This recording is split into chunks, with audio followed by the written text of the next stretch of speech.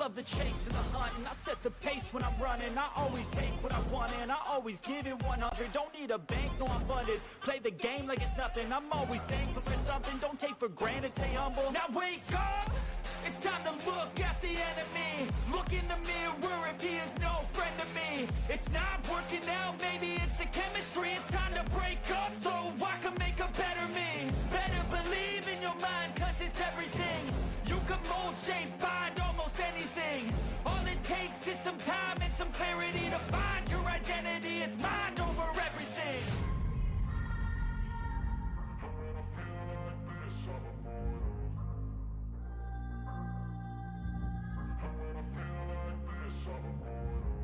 When I feel like this, I'm immortal.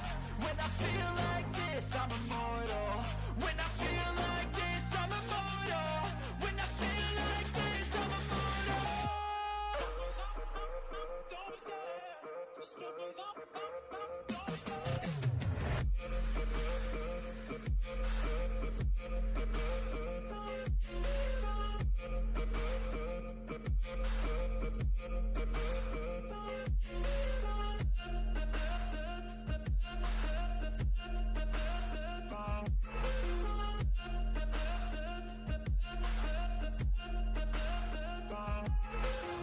I'm so gone, no I'm never turning back. I won't stop, I'ma fight until there's nothing left. It's so on, you're gonna be hurting bad, cause I've been to hell and back. You don't wanna make me mad, I stay strong, you will never see me crack. And if you get in my way, you gonna feel the wrath. Gotta say it to my face while he's looking back. Mirror breaks after math, when I hate I attack.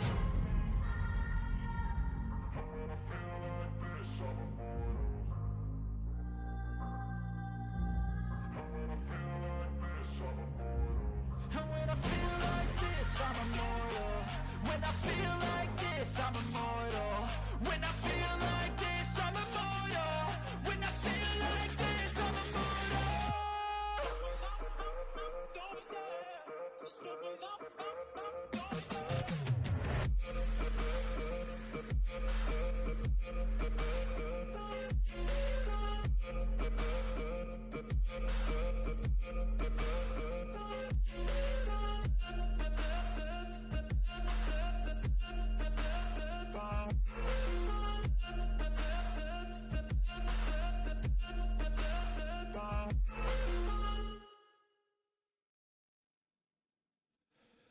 Welcome back, scumbags. Hey, Phil. Hey, Farmer. Welcome, everyone.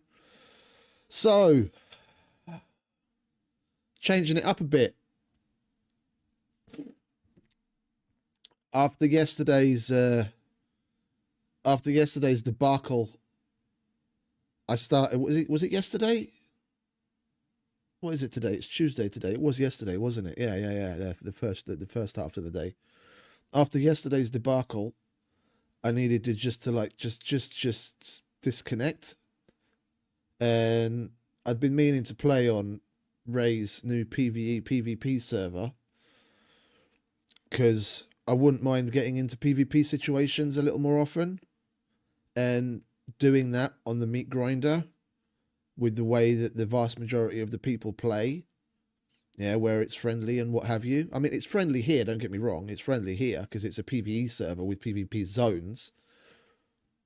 If you get into PvP on the meat grinder, I've gone that route before. And longer time viewers from my original meat grinder, I don't know if we want to call it a series or not, but from when I played on the meat grinder before, switching from PvE to PvP, more or less being friendly to doing PvP there, is not a particularly great idea. It went bad. It went particularly badly. Like, I don't want to get into it, but it caused me a hell of a lot of fucking strife. Which even as tiny a content creator or streamer as I am, brought out the worst in people with stories that you normally only hear from like larger creators where people go after them. So I don't want that. Yeah, the meat grinder, I'm still going to play there, don't get me wrong. I just wanted to switch things up a bit. I'm still going to play there. But I thought let's give something new a little bit of a try, maybe get into some PvP and see how it goes. So I didn't stream the beginning of it. I didn't even record any of it, but we already got a bit of a start. It's not much. We got like 60 fame and nearly 10 grand together already. This was basically just me. This was basically just me starting out in like the B4 area. Well, actually, no, it wasn't. I didn't start in the B4 area, did I? I started down in like the A3 area. We started out in like the A3 area and then looted our way up and made it to the trader. Found a mobile phone. Did some missions, and now we're basically making our way back to our normal zone because I still want to have a base in the snow because I don't like being in the. Like the number of times I was stuck just waiting for hypothermia to dissipate, just in this little trek is silly. So I want to get into the snow. But yeah, this is the map.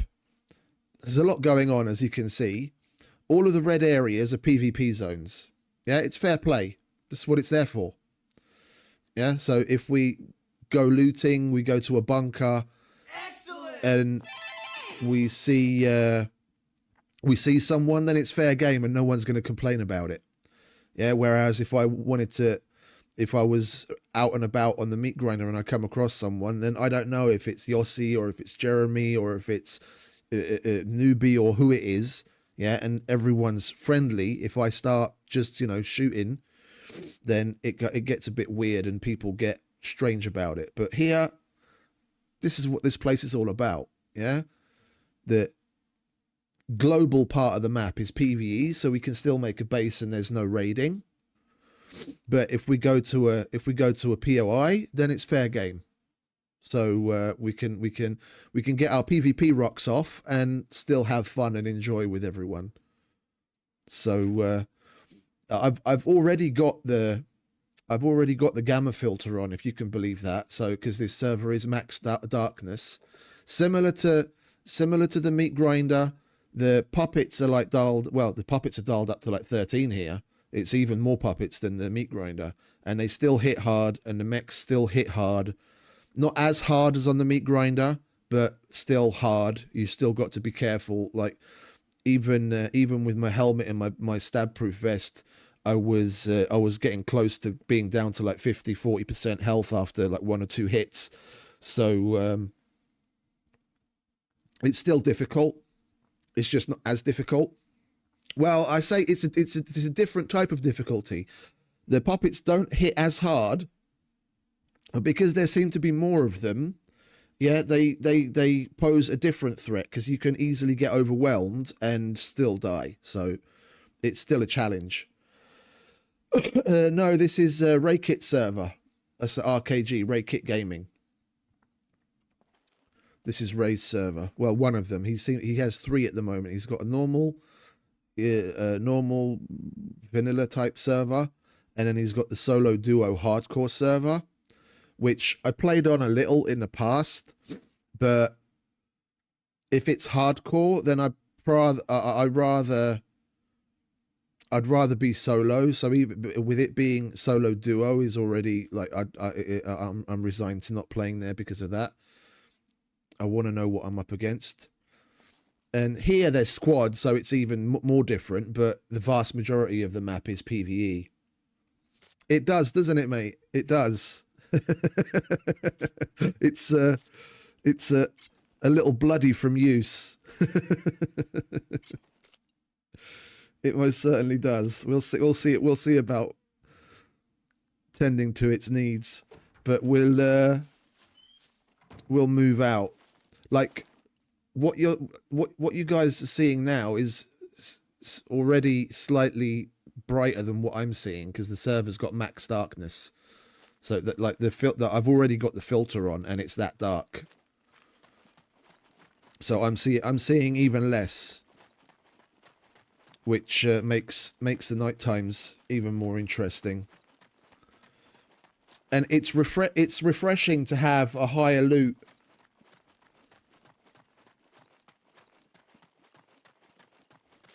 Yeah, no, this Trainor's axe, Phil made that axe IRL. He's the designer of that. I don't know if you realise that, Farmer, or hence Phil Trainor's axe.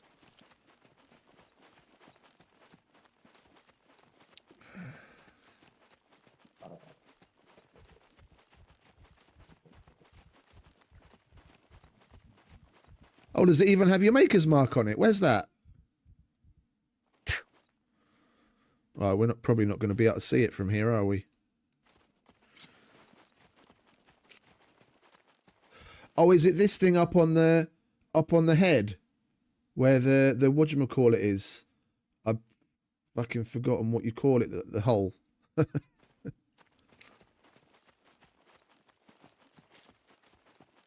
The eye. It's on the side of the thing, yeah? Oh, there's some shots. Ah, it's in the town.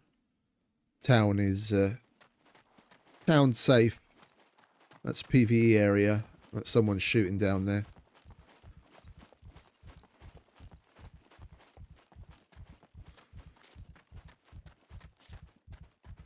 Alright, let's let him catch his breath, shall we? I'm thinking I want to get a bicycle. I put together a little bit of a different character than I normally would do. I just left everything because we're doing because we're on the meat grinder, at least we're doing the abandoned bunkers. If I do that here, yeah, because of the higher loot, I'm hoping we're going to come across blue or maybe even gold memory modules more frequently, and then we can work towards getting our intelligence up with that. But that gave me the opportunity to put more points into other things I normally wouldn't do. Like my con is already at medium. I put both of those at medium for the get-go. And because all of these other things are really, really simple to level, I put everything into melee weapons so that using the sword or the axe or whatever is going to be great. And in dexterity, I just went half and half. I didn't want to start my thievery from nothing. And then we went medium stealth to give us that little bit of an edge in the abandoned bunkers. And because of the abandoned bunkers, I didn't want to start medical from like basic like I normally do. So I went medium medical, medium engineering. So we've still got work to do on the engineering side of things if we want the good recipes, but we're able to heal ourselves better. And with that higher con, I already noticed our healing is way better than on my meat grinder character. Absolutely. And they make the world go round. They make the rocking world go round.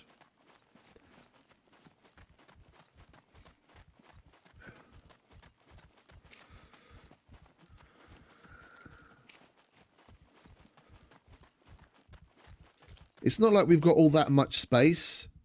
And like I said, I heard shots coming from the town, so that place is probably already pretty well looted. And if I'm seeing correctly, there's a base on the other side of that. Yeah, you see those little red dots over there? They're the lanterns, the Chinese lanterns. Someone's got a base there, so that place is probably... Am I a fan? Are you kidding me? I'm British. I'm 43 years old and I'm from Great Britain. Being a Queen fan is basically mandatory. And people that aren't are just silly.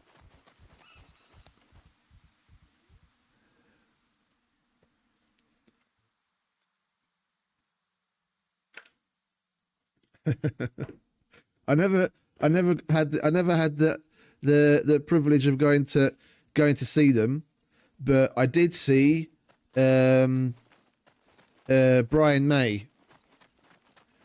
I did see Brian May. He had a concert with I don't remember the name of the lady, but she was a fucking great singer, fantastic singer, and he played some Queen among other things, which was really cool.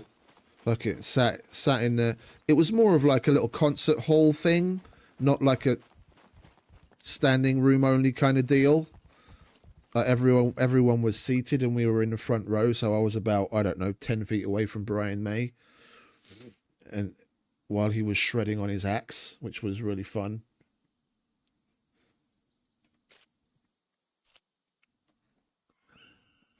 Oh, there's a stream here, isn't there? Let's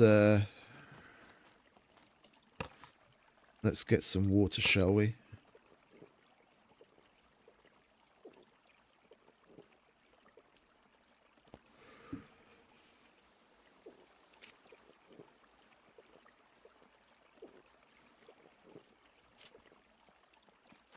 I did some quests down at the B4 Trader, but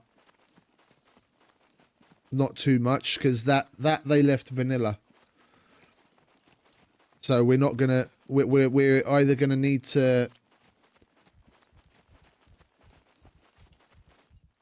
we're gonna need to go more trader to trader, because the 24-hour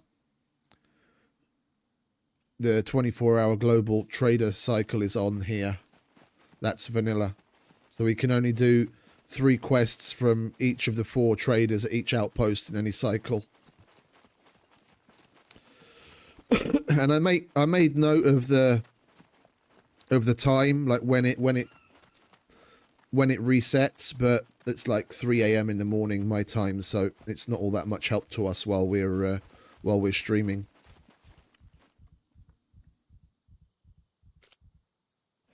But at least it'll keep us moving. If we want to make any significant amounts of fame, then we need to keep moving.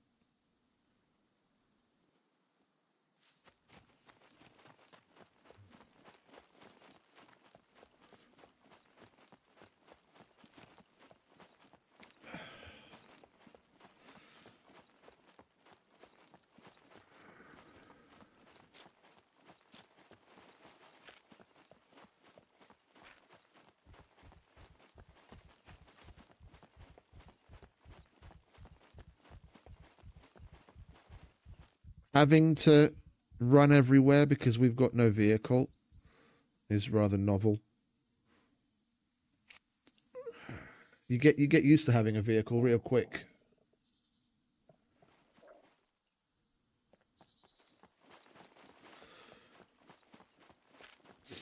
I'm still wondering like where we should put the base. I don't think I'm going to go as far into D1 as we were before. We'll probably keep it somewhere in D2, possibly on the bank of the lake, on the bank of this lake here where I've built before.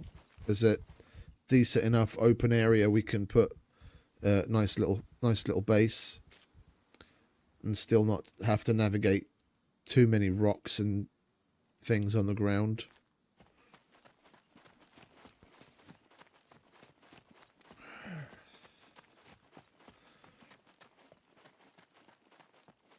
I have to force myself not to cringe every time I enter a town, because it's a PvE server. Of course, no one gives a shit about closing doors, so there are doors open everywhere. It just drives me nuts.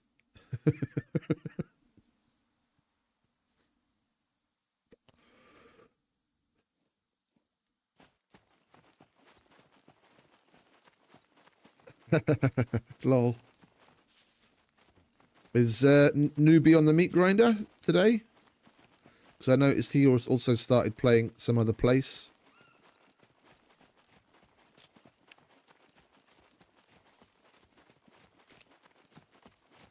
It's... Oh, hello.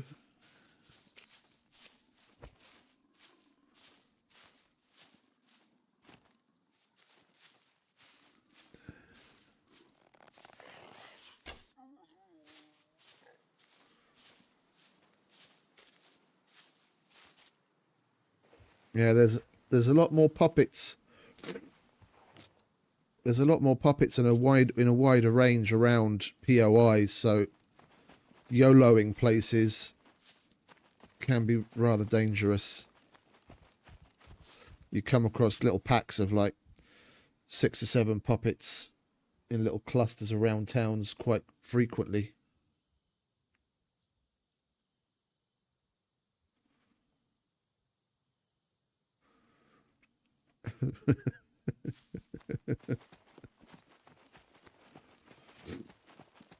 Yes, indeed. I like this.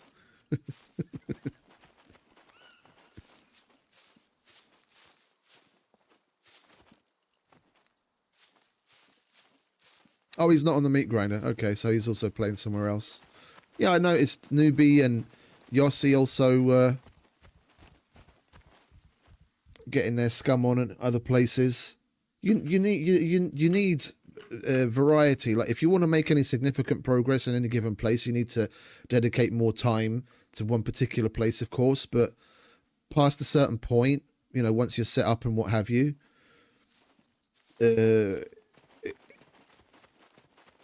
so that it doesn't get too boring, it is nice to change things up every so often.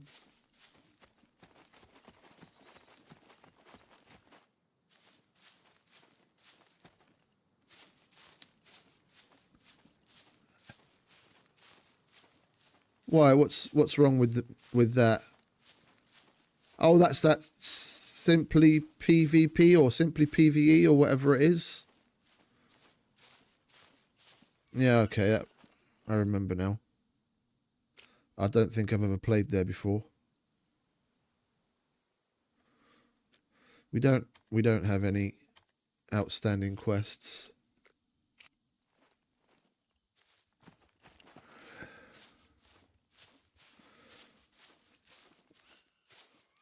Like, it's nice to be in a place where the loot is a little more normal. Coming across Screwdriver was so much easier.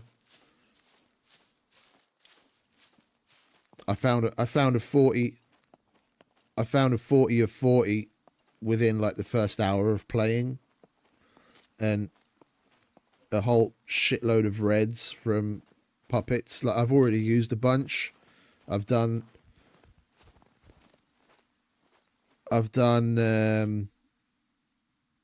2 police stations, and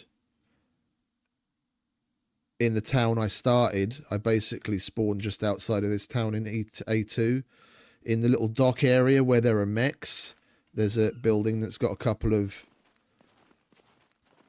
lockers. I did those already in a couple of police stations. So we basically made it to the B4 trader with something like 7 or 8 guns, including an Asval, 2 Mac-10s, a smattering of different pistols, all sorts of goodies. So between doing quests and selling some items, we were able to get a decent chunk of change down. And here we have sector, and we even have shelter spawn. It's just expensive. Yeah, so we are going to be working towards getting a gold card and some gold. Because you can sector spawn, it just costs 2 gold. So if we die, we're not going to have to be on the fucking death spirals to get back to our body. We just need to get a decent chunk of change together. Like, an amalgamation of this and the meat grinder is probably what would be my perfect place to play.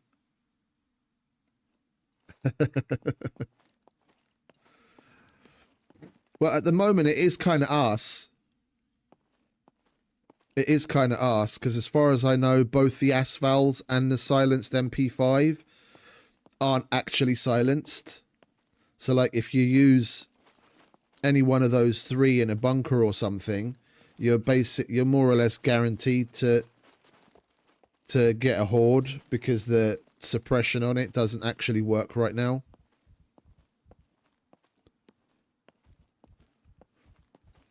And it never used to be the case. But hordes do seem to form fairly easily here. Oh, hey, what's up? Hey, Malcolm made it. Malcolm made a Discord. Would you look at that? Where are we? We said feel free to explore rules.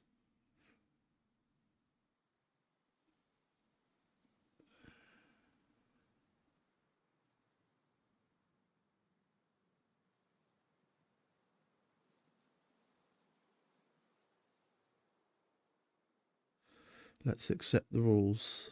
What's this? React below. Show that you've read them. Please click on. We click on there and we click on there. Would you look at that? Isn't that lovely? And she got her. Has she got her own server as well? Oh no, she's playing on. She's playing on Fozzie's. She's playing on Fozzie's.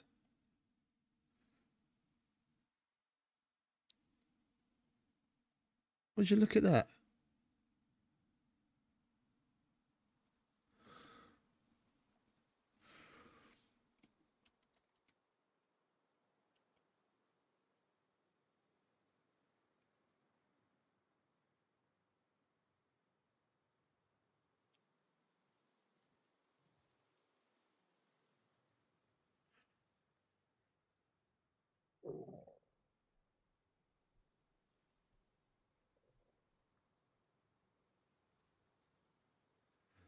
Sorry, I just got a little distracted. I got a message from Malka that she's got a got her own Discord. Sent an invite.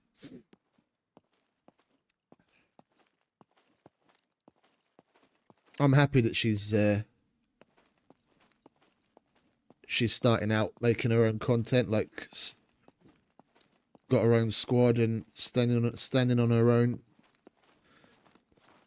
streaming and making content.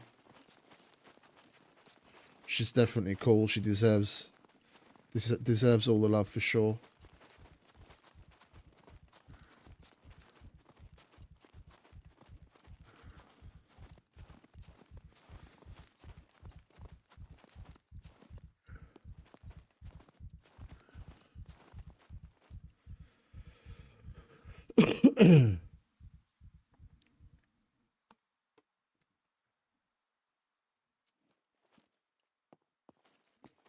I had a couple of people say like, "Oh, aren't you? What is it? You're promoting other streamers and this and that." And I'm like, "Well, yeah, so."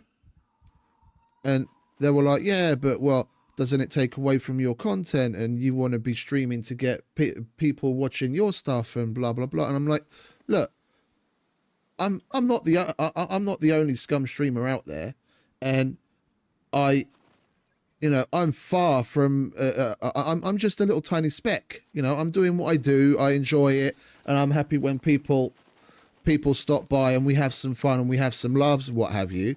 But I'm not a particularly big fan of like the gatekeeping as far as like the collaboration and promoting other people.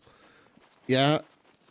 It's a fact that there are others out there. It's a fact that there are other people that are a lot better at what we're doing and have a bigger following than what we're doing.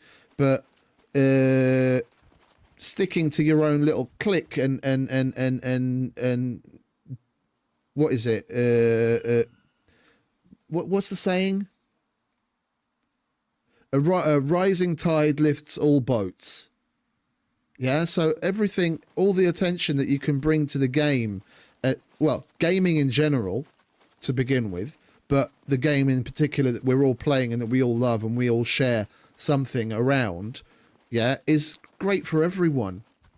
It's more people playing the game. It's getting all the more eyeballs on it, and it doesn't matter what you do. People are gonna choose what they want to watch. Like right now, if you went onto Twitch and you went onto YouTube, there's probably at least 20 people streaming this game. Minimum.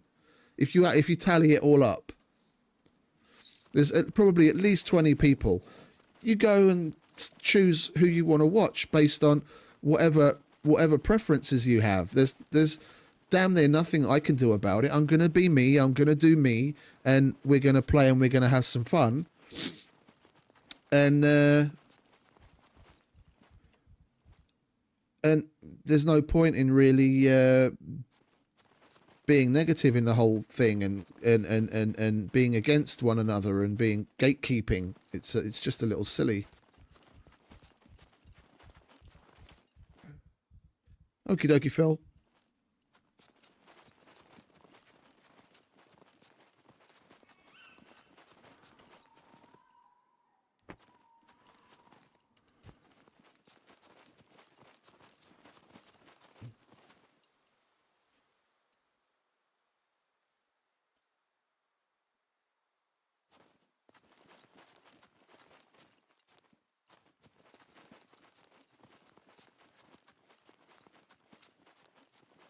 Oh, hang about.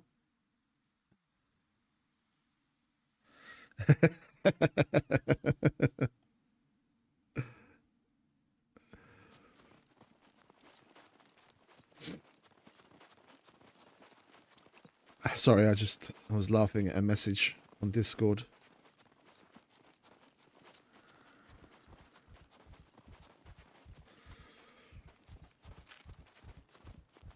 Oh, hang about. What have we got coming up?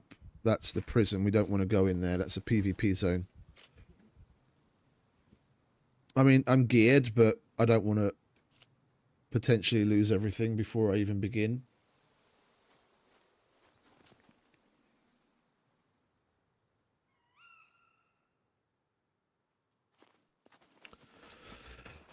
Excuse me, sorry. Oh.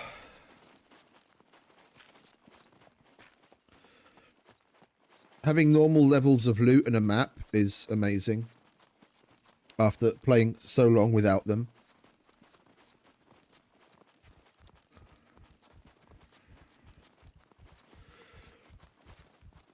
You're gonna get me all hungry. I haven't had anything to eat yet. I was gonna make myself something after stream. I've been on a bit of a kick with these. I found these wonderful little like chicken balls. Yes, I said it. I'm gonna leave myself open for ridicule.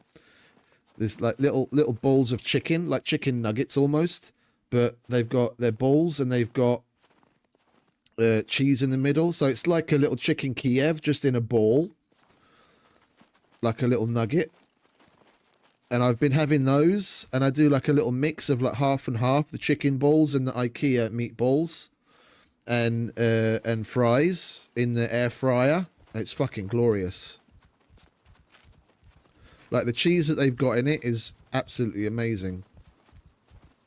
I'm a big cheese person. Like when I was living in Holland, that was fucking heaven with all the great cheeses that they've got there.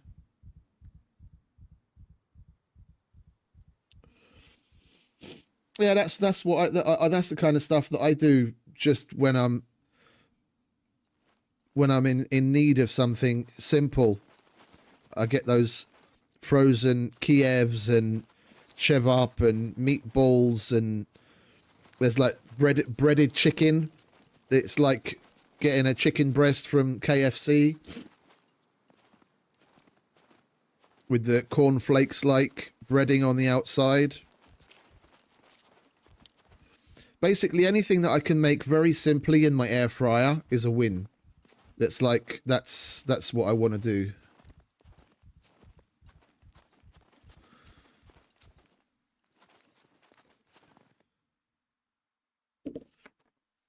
Oh, scusi.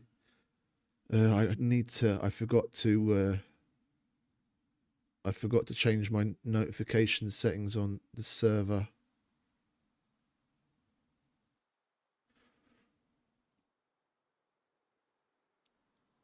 I usually mute a server and change all of the settings so that I don't even get like mentions or anything when I join it, because I hate Discord beeping at me for all sorts of things. Oh, hello. Yeah, that'll be the That'll be the energy deficiency.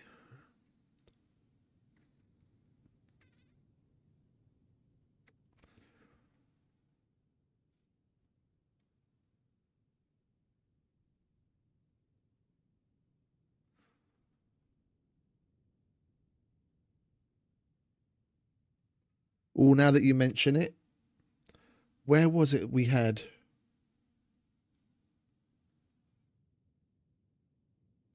Yeah, it was New Year's, I think. Just after New Year's, I was down at my brother's place, and they had roast pork with a bunch of crackling. Oh, that was so nice. I haven't had good fresh pork crackling with like a, you know, when on the inside the fat is just right, where it's kind of melt in your mouth. So you've got the crunchiness of the skin, and then on the inside the fat is just at the right consistency where it's just, oh man, making my mouth water already.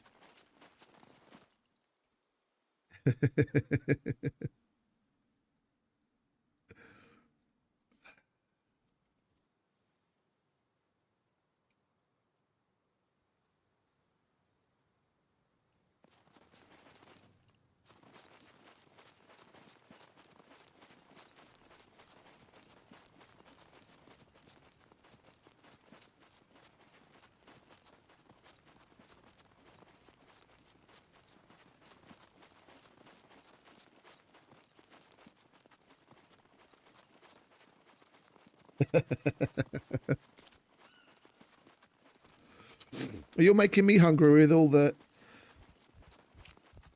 pork loin chops and garlic this and olive oil that.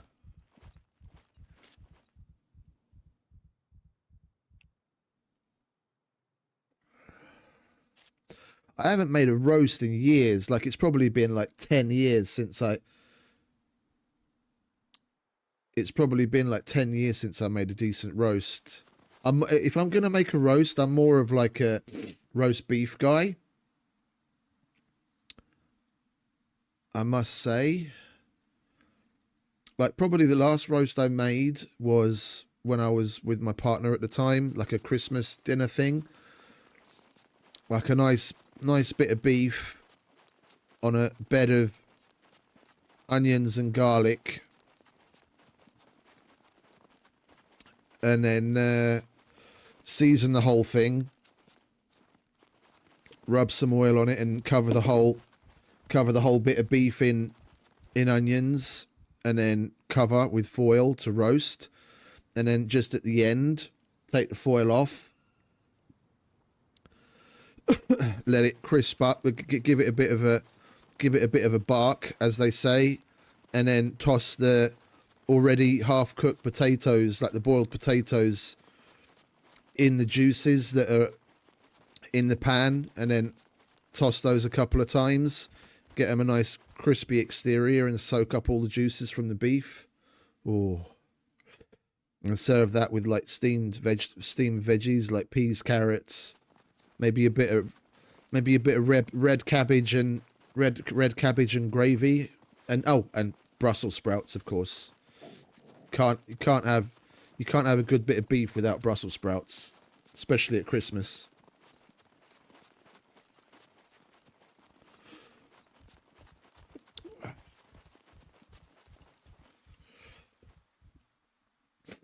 It's funny you say that. It's about the only thing that I miss food-wise from England is like the cheapest chips shit, like baked beans and prawn cocktail crisps and the canned ravioli and like pub cuisine, like Cornish pasties and stuff like that.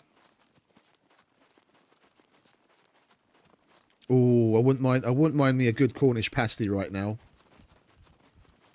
Nice hot Cornish pasty with some fucking gravy. Oh, that'd be nice.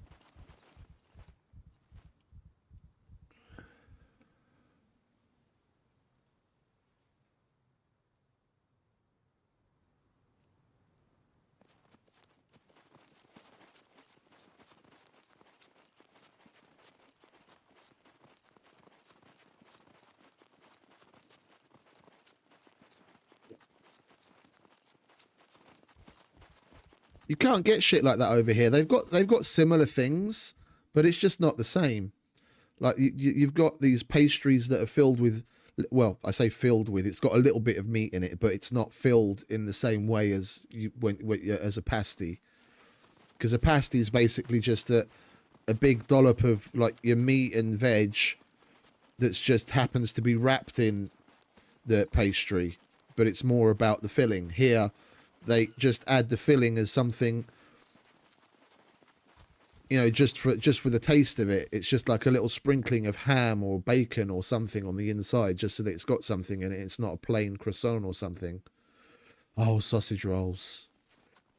Just sausages in general. You can't get sausages here that are anything like sausages in England. That's definitely one that I miss. Like, you cook up a whole pack of sausages, and then you eat whatever you're going to eat, and then just let the rest cool down and put it in the fridge. And then you go back to it at like 11 p.m. when you get peckish and eat a nice little cold sausage with some ketchup or HP.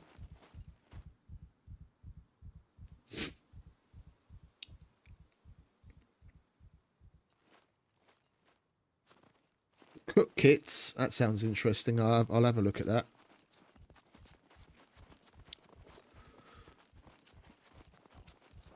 They've got sausage, but it's different. You know, every country, every culture's got their sausage. You're like, you know, the Italians have got chorizo, and in in Germany they've got like all the different wursts, like Bratwurst and like Frankfurter hot dog style things. And the Spanish have got theirs. Like every country, every culture's got their own sausage, but it's all different. And short of maybe one or two of the German sausages, there isn't really anything like sausages that you get in England.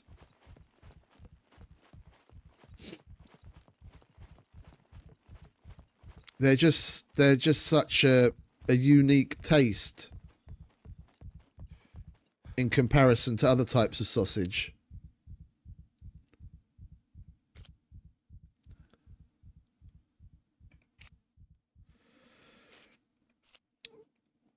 We need to get in the trader and get ourselves a cheeseburger before we pass out from fucking energy deficiency again.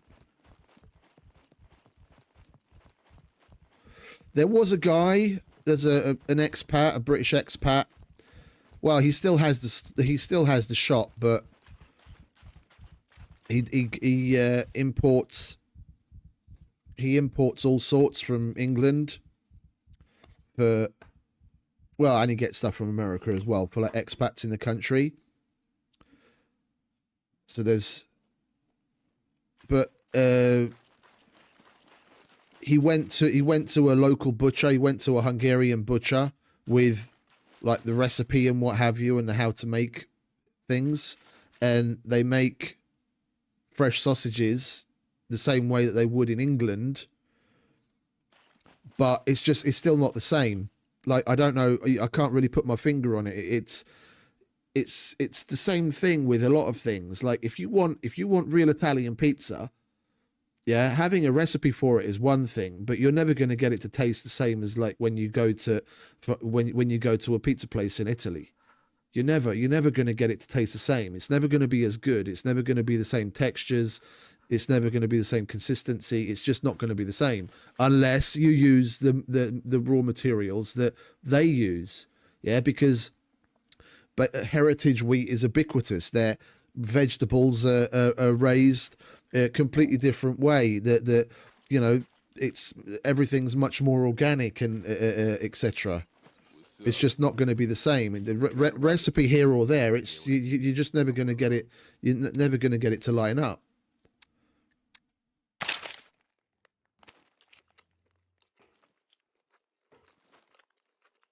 And it's the same with everything. And it's the same with these sausages. It's the same recipe. It's the same process. The same everything. Yeah, he even gets the I don't know I've forgotten what you fucking call it. Like the tube that you push the skins or whatever. He even imports that from England, that they fill it into the same kind of thing that they use in England, but it still just doesn't taste the same.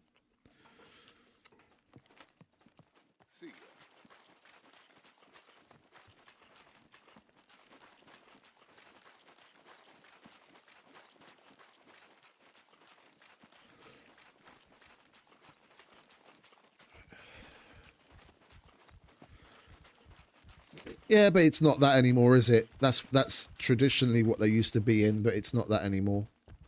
Welcome, welcome. Feel free to... Right, let's see what Fat Man has for us. We'll do the batteries.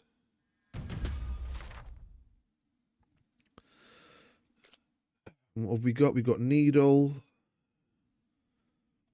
Do we have enough bobby pins to do the bobby pins? I don't think we do we?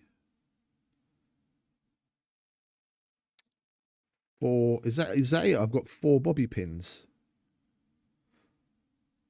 I've got 4 bobby pins. Okay, that's a bit pants. And how much duct tape do we have? Because I remember collecting quite a lot of that. We got 1, 2, 3, 4, 5, 6, 7. 7. So we're 3 duct tape short.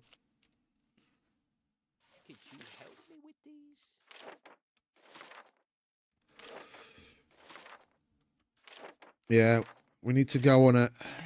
We need to go and check all of the cars. Oh, wait a minute. As Mean Streak... Yeah, she's... Mean Streak's heavily edited the trader file. It's... She's put a lot of work...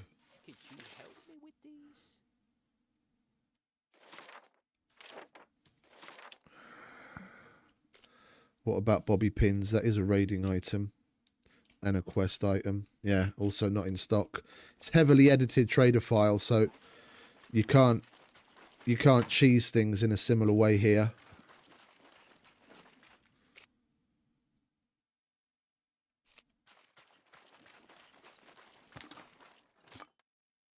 Which is good. It's a good thing. Finally, a nail. Now I can make a toolbox and repair that helmet so we can sell it.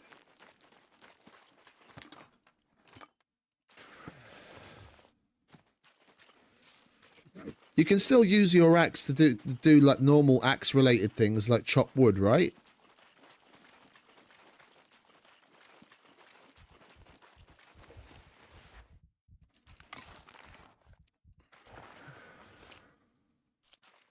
We should probably grab that, if for nothing else, then use that as our water carrier for now.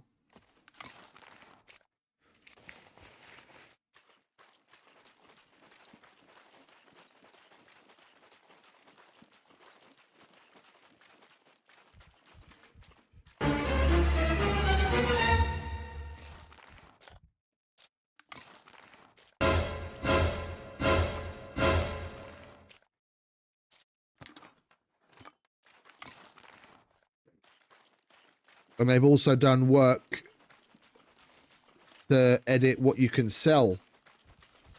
So, like, the saloon has actually got a decent price on selling meat. If you take whole carcasses, like if you go hunting and you get bear and goat and what have you, you can actually sell whole carcasses to the saloon, and the fisherman buys fish. So if you fish, you can actually make a decent wad of cash just from fishing.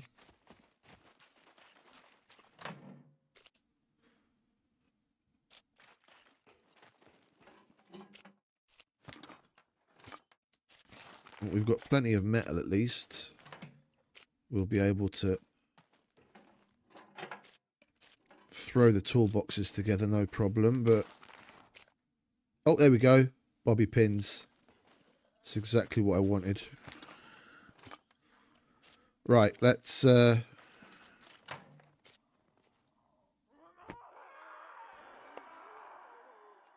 make ourselves a toolbox, shall we? Hey, Jacob. Yeah, you didn't get me that time.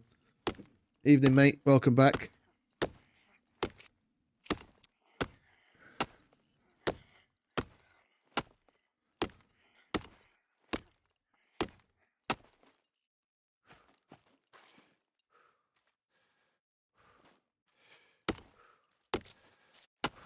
C3.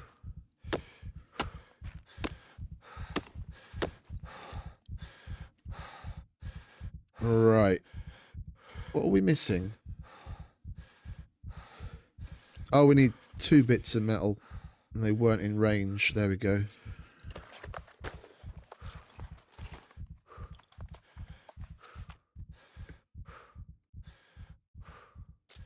Right. Let's repair that.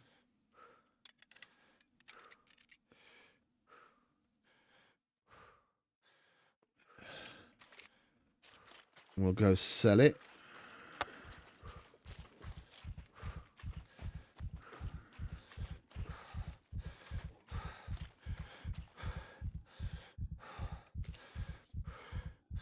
I think we've got to be wary of puppets here.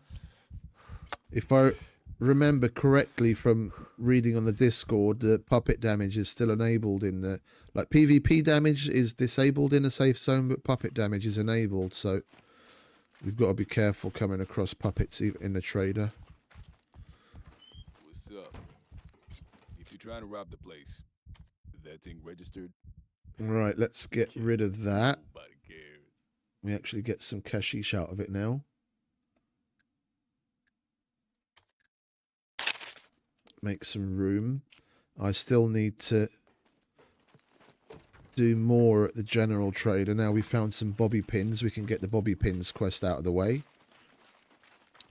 And sabotage air conditioners. And then we unlock Mr. Armourer.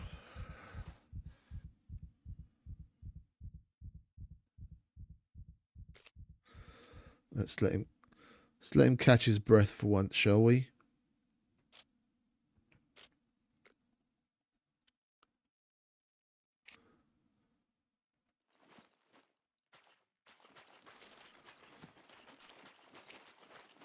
We're heavy into C2 exhaustion, so I need to find a decent place to log off when we finish. Welcome, welcome. Feel free to browse. Could you help me with these? Bobby pins. Right. That's 4, 5, 6, 7, 8, 9, 10. Thank you very much. Let me give you something for your troubles. There we go. And sabotage air conditioners.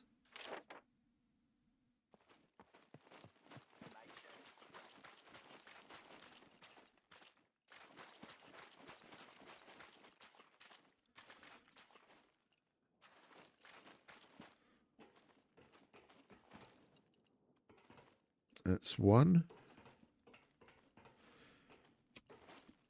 Oh, I didn't think we'd be able to get over there, but never mind. Worth a try. I'll give it a clean in a minute. I want to get these quests done.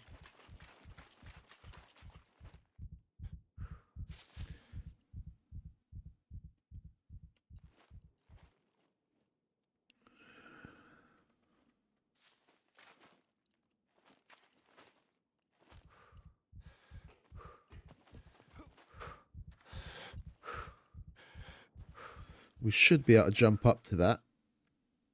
We just need a bit of stam.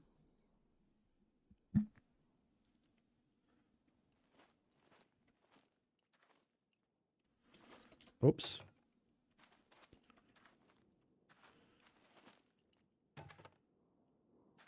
Nearly fell off. There we go. That's that. There's another one round the side, isn't there? Another 2 even.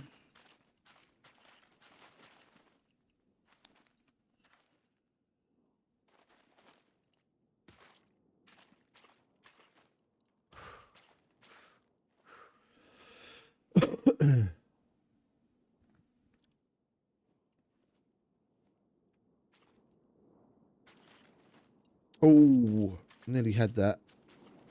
There we go. There's another one over here. Do much the same thing. Oh, almost.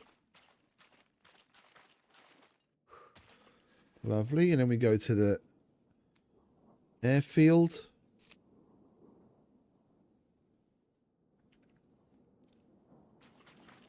That building's got some on it, and then we've got that done, and we can move on to the armourer. I'm hoping he has the M9 quest, because I found 2 M9 pistols. It would be nice to get rid of one of those.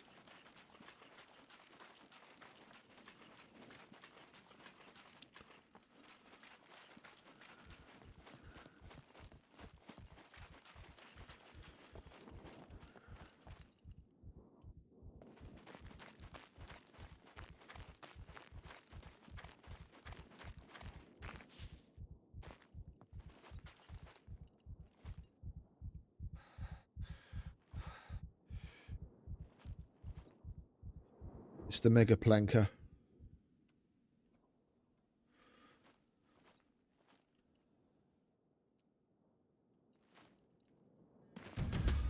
There we go.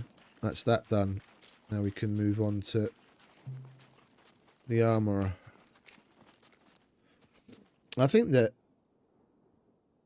pistol is about the only thing that we can do from him, isn't it? If we get lucky and get that one. We don't have anything else that he could ask for. Well, that and the killing puppets.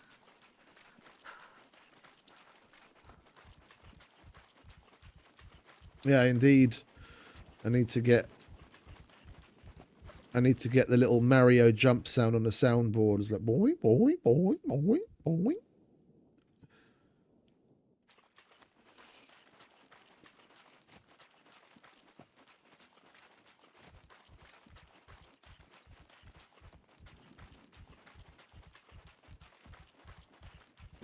And when you enter the trader, you get the underground soundtrack going. We got do do do do do do do do do do do do do do do do. Boing boing. What's up? If you're trying to rob the place, I guarantee you, I'm well armed. Right, give me the M9 quest. Ah, there we go. Here's what I got for you. Have one of them, mate. What else you got? Block. Oh, I've got one of them as well, but I was kind of hoping to use that. What else does he have? Kill puppets. Kill puppets. Well, I'd rather take the one with the bow. But seeing as I do want to move on to the next trader, we'll get rid of the block that we have. We don't have a magazine for it at the moment anyway, so and we need the fame and money. Get this done. We'll do that. And do we have enough to buy? Come unloaded. Security reasons, obviously. I'm hoping we now have enough to buy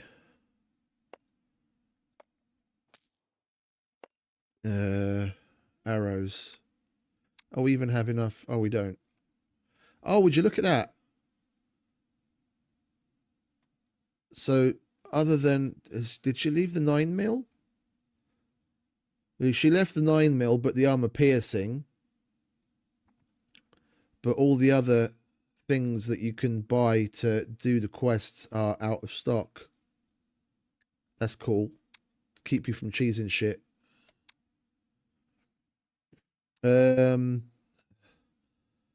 I guess we're gonna have to get the broadhead metal arrows then, aren't we? If we want an upgrade, or we could just go to the castle, couldn't we? That's not a PvP area. When we're done here, I want to loot lock that anyway for other general shit, and then we could go to the. Let's go to the. This is normal loot settings. Yeah, so let's go to the castle first. in hopes of finding some arrows, and then we don't have to spend cashish on them.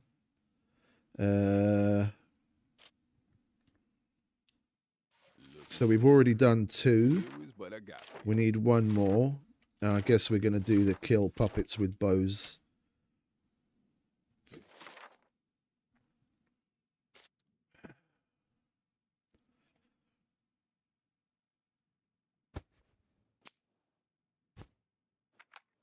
Let's try and organize shit into one place, shall we? We've got 7 rolls of duct tape, so we still need 2. We've only got 1 bit of soap, but we've got 2 batteries. We've got needles. I don't remember why I picked up the wire. I'll hold on to it for now. We definitely need... Yeah, I was thinking of disassembling that and using it to repair the other one.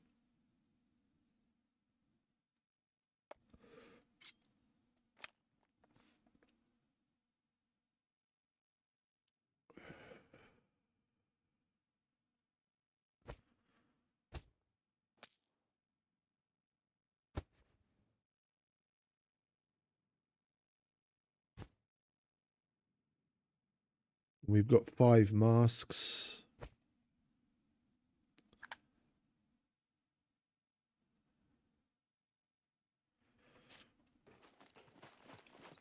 Can I buy a bicycle yet?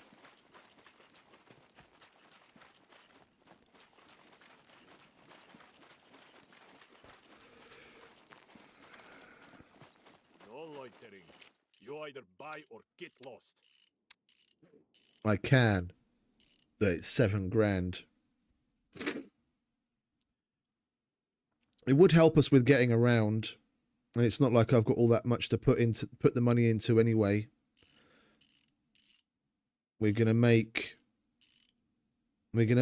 nearly 10 grand once we can actually do the medic and the mechanic quests, because I've got items for that as well. And we can always sell it.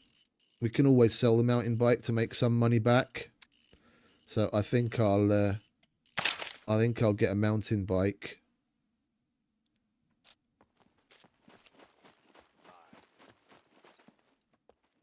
Oh, and you know what? Does he have the storage? That'll help. Prices are not negotiable. 1,500. Yeah, I guess. And we get 1,700 back for the bike, even when it's at 100%. Well, it is what it is, isn't it? At least we'll be able to dump some more gear.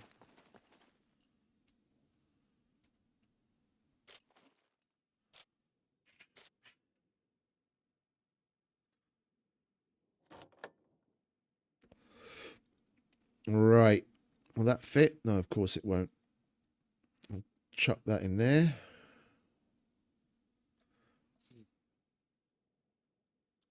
Get that in there.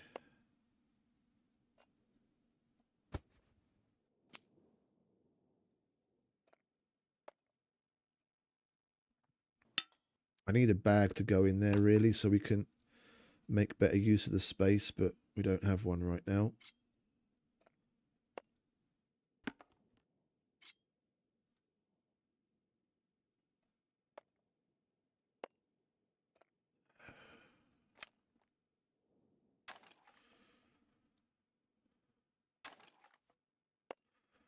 Right.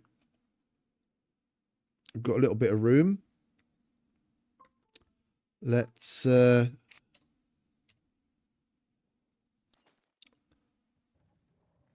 make our way to Lockvet and the castle.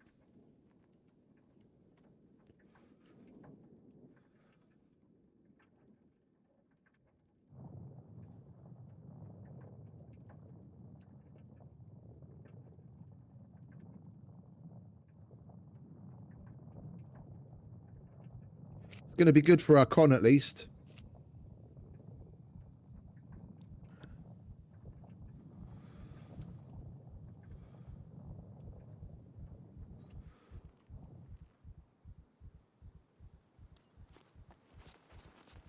Mustn't forget to get some water.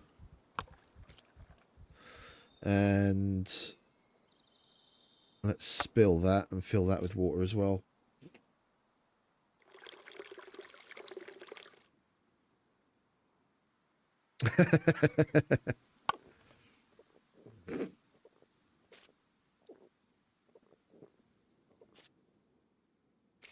Yeah, why can't we? Oh, because it's not completely empty yet. No, there's like a 20-second timer on it. No, it's custom. I've got it set to like 20 seconds, I think. Can you spill all of it? Like, how many times do I have to spill it to get it empty? Okay, finally. Now we can fill it. Lovely. Back up water. Right. Castle it is. We've got to kill puppets and look for decent arrows.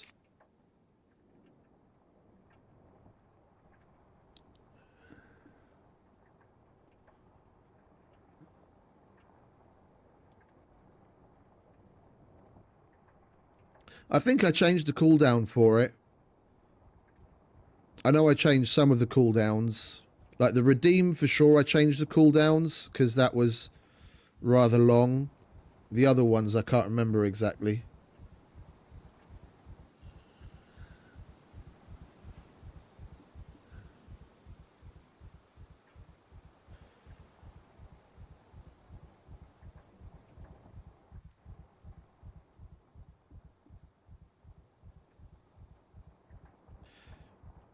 Well, at least getting about's going to be a little bit faster now. We're not a road runner anymore. Unless you're going up some severe hills, you can make some decent progress on the bike, even with lower con. You just ride until you get to about 30%, maybe a little less, and then let yourself coast. And then while you're not pedaling, he makes back some stamina, and you're still moving at a decent speed, and then just go again.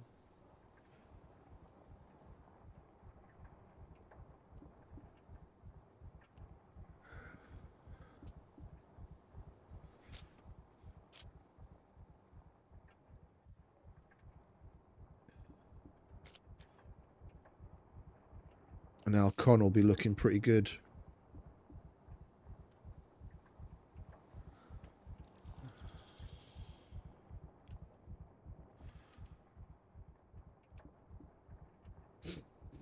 I left that shit behind years ago. Friend of mine had a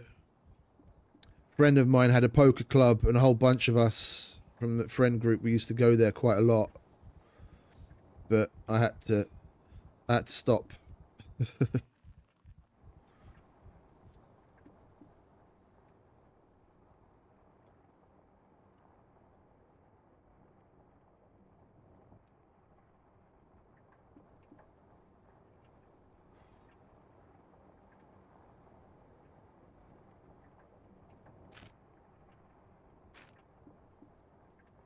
Well, we could even try the drop, but it's been there quite a while.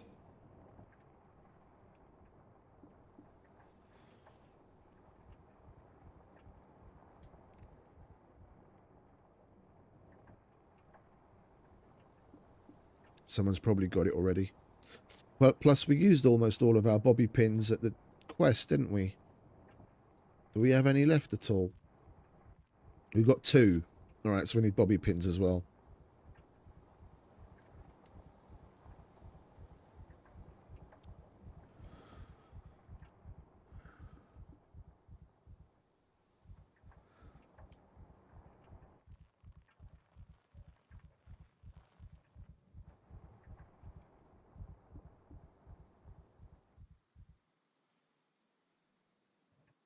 No, we do not want to do a red rum.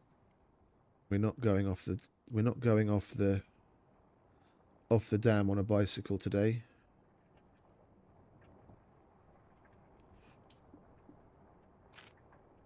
Oh shit, the dam's a PvP zone. Okay, I didn't realise that. We got to get across this toot sweet then.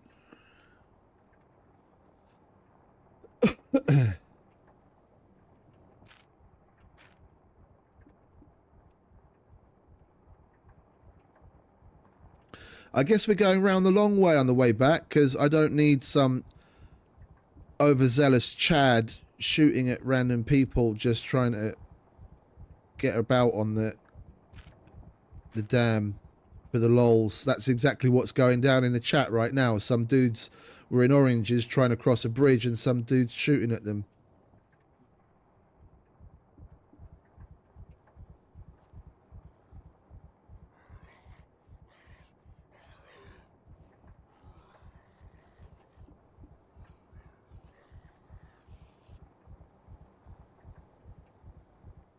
Right.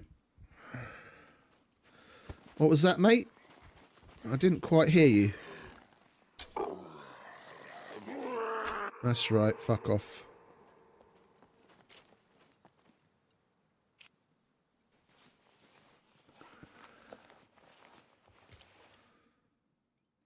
That's a nice number, though. Why don't you like that number?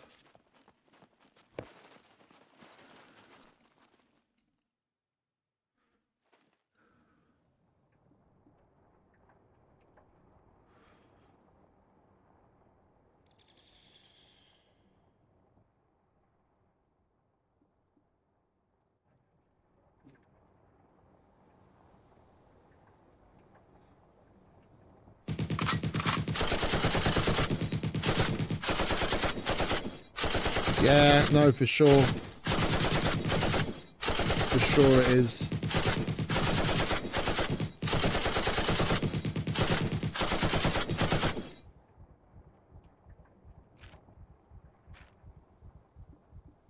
Oh, speaking of death and taxes, that's one I haven't watched in. That's one I haven't watched in a while. That Meet Joe Black. That's a damn good movie.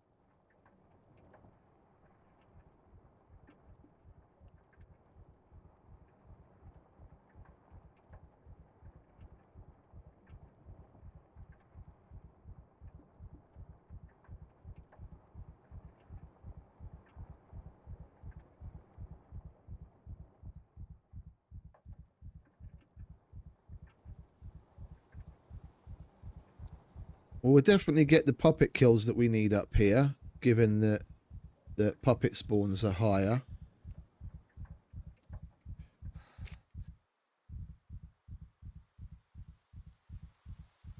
They were turned down a bit, but they weren't muted. There just wasn't all that much in the way of sound. The bike isn't particularly loud. The heartbeat sound can get loud, but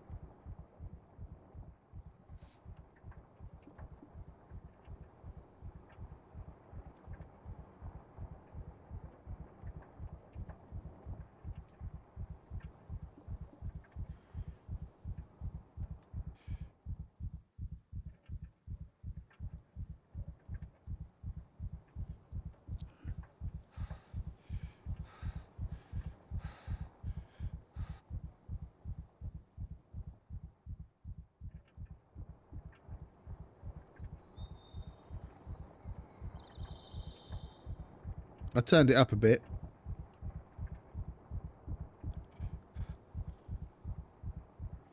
There wasn't all that much in the way of sound to begin with.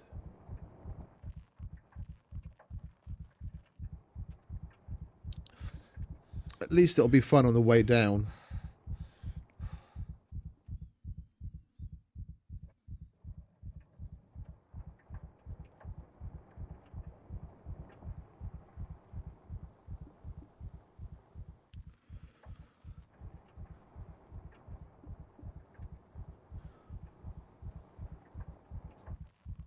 Right, we'll leave the bike here.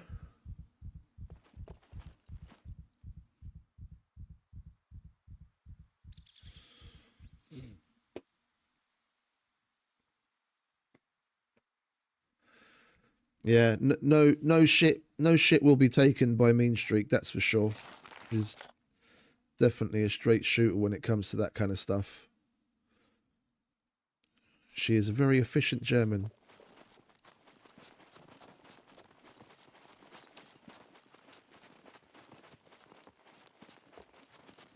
Oh, hello. Oops. Can we actually try and hit him? There we go. Oh, nails. We need those. We might as well take another bit of... Oh, that's bugging out. Don't need none of that.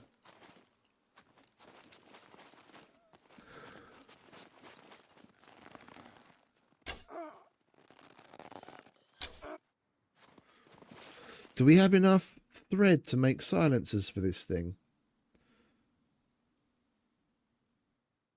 We should do. Yeah, it's like 5 each, isn't it? Where is it? There it is. Yeah, it's 5 each. All right, we just need to make needles so we don't use up our metal needles. Mean Streak, I could have sworn that she was German.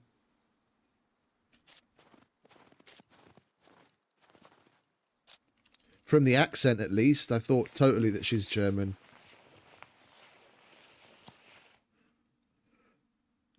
If not, then my bad. I thought she was.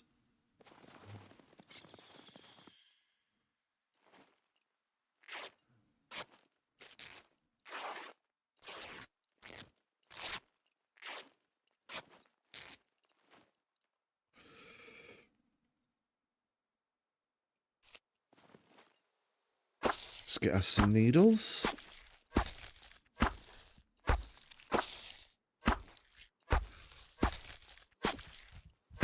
Oh, okay. Yeah, they can be somewhat similar. If she was Dutch, then I probably would have copped that. I lived in Holland. I can tell the difference. So it's probably Sweden or something then.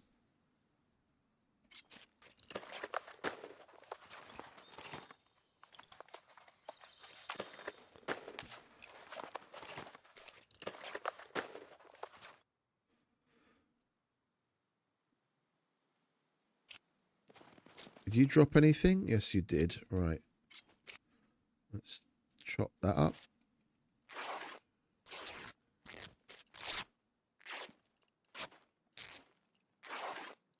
Oh, we had scissors, didn't we? I pooped those out. That must have been rather painful, but... Anyway. Right.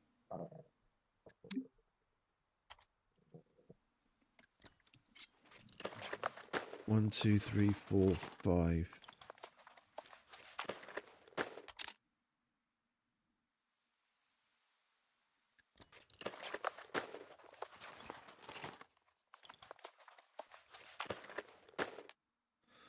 There we go. Chuck those on.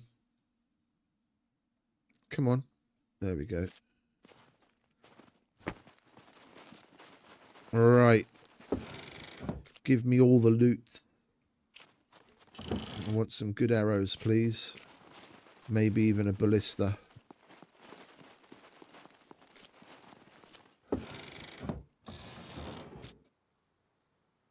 Sporran bag. We've already got one of them, but we'll grab it. We can use it in the bike as an extra bit of storage. Double up some storage space until we get an assault backpack.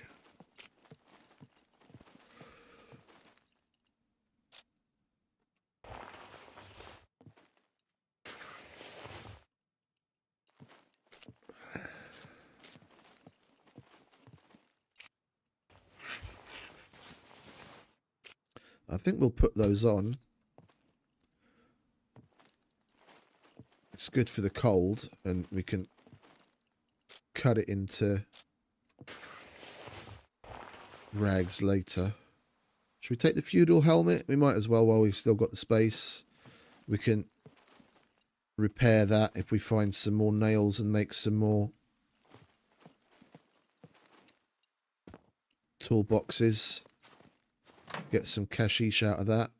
Yep, nails, I'll have that. There's some boxes over on this side and all, isn't there? No.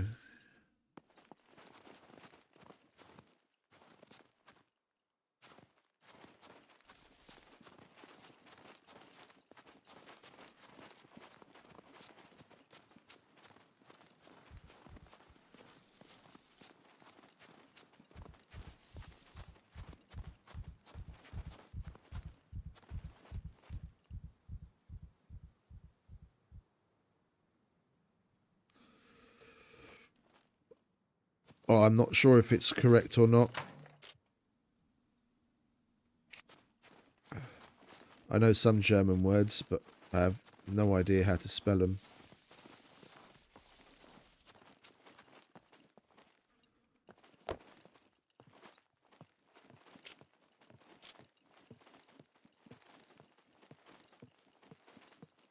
There we go. What we got here? Cobra. Well, that's already £10 more than what we've got. So we might as well upgrade as we go. Bolts, don't care. You can't sell them to the trader anyway. Kodiak. 60. Right. Can we even pull this properly? And 1, 2, 3. Yeah, okay, that'll do for now. I think going up to the Predator at 70 will be a bit much. We'll stick at 60 for now. Until we get better archery and strength.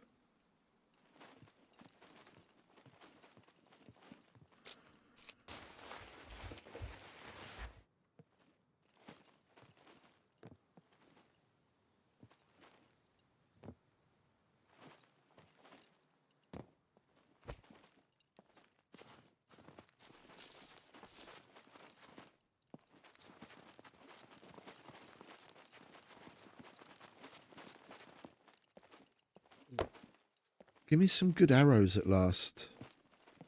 Carbon broadheads would be glorious.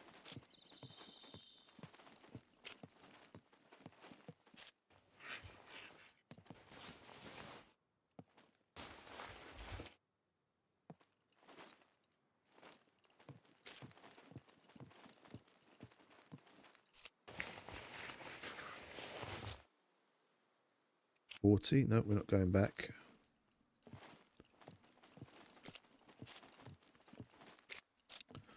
And if I wasn't on the bike, then I'd triple carry it. We can repair it and sell it for okay money at the trader, but seeing as we've got the bike, I'm not going to start triple carrying now.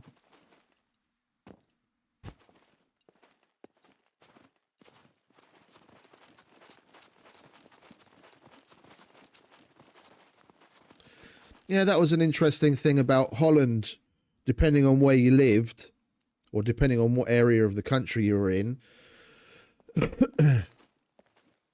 and the majority of my colleagues spoke at least 3 languages, if not 4. So it was like English was basically ubiquitous, and then Dutch, of course, and then depending on the area of the country they lived in, usually German and French as well. Or German or French, depending on the area, or maybe even both.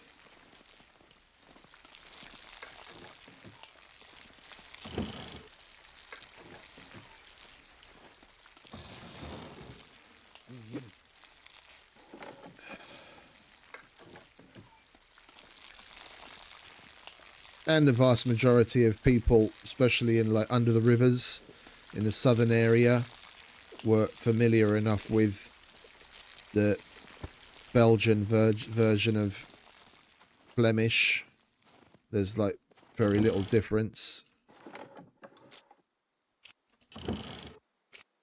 There we go. That's what we want. 9 carbon broadheads. More of that, please.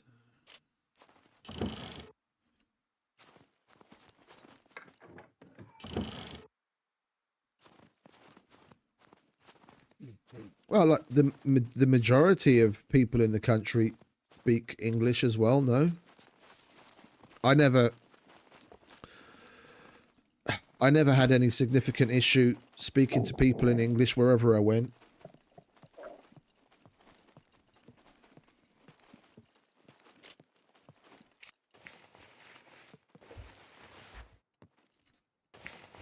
One thing that people don't necessarily think of as like a positive, that it would influence things in any significant way, but the fact that the television, whether it's TV series or movies or whatever, other than things for like young children, like cartoons and what have you, like 99% of TV, of like movies from around the world, were in their original language with subtitles.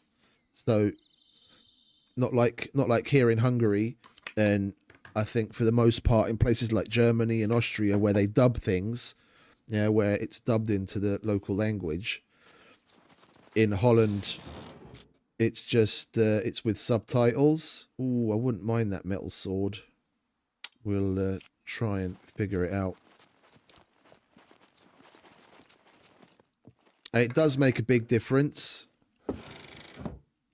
It does make a big difference. When you... Oh, let's try the Predator. See how we can draw it.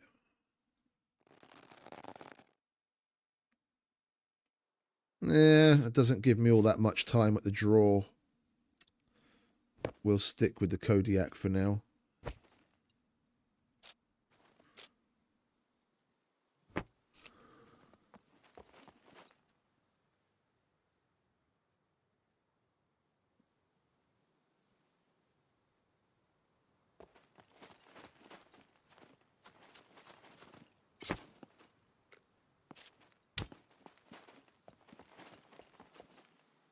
Well, I remember going to Romania probably like 20 odd years ago now, and there on the telly they were doing the same thing where TV shows and movies on the telly were in the original language but subtitles. And over the past 20 years, next to English being the main language that's taught as a second language in schools, instead of things like German and Russian from back in the day, there's a marked improvement, like the younger generation, between the vast majority of content being in English on the internet and the fact that next to learning it in school on the television, the vast majority of things that they watch are in English. It makes a massive difference, and they get to a higher level of in the language a lot sooner, and it's a lot easier for them to learn it then. And over the last 20 years, there's been a marked improvement, like a massive increase in English speakers in countries where they've done that, like Romania. And with it being the business language, like the international business language, it's a good advantage.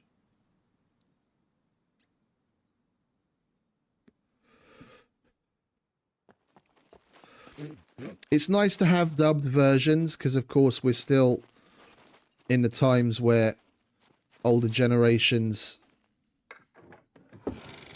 aren't going to want to have to read, and they don't understand the original language that it's in. But in the long run, it's a net positive. And I haven't been to the movies in over a decade. Over a decade. Because in the past, like back when I still went, there were a couple of movie theaters in Budapest where they'd have the movie in the original language but subtitled. And if something, you know, particularly big came out, then I'd go and watch it. But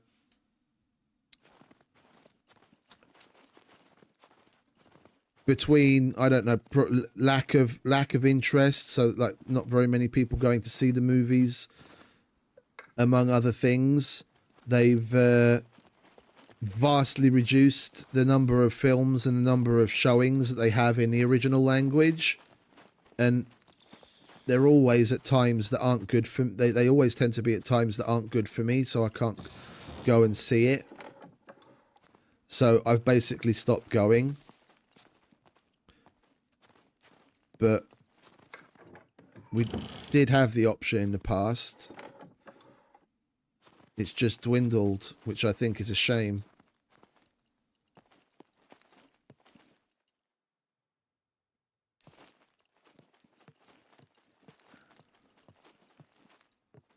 Like when a new movie came out, you'd have multiple showings, of course, because it's popular. They want to be able to get as many people in as possible, like multiple theaters in like rooms, and then they'd usually have at least one where it's in the original but subtitled. But they slowly started to do that less and less, and then they switched to putting it only in like the VIP rooms. They're like little rooms that have got like big armchairs, and there's like a Swedish like buffet style thing where you can get as much to eat and drink before you go in as you want, and you know the ticket price is like 3 or 4x what the normal ticket price is, but then people would go, you know, 45 minutes, half an hour, 45 minutes, maybe even an hour before the film starts to the like green room area, and then eat and drink and be merry before getting their popcorn and nachos and fucking big drink and what have you and going into the movie. So it was a different experience. Plus I preferred that because one of the other things I don't really like about movies is because there's so many other people there with like the talking and the laughing and the everything. You know, people say that adds to the experience of like, that's the whole point about it's more of a communal experience of going to the movies to share those moments. But I don't like that. I'm totally happy with the way that I'm doing, the way that things are now, where if I really, really, really want to see a movie, once it's available online, before it goes streaming, I might buy it or rent it, but otherwise I'll just wait until it comes out on a streaming platform and I'll watch it in the comfort of my own home, where I don't have to put up with other people. So it's not like I feel like I'm losing out or anything. I just have to wait a little longer, and I'm okay with that.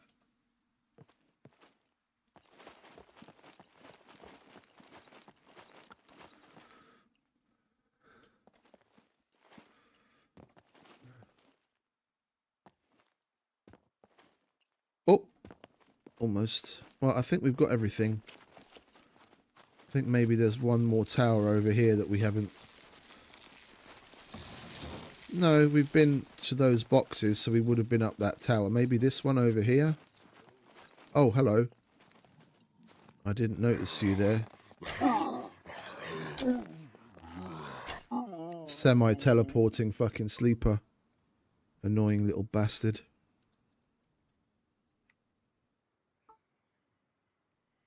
No, that's never really been a thing for me, to be honest. After being at the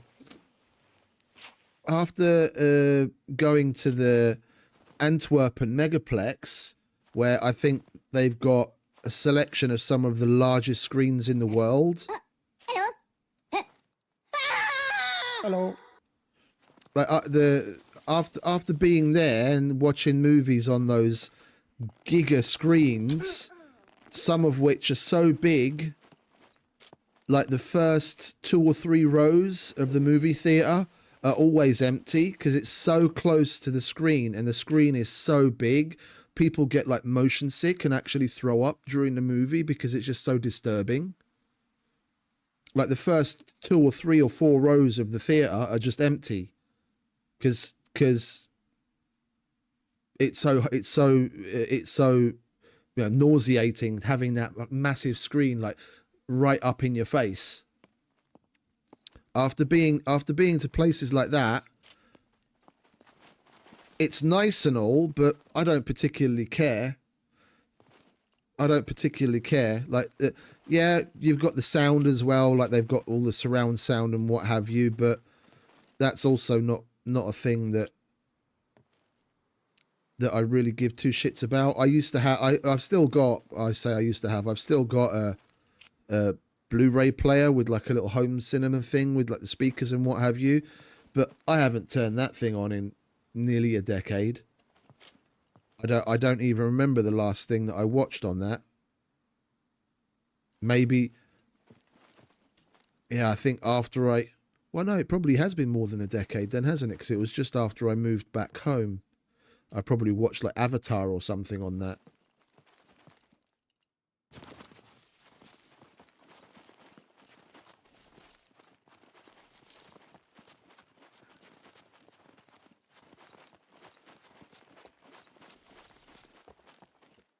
I used to be big into that kind of stuff. I remember when my brother got his Dolby Surround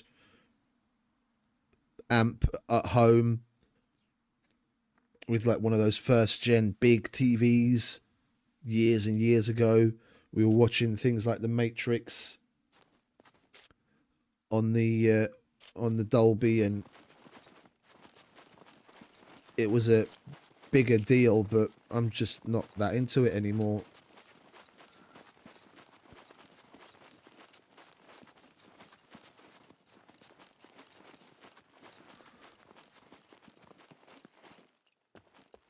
Oh, he's had it all. He's had it all. He's big into the tech. He's always got as big as he can get.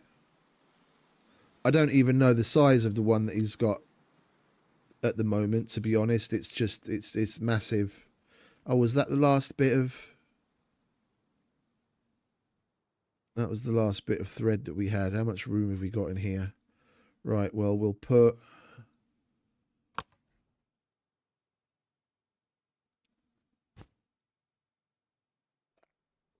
We'll put some of these quest items in here.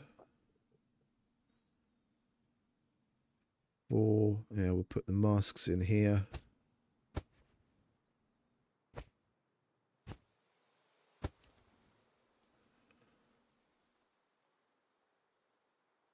Chuck that in there, I guess. And that, and those. And we'll drink that.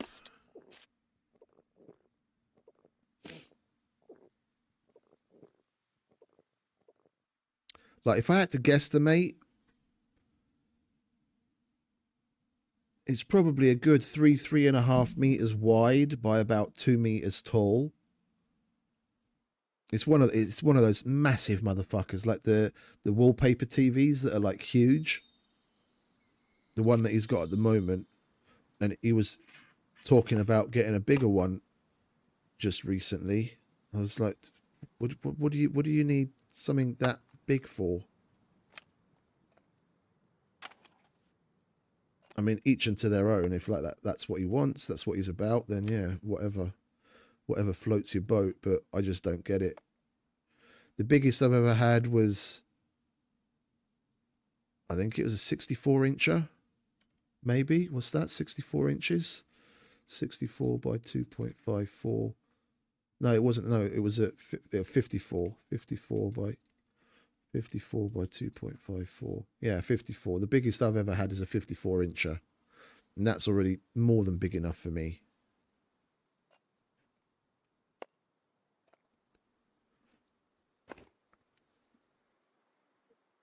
Right, we need some more thread. I guess we'll put these away as well.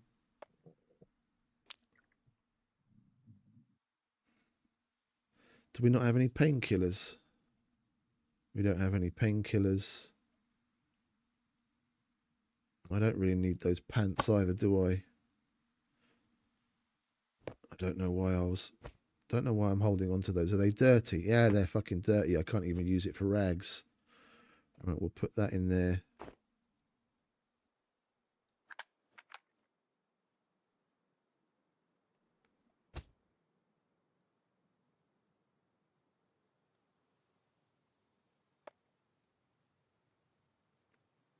Right, we need to get ourselves...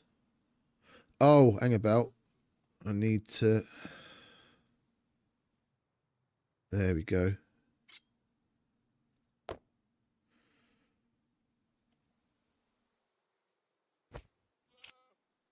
While we're here, we might as well get the toolbox making out of the way, eh?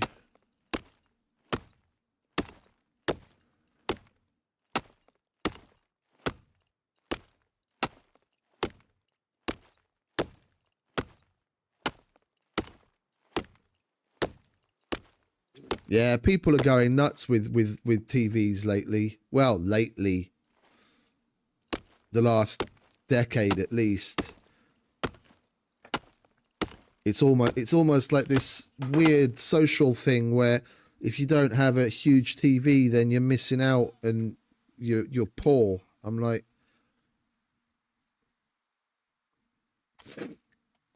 there used to be a time when we were lucky if we had colour TV, let alone a fucking massive one. Hey, Yos. Welcome back, mate. How you doing?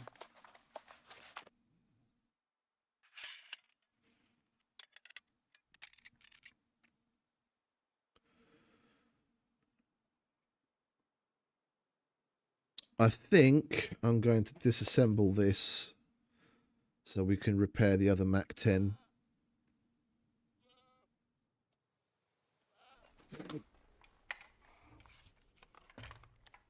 There we go.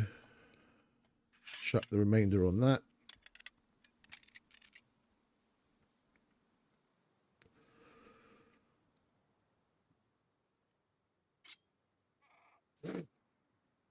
How much ammo have we got in this thing anyway? Oh, that's full. Okay, good. Scusi. Coolio.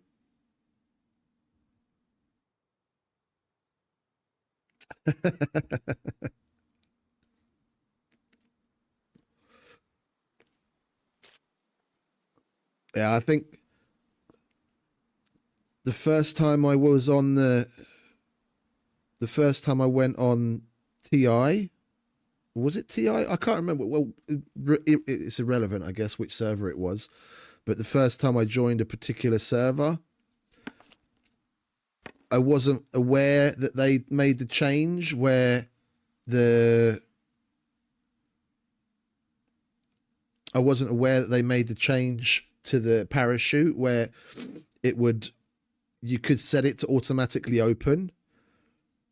And I didn't like the spawn where I was, so I was like, oh fuck it, I'll just won't open my parachute. And then when I got closer to it was the opposite basically of what you had. When I got close to the ground, it automatically opened, and I was like, what the hell? I didn't push anything. And then I had to run up to a puppet to get him to kill me. You probably thought, oh, the parachute's going to open automatically and hit the ground, though.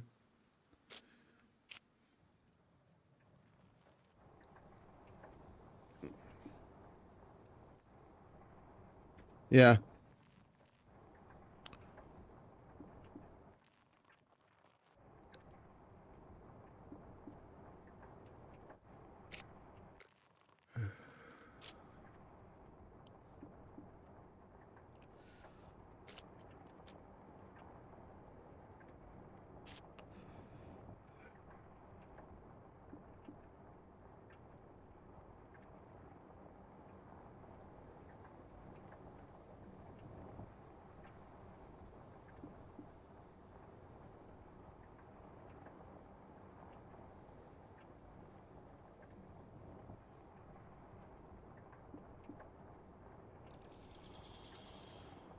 We'll go through lock there.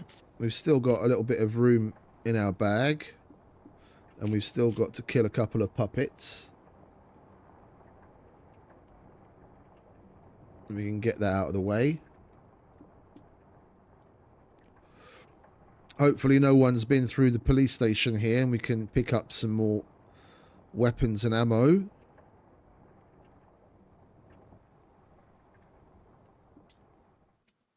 The doors being open here doesn't really mean anything.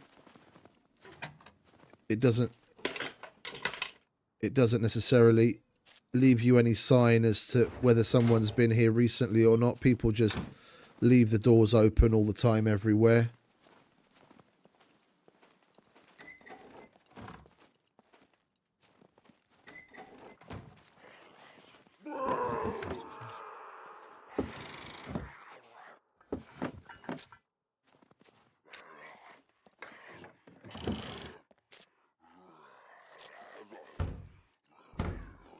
There's an open window and it's not jumping through it.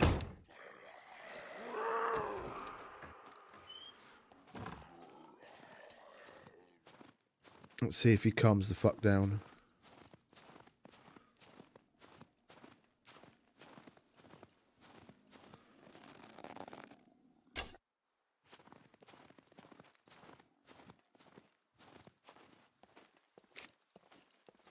I'll take that, thank you very much, mate. 3.5, if I remember correctly. 3.5.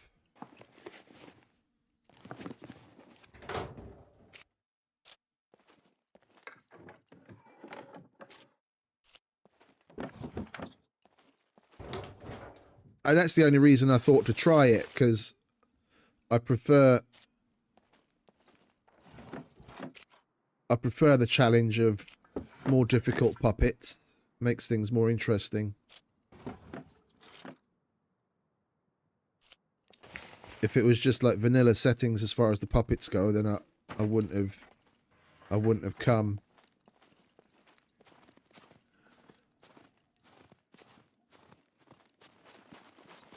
If you ask me, you need it to make the PvE part of the experience that much more thrilling. Just having vanilla puppets where you can basically be naked and get wailed on by like multiple puppets and be almost fine. It just makes things a little too easy. Then there's almost no point to having them there.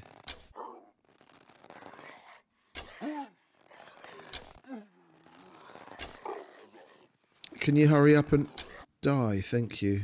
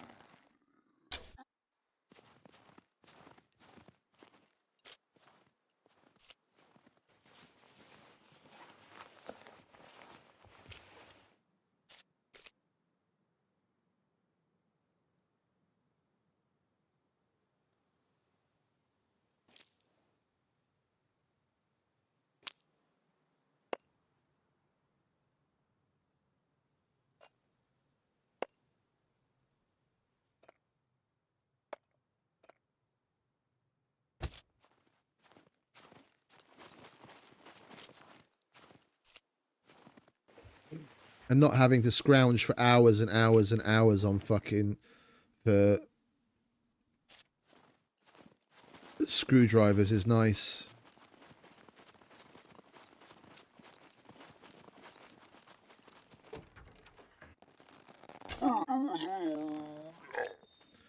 He had a bit of a delayed reaction on dying there. He was like, oh, am I going to die? Yes.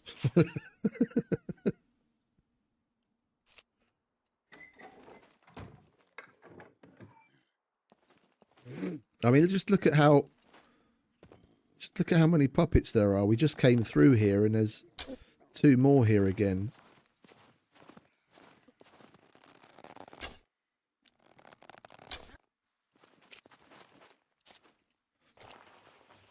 The encounter and the horde multipliers are higher as well. That's why there's so many of them. Like right after I spawned, I ran into just a random normal house, and there were like 3 puppets standing around inside.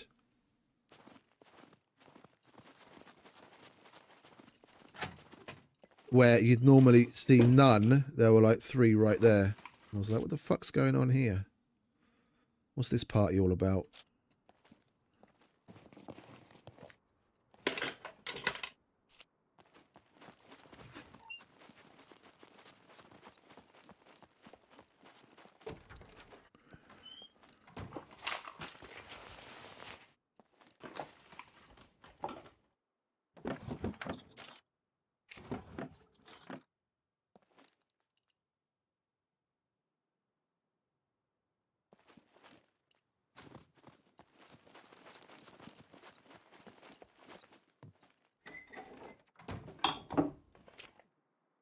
Well, they actually have the details posted on the stream, the Discord, I mean. Where are we? Okay. Server settings, PVE server info. Here we go. Settings, 1 plane, 1 raft, 1 wheelbarrow, or 2 other vehicles of choice.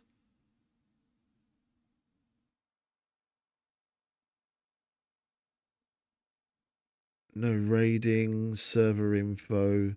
The loot is 1.2, so it's actually more than vanilla. Max darkness. Dropship base encounters off. World and bunkers on. Inertia 0.5. I don't know what that means. Mech damage 3.5. Puppet damage 3.5.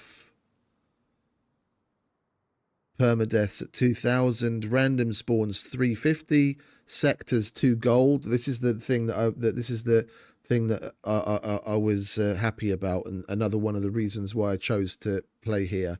That they have sector and they have shelter. It's just expensive. Yeah, so you've got 2 gold for a sector spawn or 3,500 for a shelter spawn. Animal damage. Yeah, animal damage is on in outposts. Squads. You can it's what is it, 8 at 5 intelligence. Animal damage is slightly increased. I thought they had the encounter and other multiplier turned up, but it's not mentioned here. I think there's another channel where they update the settings on the fly. Trading, where are we? PvP server changes. Here we are. Yeah, and she's like highly edited the trader JSON files. So like, there's a whole bunch of shit that we can't buy, and there's a whole bunch of stuff that you otherwise wouldn't get much money for selling it, which you can now sell. So like here, for example,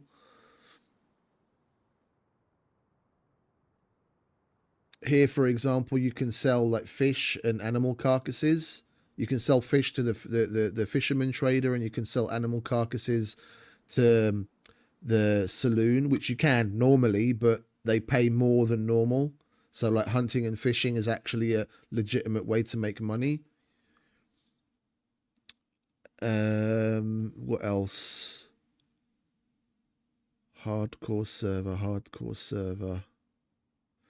Yeah, okay, then I must be misremembering on the encounter and horde multipliers. But that's it in a nutshell, really. It's nice. It's nice. PvE wise, it's a challenge. Plus, you've got the added bonus of needing to pay attention in the PvP zones.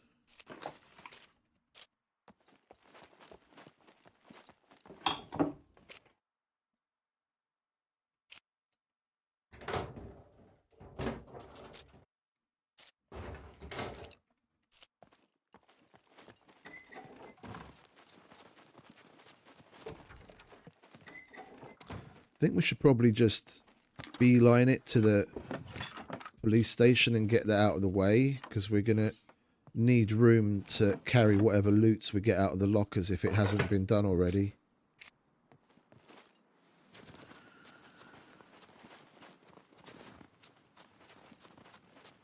We can loot the rest of the town afterwards at our leisure if we have space left over.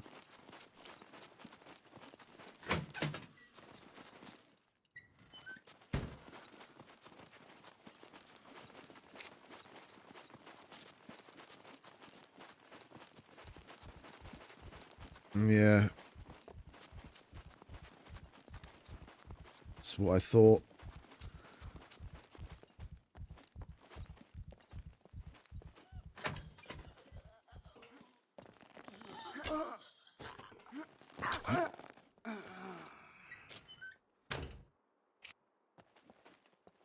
Has he already been through? No, he hasn't been through yet. Okay, nice. Let's do this before whoever that is gets here and wants to get in on the locker action.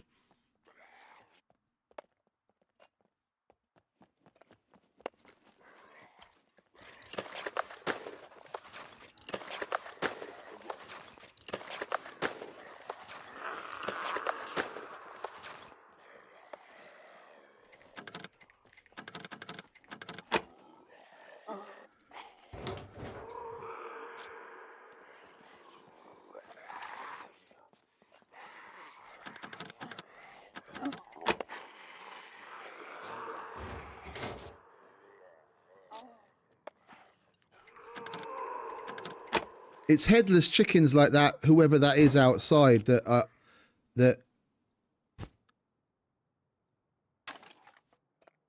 make me question, like, do people really even realize what it is that they're doing when they're playing the game? He's just running around like a literal headless chicken, and then people are surprised when they spawn a horde. It's like, maybe jog around a bit and don't run around like a headless chicken, and you might actually survive more than 5 minutes. Oh, nice. Well, at least he hadn't popped the lockers yet, so we're gonna get some decent loots. Yeah, no, they're all over the place now, mate. Yellows are the enigmas of the loot world. You can find them basically anywhere now.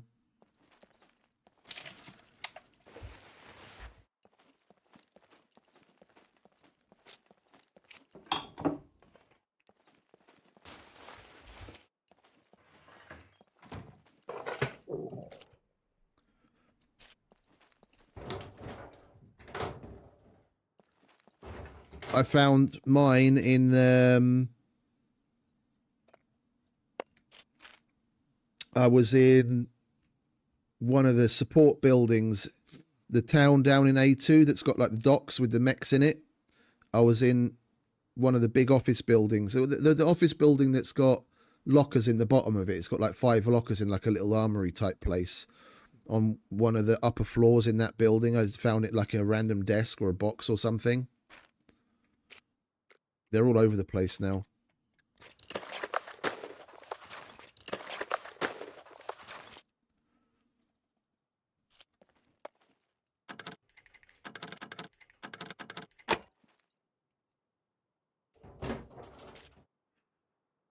Lovely jubbly. I am definitely liking the amount of weapons we're collecting. All the more monies for me when we go back to the trader and sell. I think I'll keep this block this time. If we manage to get enough fame to buy some magazines for it. Maybe come across some ammo, because we can't buy the ammo for it because that's disabled.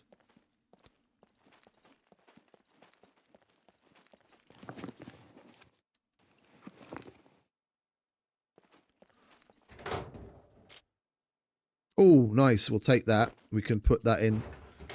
We can put that in our storage on the bike. That's a nice find. We just got to repair it.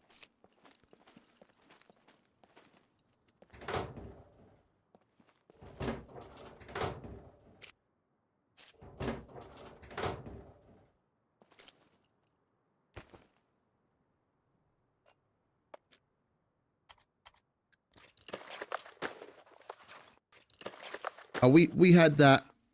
We had that a couple of weeks ago. It was foggy and misty basically all day for days on end.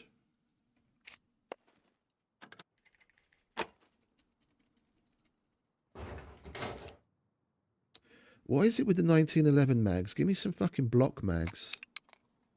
I don't want 1911 mags.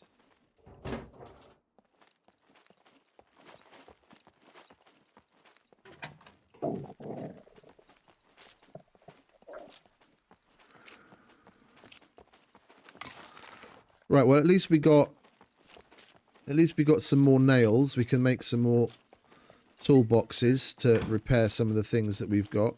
Oh, what's that? Oh, restart time.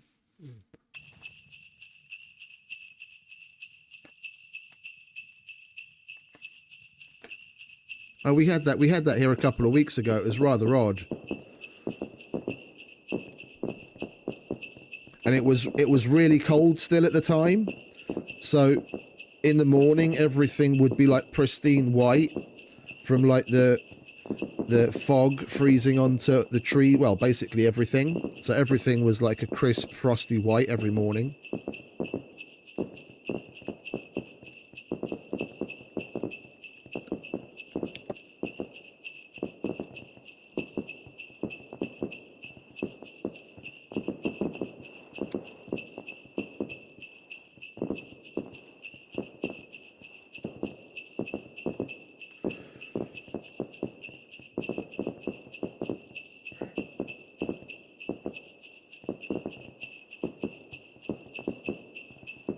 It's nice, but it would be nicer if there was at least some snow to go with it.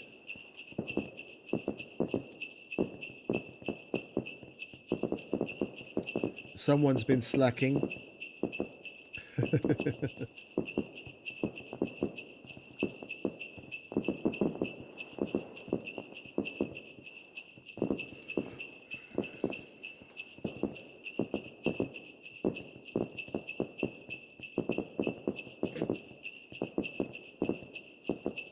You lost so much fat. I usually get bigger in the winter because I don't do nearly as much as I otherwise might during the summer. Just from all the sitting around inside. There we go. Lovely job. Thank you very much.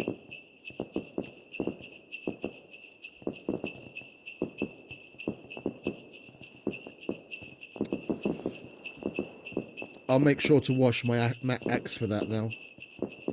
Can't be running around with a dirty axe.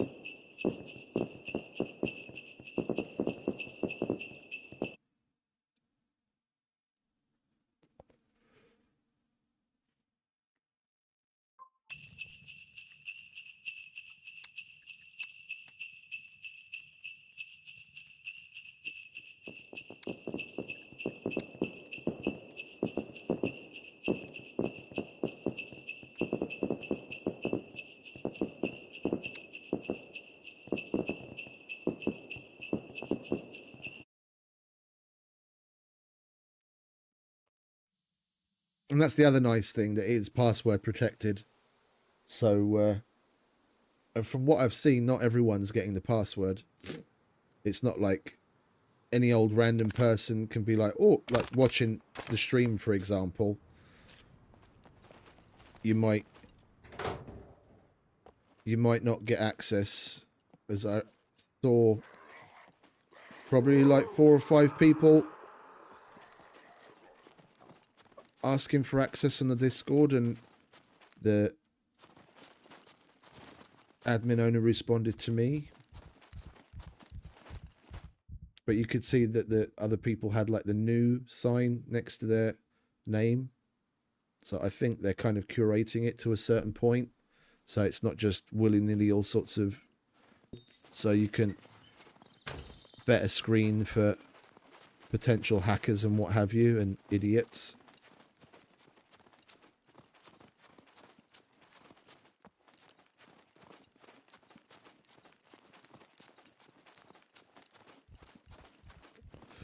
I mean, it still seems to be pretty banging, because just about every time I come on, and when I've checked it out in the past, there's like at least 30 or 40 people on at least.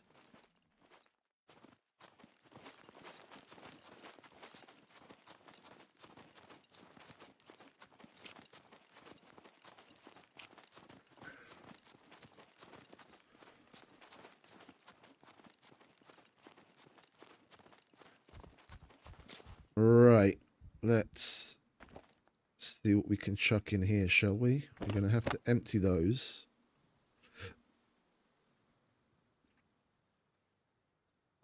Unfortunately.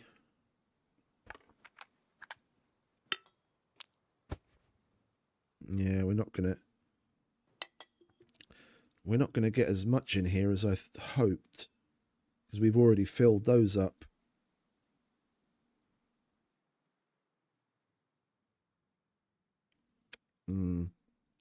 Well, let's get the essentials over, shall we? Get the quest items first, and things that we're going to sell. We don't need that. That's full. That fills that up, and we've got to make room for this stuff. Put that there. Oh. Put that there. What do we need from here? We definitely need the batteries.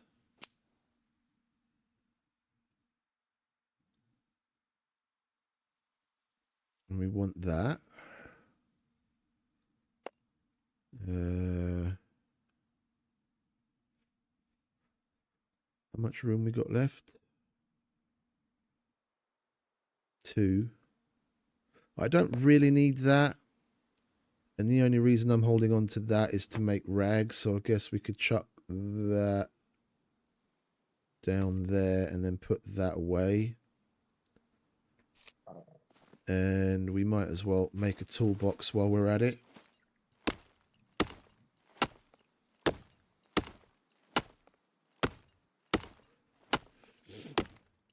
Oh, okay, I see what you mean. Yeah, mental things can be quite a stress on the system in that regard. I know exactly what you mean. When I first started working, I mean, it wasn't even because of sickness. When I first started working at the lake, the girl I was with at the time was causing me quite a bit of stress. And just from that general stress, like heartache related stress, I probably lost a good 20 kilos within about a little over 6 weeks. I look like a fucking stick in comparison to what I was before. Well, the thing is, we've got fuck all in the way of space, and we need some thread. And we need some metal to make some toolboxes to repair the shit that we've got. And we've completed the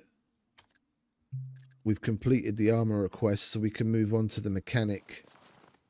And we've got items for the mechanic's quest, so I think we might as well go back to the trader and sell what we've got and do some more quests.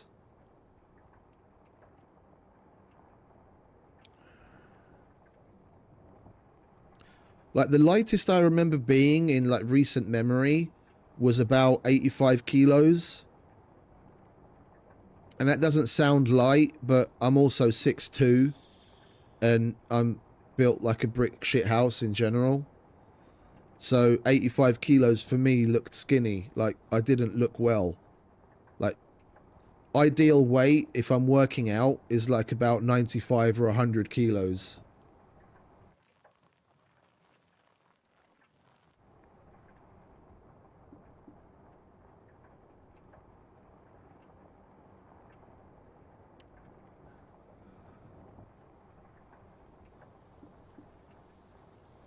Yeah, it's the main thing that you're well. Oh, wait a minute. This is a PvP zone, isn't it? The bloody dam. And there was another dude in the area. I don't want some overzealous guy picking us off while we ride across the dam just to save a bit of time.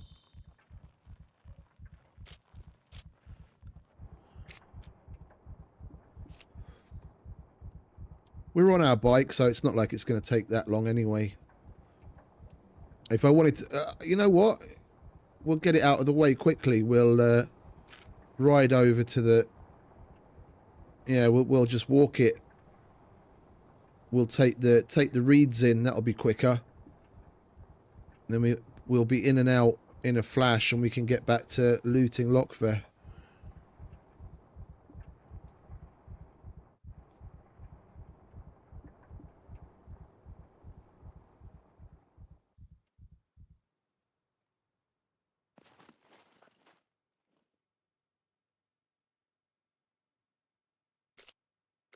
That's a fucker of a mistake. I would have been absolutely fuming from that. That's bullshit, playing with someone like that.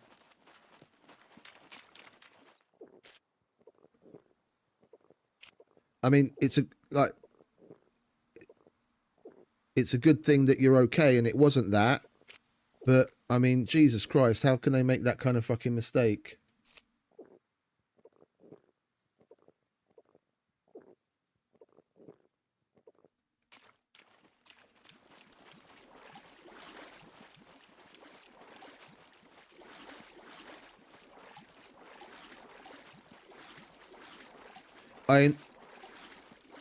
My friend that I mentioned a couple of weeks ago, or a weekish ago, that was recently in the hospital.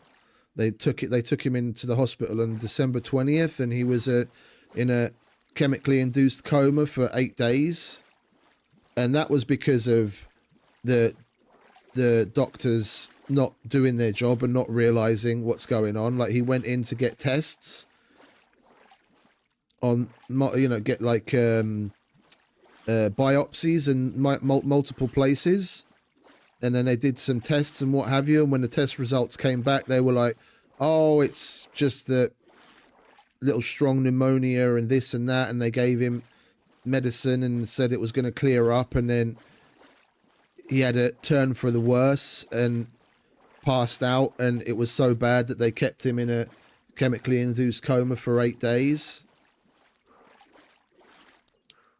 And he's basically in and out of the hospital now because he's such a fringe case, such like a curiosity, like a scientific curiosity, that they 100% didn't expect him to recover as well, or as, to the extent that he's recovered as well or as quickly as he did. So they're basically, he's in and out of hospital, them taking more samples and doing more tests because they're just surprised at the whole thing.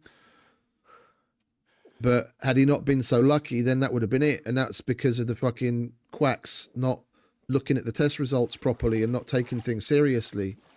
That basically pneumonia spread and turned to meningitis because they weren't fucking paying attention.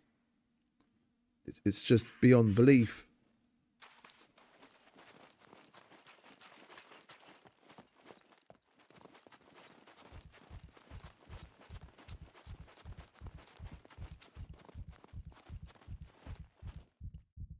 I can only imagine what it might have been like, what it was like for his wife and his 2 daughters, like right before Christmas.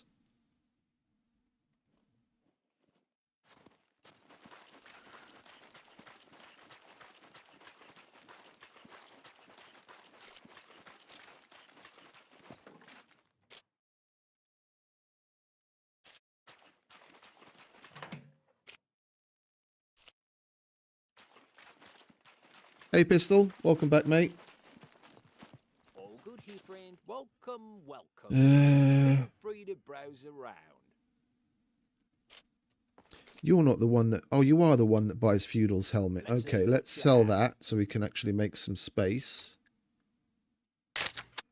And then, let's see. Let's hope... Here's what I got. Fingers crossed that he actually has thread. He does. Okay.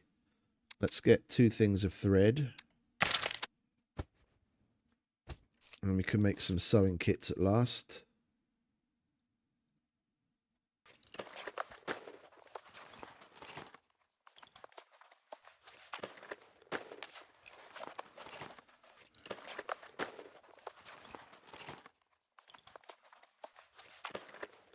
Did I bring the other sporran bag? I did. Lovely.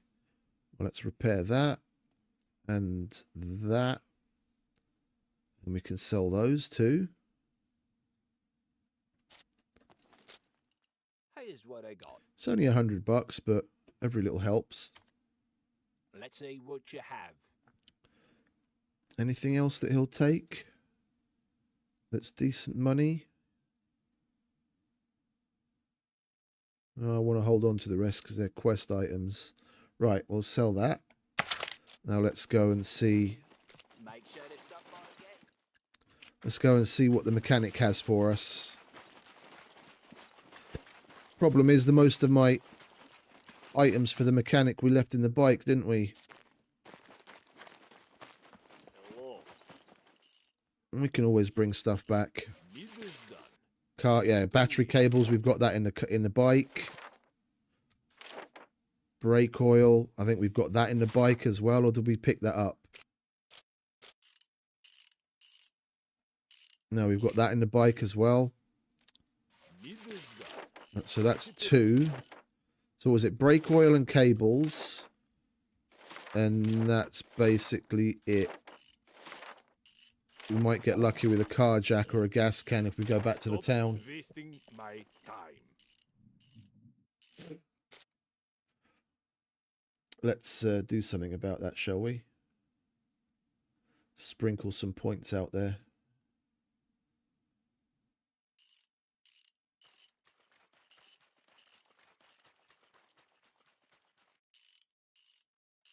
There we go.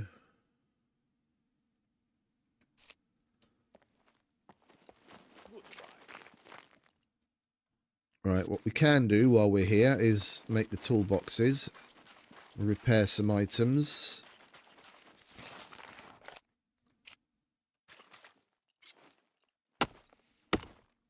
To sell them and make some space.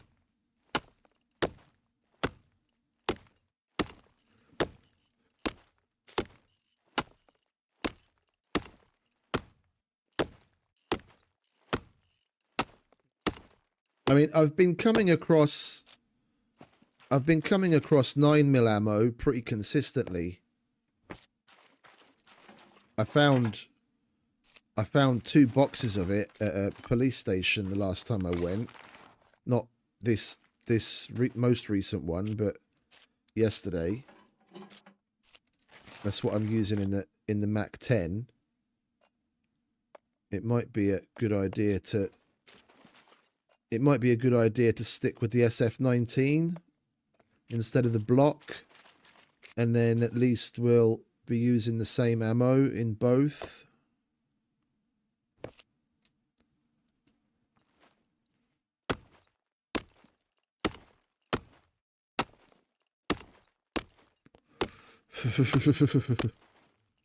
I think who was it?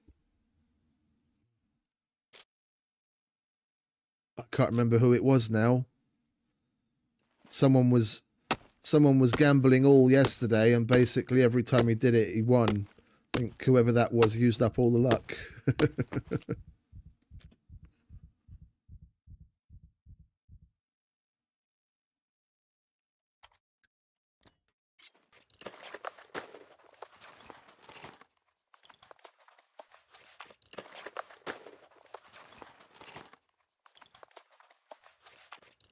Let's sprinkle around a few more points so you can...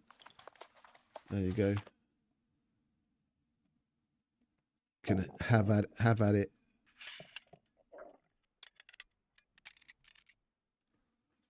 Right, that's that. We'll repair that as well. Oh, we should probably repair our bulletproof first, shouldn't we? Indeed. And then we'll sprinkle the leftovers on that and get a little bit more cash for it. And what are we short of? Is it just metal? I think we just need a bit more metal.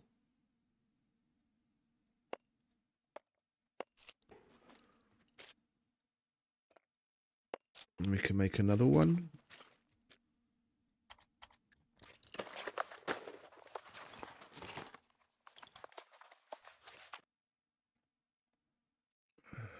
Oh, I just added some points. You can go at it again.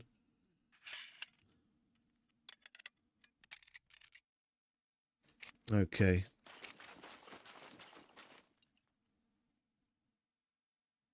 Yeah, I want to hold on to the M9 because that's a quest item. But we'll keep the SF-19 and sell the Peacekeeper. We'll hold on to the block as well because that's a quest item too.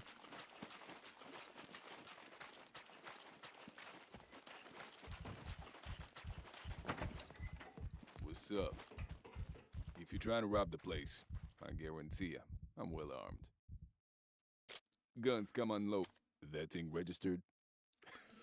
Right. Nobody cares. Let's offload this stuff, shall we? Get rid of you and you and you and you.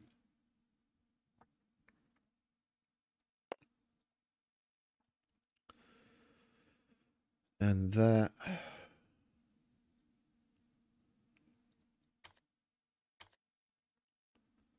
Yeah, I think that'll do for now. What's that? Another grand? Yeah, there we go. That's grand. That we've got a grand.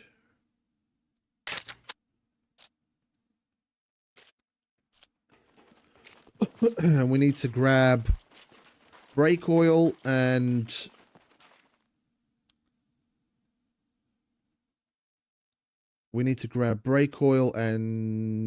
charging cables from the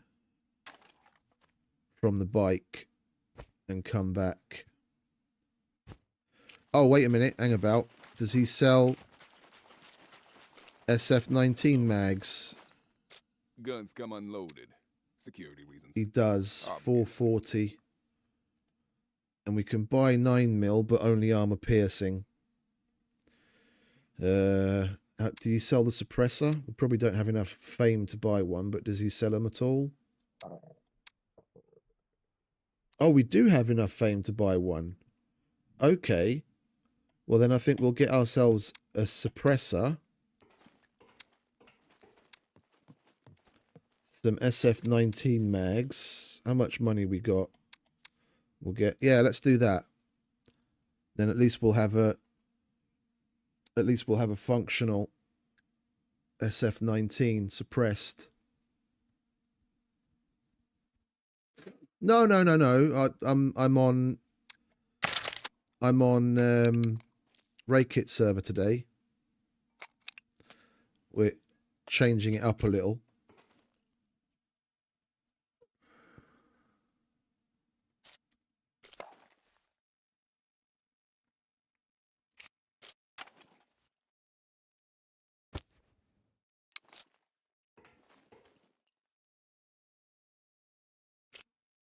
It's an interesting server.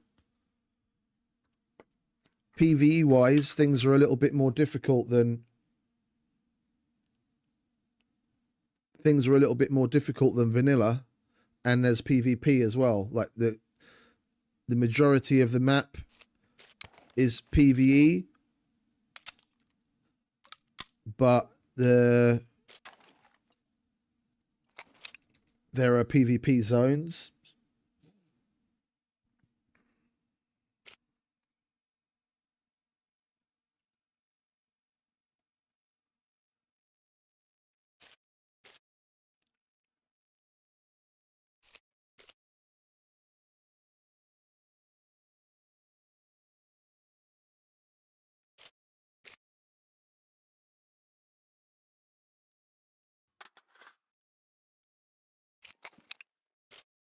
Oh, that's full.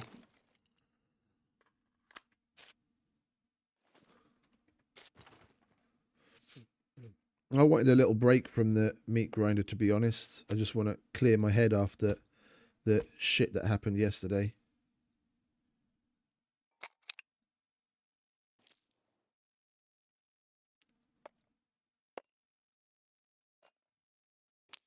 Right, we don't need that.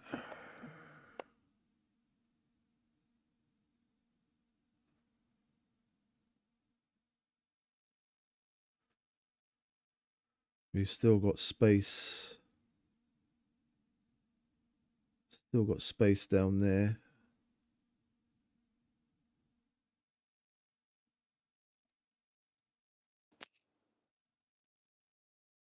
I'll put that there.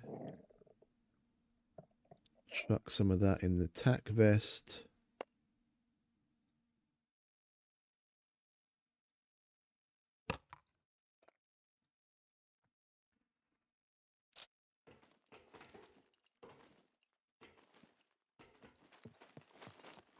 No, I'm not particularly like I don't know if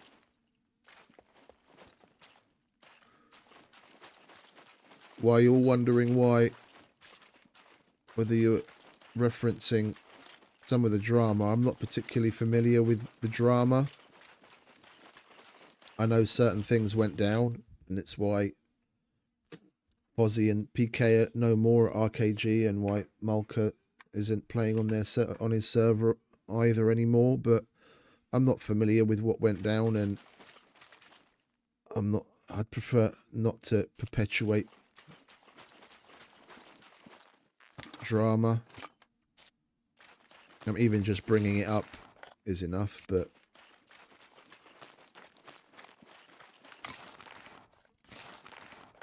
life is life. We've got to move on.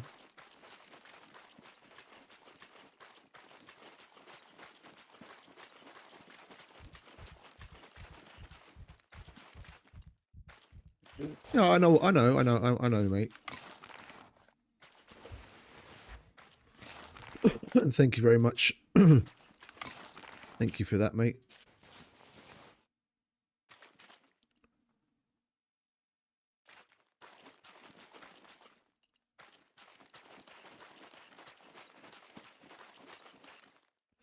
Well, the normal spawn on the meat grinder is like 1,000, but that's just random. And with the missions and the traders, even with the meat grinder's lower loot, it's so easy to get money together. I totally think they should have at least a sector, if not shelter, but make it like 10 gold or something. Yeah, that's over 10,000 bucks. It would definitely help, but it's not something that you'd be able to do, you know, too often. Or maybe even make it 20 gold. Maybe even make it 20 gold, like make it proper hard. But not having it whatsoever, I think, is a little, is really taking it to the extreme.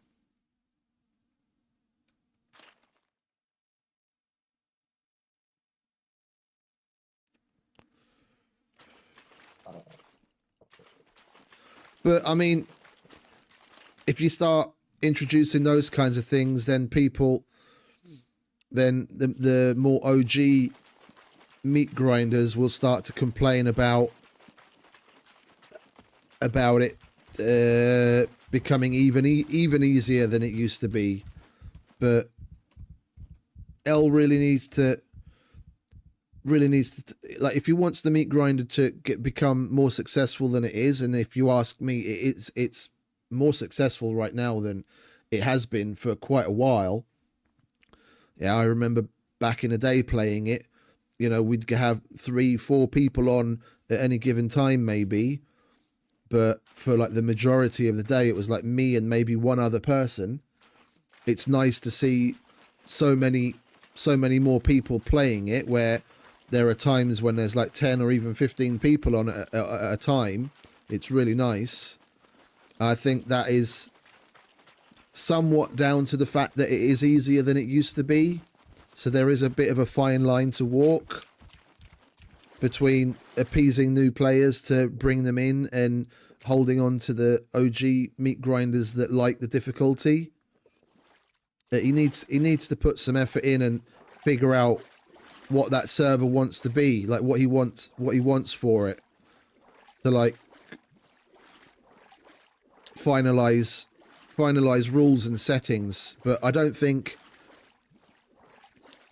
he will until probably at least full release, because of the changes that are going to be happening with the new NPCs and whatever else they're going to be doing to the mission system. So like it's still in flux, and he could put some work into it now, and then maybe 6 months down the line, when you know XYZ things have been added and things have been changed, then he has to start over. So I think he's just gonna let the meat grinder live as it is until at least release, and then maybe do something with it afterwards where there's a little bit more stability on the horizon. If I had to guess, like from what I've seen him do in the past.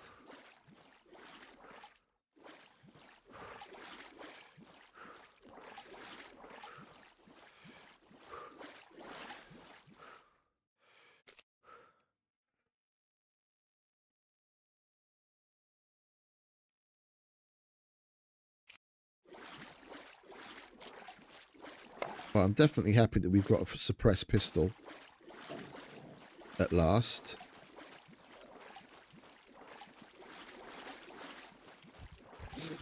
Oh, I know they're calling it a release. They're calling it release at 1.0, but it's like, I totally agree with you. It's still far from finished. It's still far from finished. I mean, Tommy Slav is putting like questionnaire poll type things out on X, asking about the abandoned bunkers, whether they should still have as many as they do, and that kind of thing. And that's when they haven't even touched on adding the armed NPCs, the Tech 1 guys or the Wild guys. Yeah, all three of those things are like pretty significant adds. Yeah, and they said that the 1.0 is going to be Q2 of this year. So they've only got, you know, maybe 6 months left if they do actually want to get to 1.0 by that time. Like they're either going to, I totally see them either postponing that, or the 1.0 is going to be like a soft release, and then there's still at least another year's worth of work to get the game in any significant real release standard.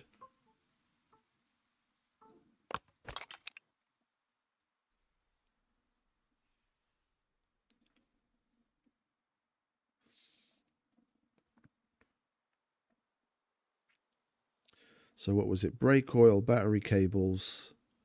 At least now we've got full space to put more stuff away. Get rid of the batteries. We don't need those.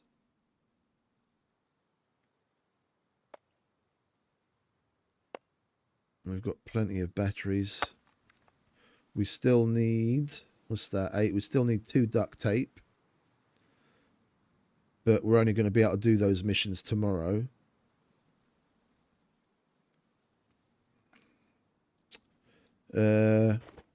I think I'm going to go back to the town before we go back to the trader again. Now that we've got a little bit more space, the mechanic has a jack and a fuel can quest.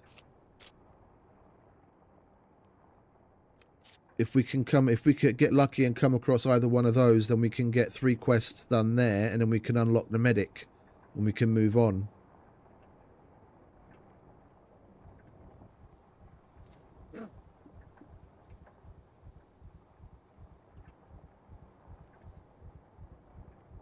Yeah, the problem is... The problem is, since Jagex came into the picture, they're obviously putting more pressure on them to get it to 1.0 as soon as possible.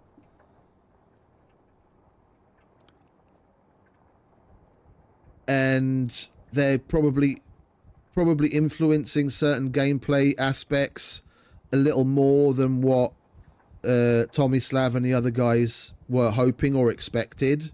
Or at least, if you read between the lines, that's what I take away from some of the things that Tomislav has said about the Jagex guys.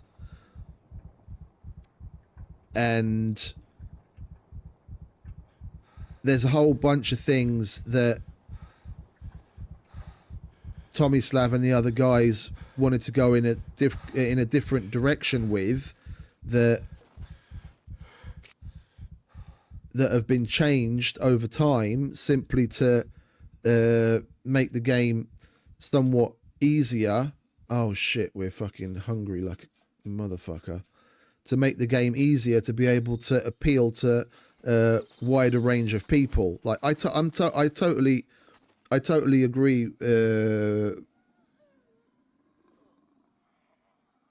totally agree with what you're saying, Pistol. That it's all about the devs should have a vision of what they want the game to be. Like have a strong vision of what it is that they want to make, and go after it, and be a little bit more unapologetic than they are, because the indecisiveness on certain parts of the game is definitely to its detriment. Like they need to pull their fingers out and stand on their own 2 feet in a stronger way.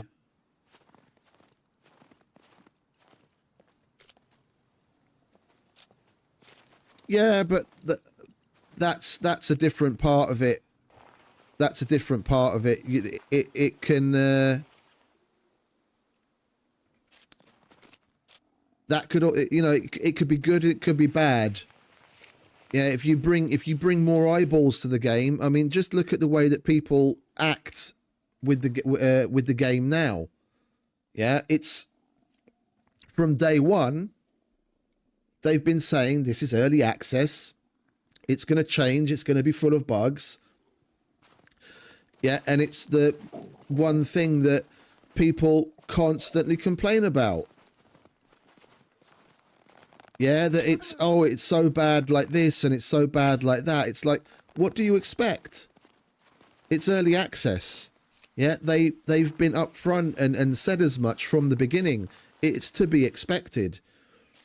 Yeah, and that's with the number of people that are currently playing on it. If they put out more advertising and brought even more people to the game, then, you know, the number of idiots that can't seem to wrap their head around the fact that it's a fucking early access game and this is to be expected would increase exponentially and cause even more problems. And the negative spin that might come from it might end up being, you know, even worse for the game than the number of people that they might attract.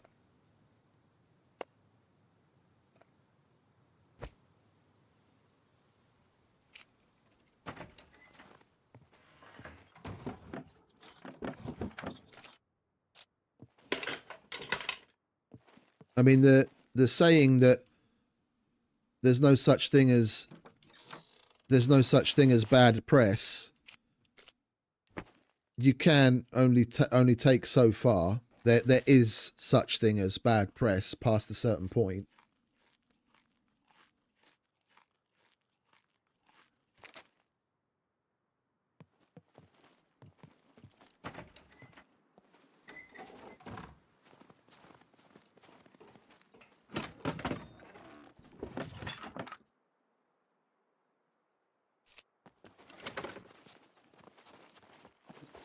Those parts of the games, people people seem to fixate on that a little too much. It's an interesting aspect of the game that they've added that they haven't yet fully expanded on, but it's not something that you really need to, it's not something that you really need to take into account unless you're a serious min-maxer. I never pay attention to what I eat. Yeah, I eat whatever gives me good calories so that I'm not energy deficient. Outside of that, I couldn't care less. Like, I'll eat cheeseburgers, I'll eat an entire fucking stick of butter if it means it'll keep me alive. I don't care. But then there are people that, like, properly get into the weeds when it comes to nutrition, to pay attention to things like carbs and fat and protein, but they're min-maxing. You know, they're the types that will stand AFK with a wheelbarrow for, you know, 6-7+ hours a day just to get their strength and con up as quickly as possible. That's a completely different, it's a completely different thing, but it's nowhere near necessary to play and enjoy the game in a perfectly acceptable way.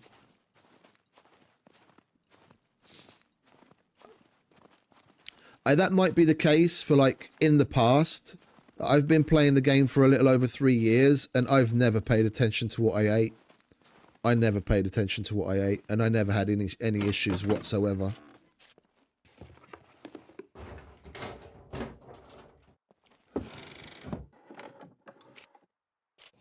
Yeah, like I said, if you're min-maxing, yeah, or even if you're not out and out, like, really strongly min-maxing, you're just trying to pay more attention to get the most out of what exercise you're doing, moving around the map and what have you for your con and strength. Yeah, you do need to pay a little attention, but you can flail about and eat whatever the fuck you want and still get on just fine.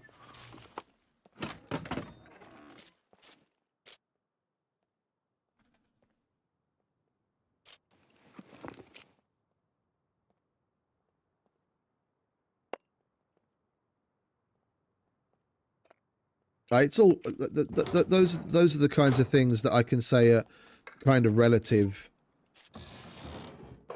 Yeah, and that's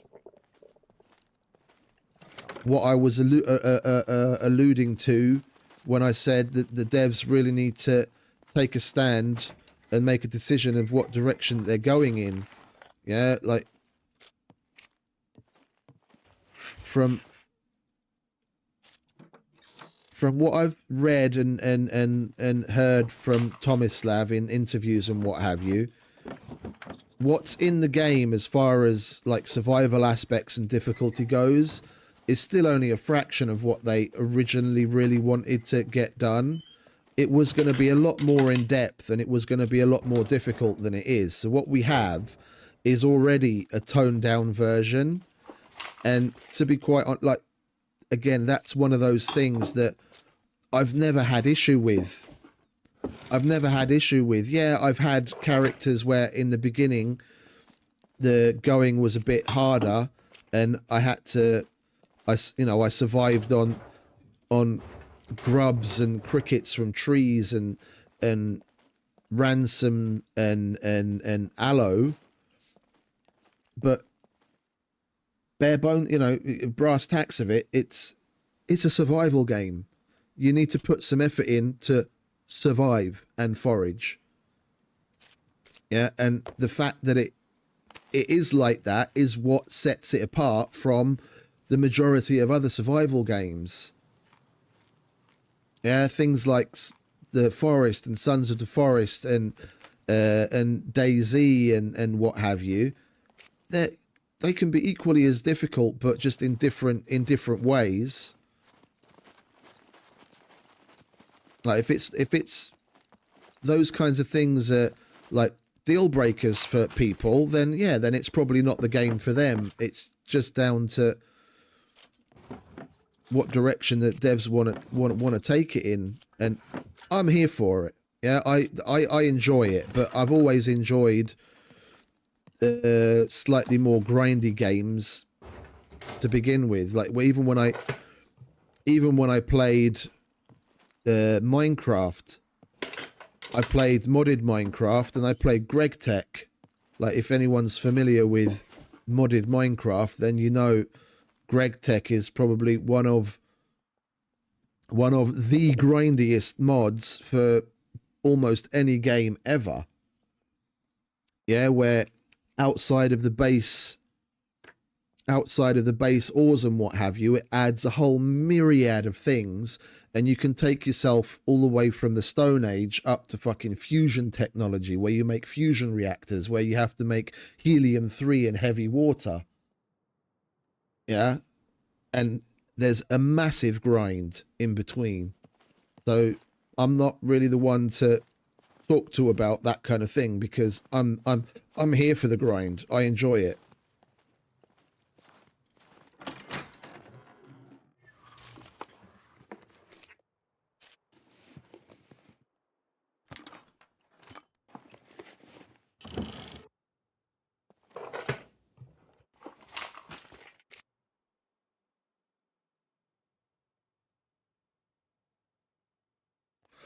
Well, we haven't come across a carjack or a gas can yet, which is unfortunate.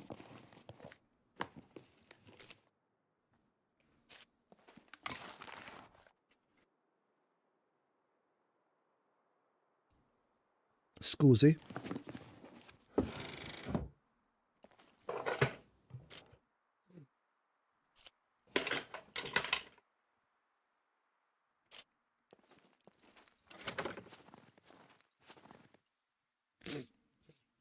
Yeah, those are all aspects. Those are all aspects that are relative.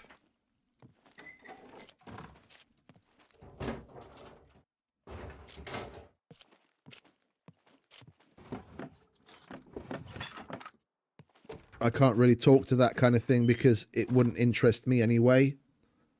I play on the servers that I play on because of server populations being relatively low, like medium to low. I wouldn't enjoy, like, even when I played Rust, I stayed away from the severely high pop servers where they had like 200-300 plus people. I didn't like it. I can't be bothered to deal with that.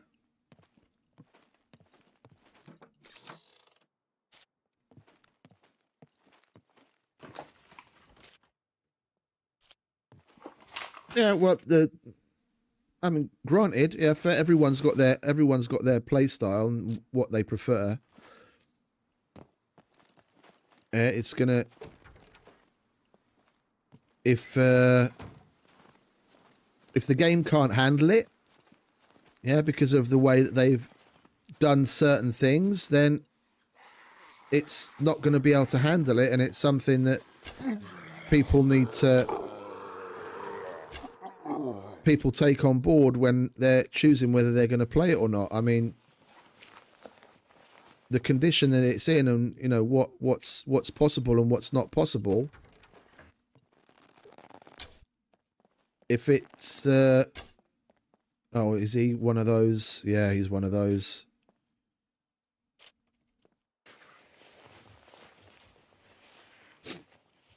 You know, you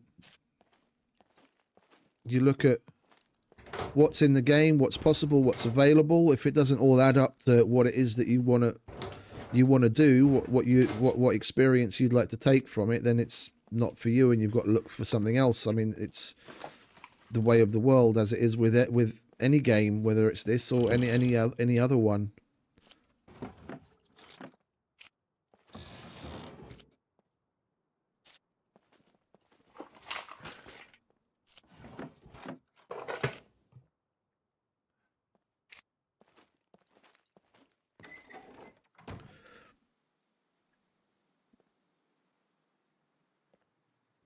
Yeah, I believe you can. I believe you can. It's not like I need... Oh, I do need to. I've got 0 brawling. Yeah. I could just stand here and...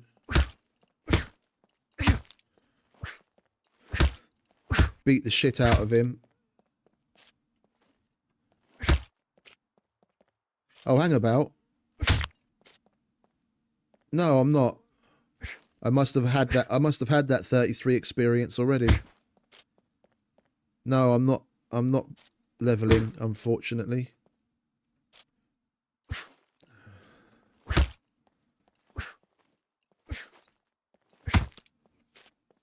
Yeah, that 33 experience I probably got from the couple of bashes that I did on puppets with the bow.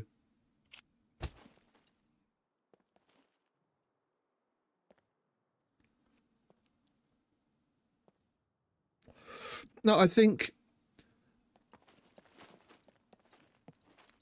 all of these discussions about what games should be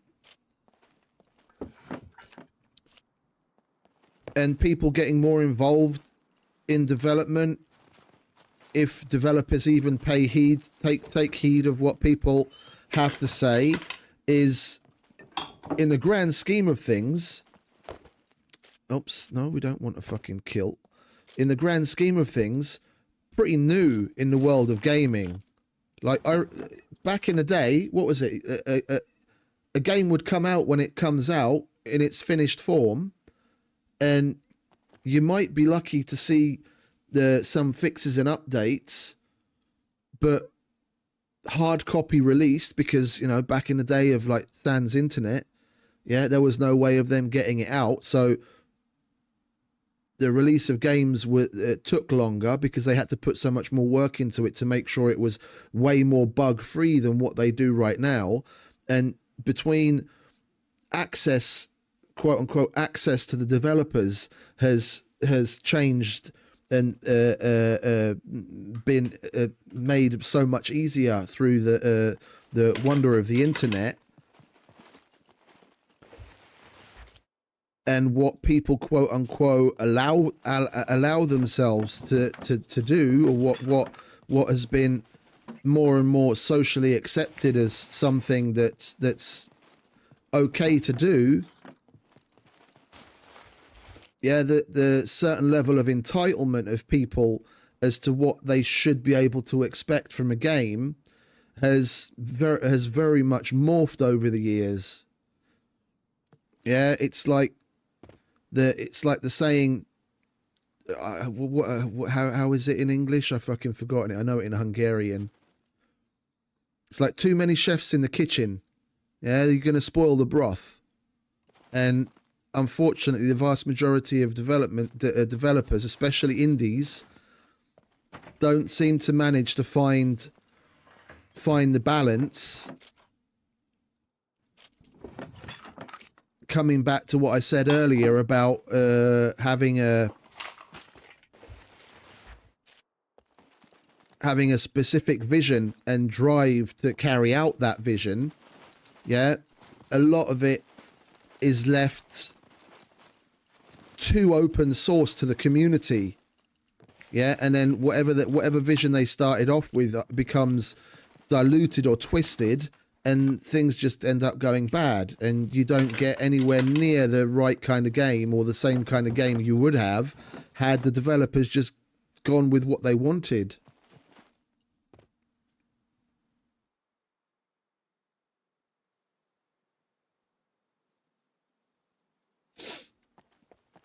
Well, okay, mate, you have yourself a lovely evening.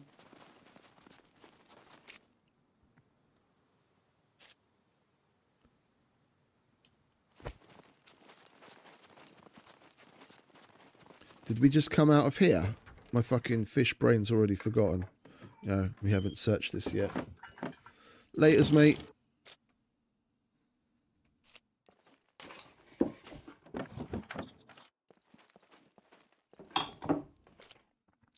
You know where we could go, where we might find a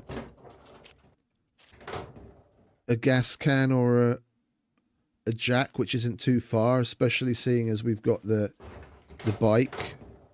We could go up to the vehicle workshop that's up on the hill.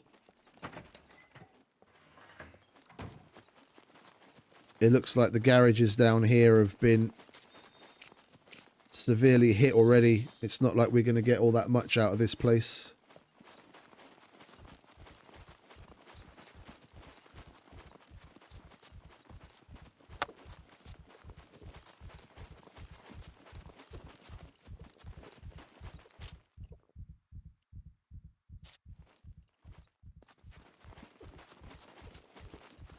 Where did I leave the bike?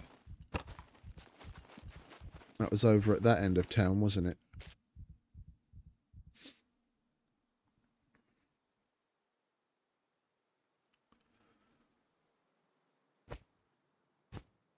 Right, if we do find a jack... If we do find a jack or a gas can, we're gonna need to dump a bunch of shit, unfortunately.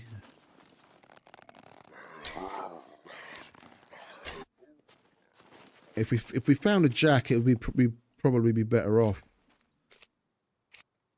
We just have to rearrange shit, but if we find a gas can, we're gonna have to lose some stuff.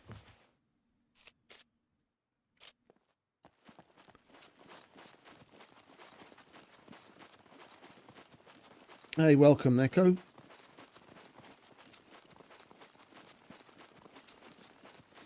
Nice to see some new names.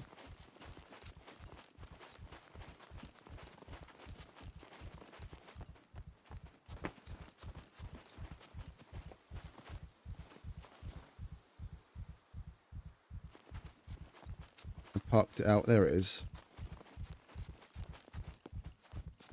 Right, let's let him catch his breath. Let's eat that. Make some room already. Do we have space left in here? No, we don't. All right. Well, let's hope that we find a jack then instead of a gas can. We won't have to throw so many things away.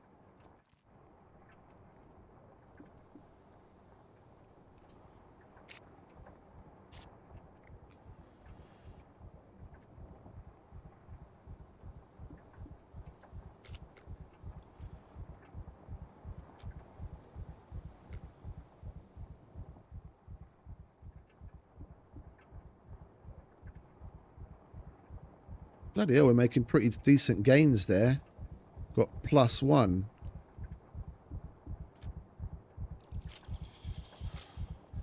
I guess that's because we're carrying so much.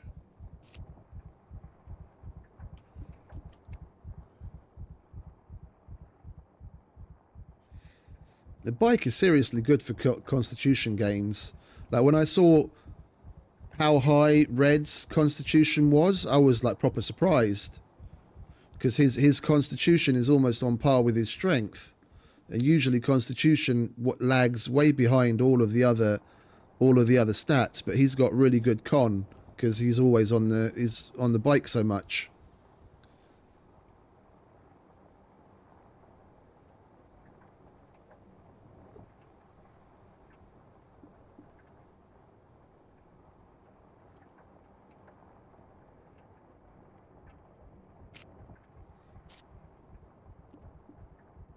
I think we're going to progress through, like, I'm not going to hold out money and fame-wise and save up to go to a car directly. I'm going to buy a cruiser next. I won't get the dirt bike. It's nice that it's cheaper, but the lack of the extra storage that you get on the cruiser, I mean, it makes it marginally better than riding around on a mountain bike.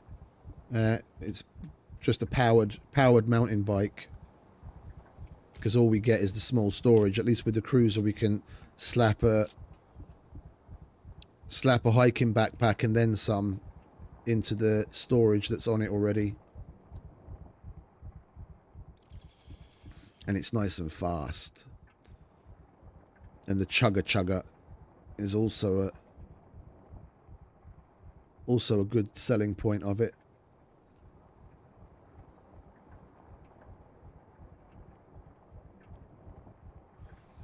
I think I'll stop by this place. It isn't a PvP, is it? No.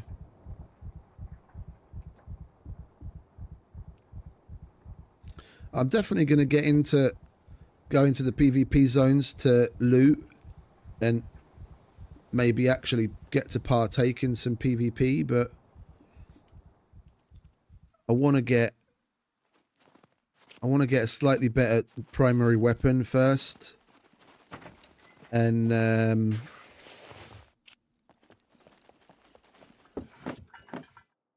oh, that's nice. And also get some sort of a base down. Like even if it's just a 1x1 where I can slap a wardrobe or maybe keep a few boxes, then it'll be that, but to begin with. But I do want to have a place where we can put some of our stuff down so we're not carrying all of our fucking wares all the time. We'll have a place to make a bed and shake this fucking exhaustion. This C2 exhaustion's fucking pissing me off as well. I thought we'd get rid of it by the time I come back. What is it? I was playing.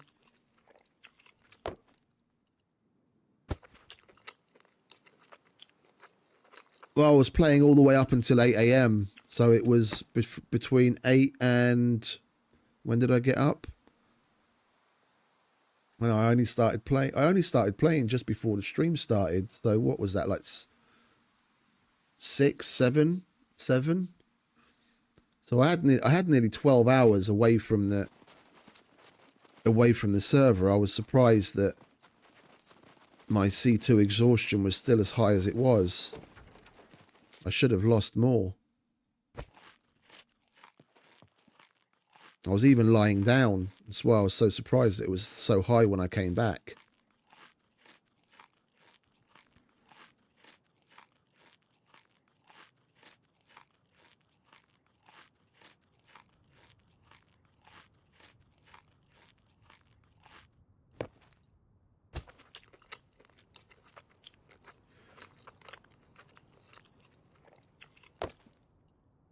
I think we've already pooed here, so I don't think we're going to get anything from the poo fairy. I can't remember. I think we've already had a poo.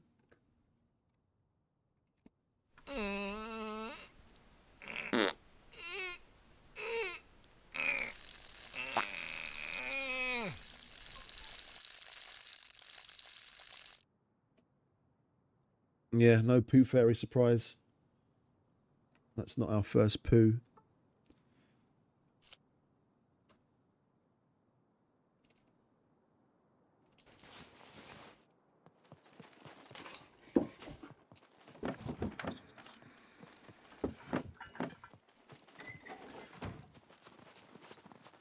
Yeah, this is where I was thinking of making a base myself. Not here specifically, but over here. Just in front of those rocks there. That's where I built the last time on TI.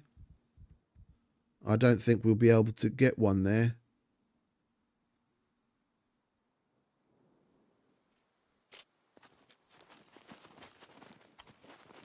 We're probably too close to the other one. Double flag, yeah.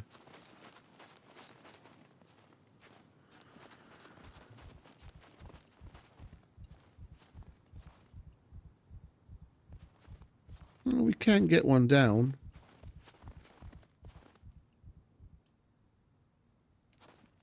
I think we might end up setting roots here. I don't really care that there's someone else here already.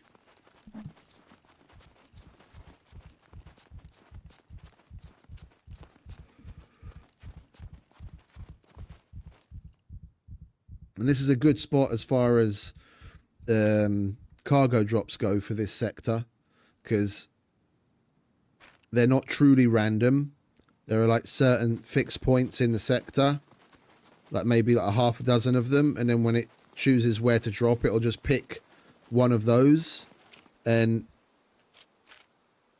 there's one at this crossroads here, and there's one over here, and there's one somewhere up on this side of the hill, and then there's a couple over on this side.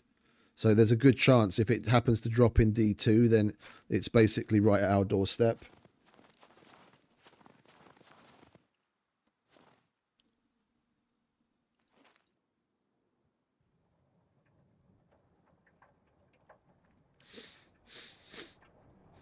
I'll have a fricandel special while you're there.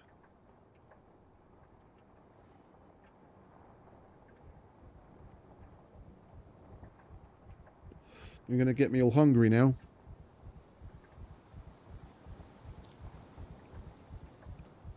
I still haven't ordered anything from that place that you told me about that ships the snacks. I've been meaning to.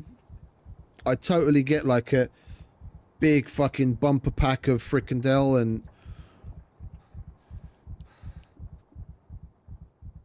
and some other things.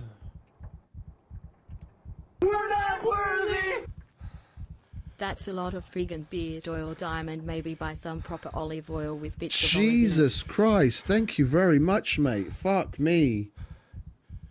Everyone give a big up to Farmer. Jesus, mate. That's a big deal. Thank you very much. Thank you very much. I'm fucking honored, mate. That's gonna get me plenty of fricandel. Thank you.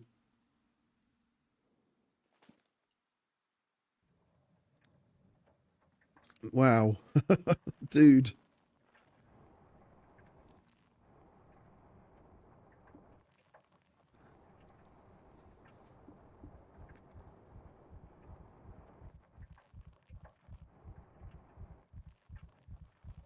That's the one.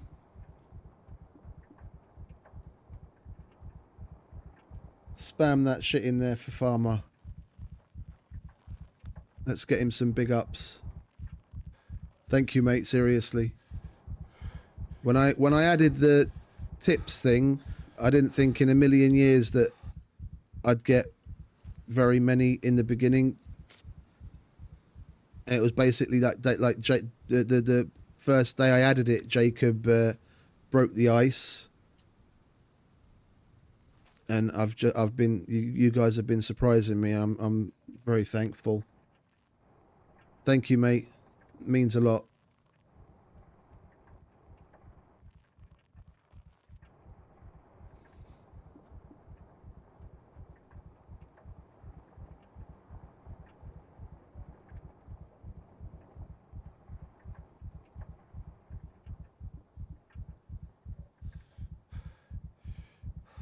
Come on, up we go.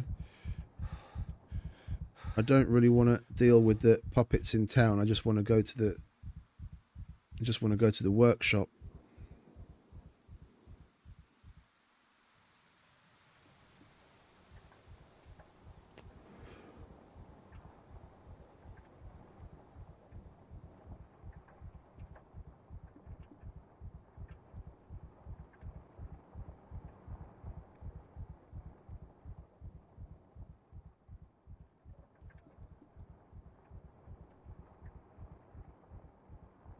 The other good thing about the bike is that, or the bicycle, is that it's so quiet.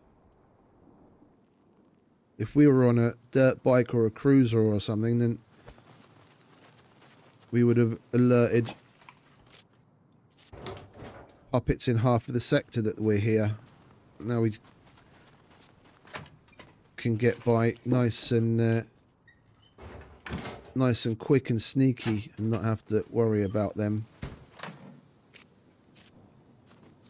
Right, fingers crossed.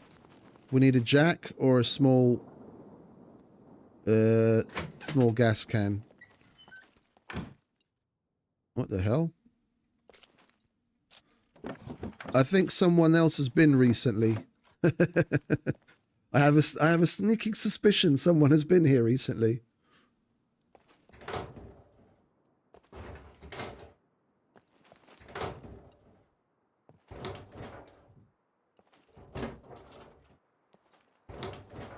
I can't quite put my finger on it, but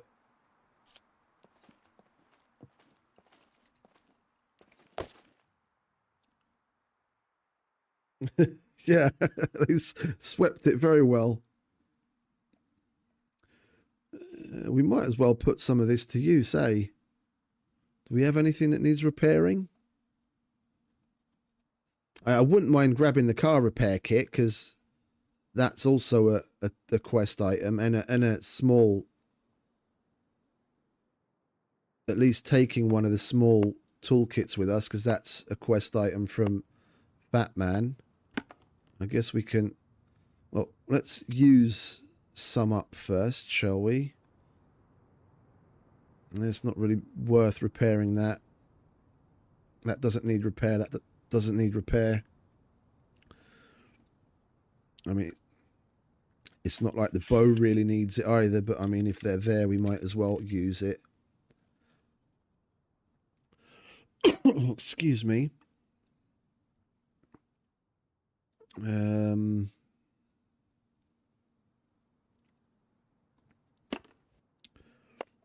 If we rearrange a bit, we could get the car repair kit in. And we'd need to lose something else. I don't think I'm going to get much use out of that. I've got Phil's axe for our melee needs. And then we'll grab one of those.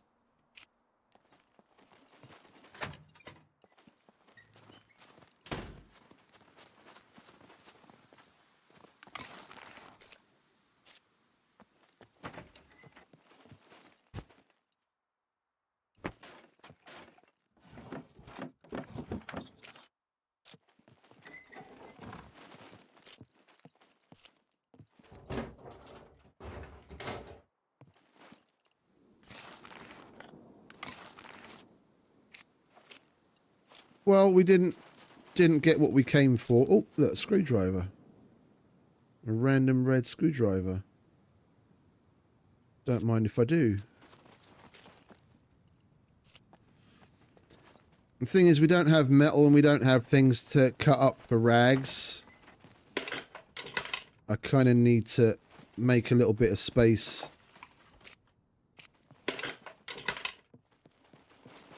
By doing missions or selling, just biting the bullet and selling some more things. And then we could grab some metal and clothes and what have you. So we can slap a flag down and get started with a little place to park our bicycle and dump some loot. And running around with all of this gear on us all the time is going to get really old really fast. We've got a bunch of stuff that's good for the tier 1 quests at the medic, and I'm only one quest short of unlocking him. Yeah, because we've got the brake cables and the charging cables and the brake oil. And the only other quests the mechanic had that we would have been able to do, possibly be able to do, is the car jack and the gas can, but we found neither. You know what we could do?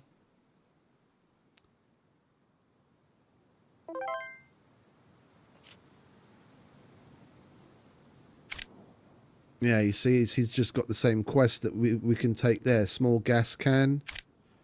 Or... oh, he's got the fine metal scraps. Ah, lovely. Yeah, we'll take that then. That'll be our third.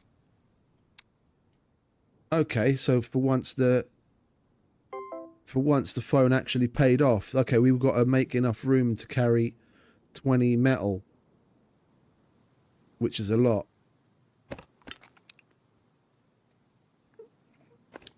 I think I'm just gonna go back to the trader. Then we'll sell a few more things to make space, and hopefully the wrecks in the junkyard at the trader will have enough metal for us to pull that off.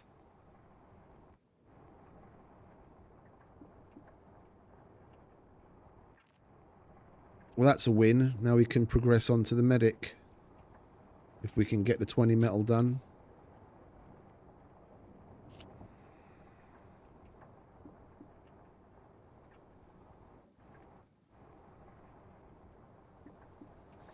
So the phone isn't completely worthless.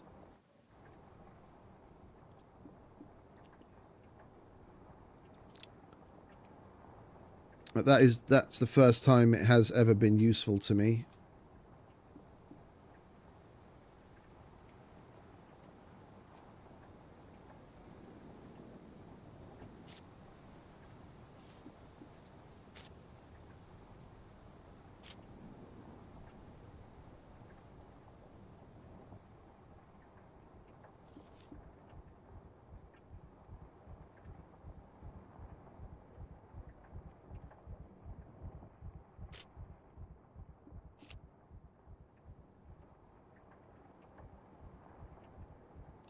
I don't know what I'd get.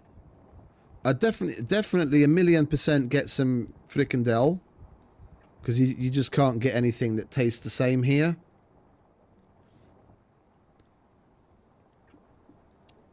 And I really like bitterballen. I guess you could do those in the air fryer, but they're probably best if you do them in the deep fryer. What else? Barmy hapje. I don't know what it is about the barmy hapje. It's such a weird snack. Like, if you explain it to, you know, your average European, average Westerner, that it's like a rectangle of pasta and vegetables that's battered and fried, they'd probably think you're a bit weird. But it is a bit of a standout weird snack, but it's so fucking tasty. Like, when I first saw it, I was like, what's that? It's a bit odd in it, and then I tasted it and I was like, oh yeah, this is lovely.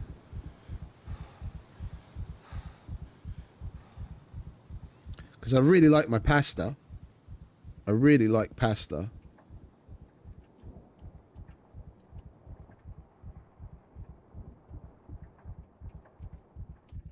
But that's probably a pretty new one, no? Like, in the grand scheme of things, as snacks go. Because, I mean, snack culture's been a thing in Holland for decades now. But I'm guessing they originally started with things like the frikandel and kaas soufflé and Mexicano and your different types of French fries. So, like, covering it in friet sauce and onions and the frietje oorlog with the pindakaas and things like that. But I imagine the barmy hapje is a bit of a newer thing as far as, like, the snacks go. It's a bit of a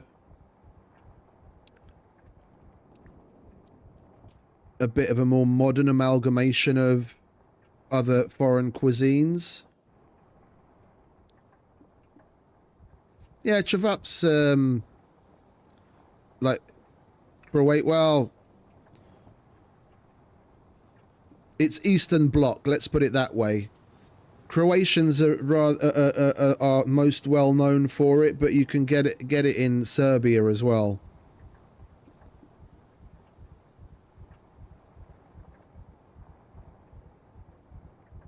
I've got some, actually. I've got some in the freezer. Oh shit.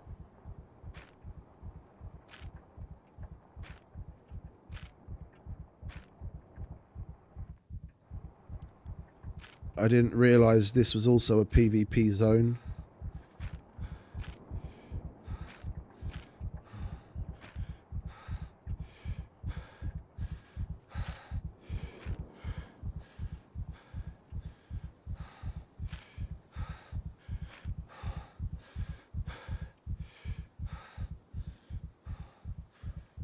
Come on, hurry up and catch your breath. We need to fucking haul ass before some opportunistic cunt pops us off just for passing through.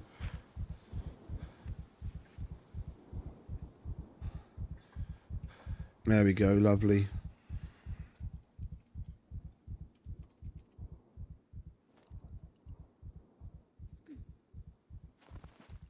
Oh, there's a whole bunch of stuff. Basically anything that's got large amounts of paprika in it is basically blanket Hungarian.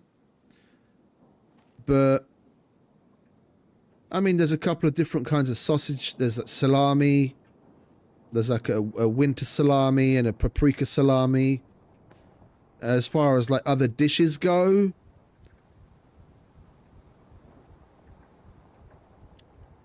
we've got versions of things that you see in other Eastern European countries, just with a different twist on it. Like goulash is probably the most standout one that's very typically Hungarian, but you go to other countries in the area, they've each got their versions of that. You know, it's just got a slightly different mix of ingredients. Like if you're comparing soups and stews and things, then you could almost say something like erwtensoup from Holland is basically the Dutch version of that. It's made in a similar fashion. Yeah, and it's generally popular in wintertime, in like autumn and winter.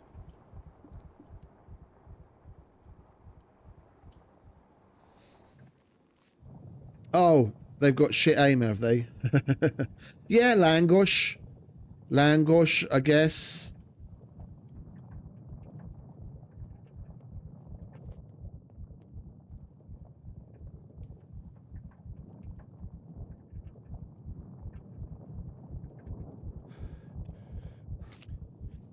I was going to say paprikash krumpli, which is basically just... It's not even really a stew. You can make it like a stew, but depending on like what region of the country it's being made in, it can be somewhere in between a soup and a stew, or even a erwtensoup type thing, where it's just like a thicker sauce, which is basically just potatoes, onions, and Hungarian sausage, and a bunch of other stuff.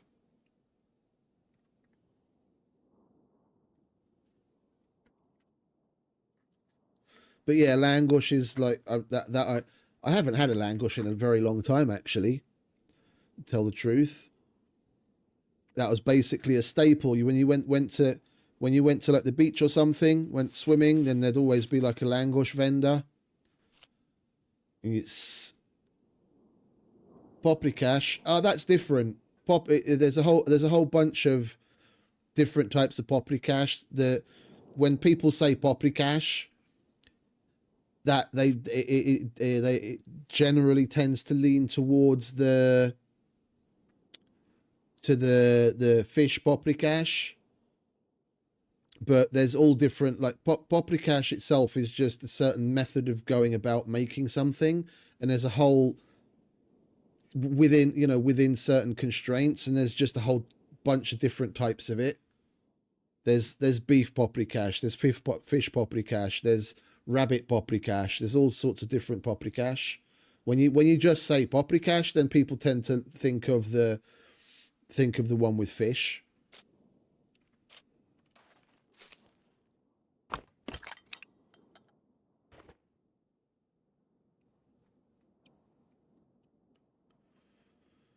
How many bit things can we get in here?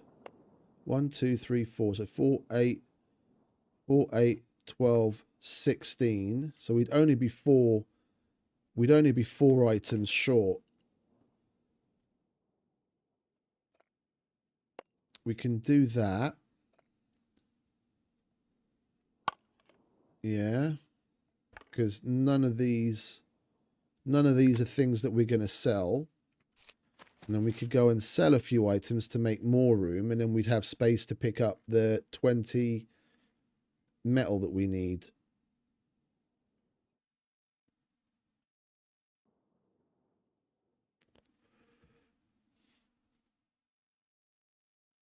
You what?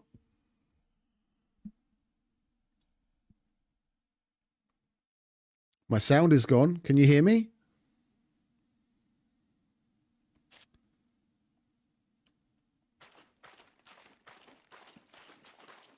The game sound is... You mean the game sound? That seems to be a recurring thing today. Someone mentioned that earlier.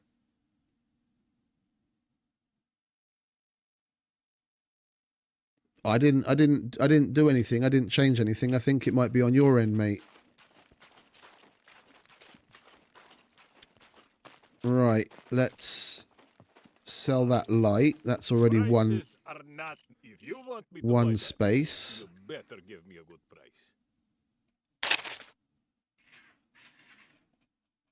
Anything else we can sell to him that isn't a mission item? No, I don't want to sell that. Oh, we can sell the 2 1911 magazines for sure. That I don't need. Then we can put more things in here. We'll eat the corn seeds.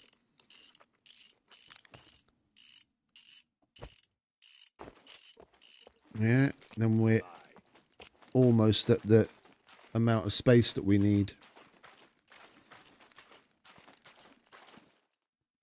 What, is the sound gone?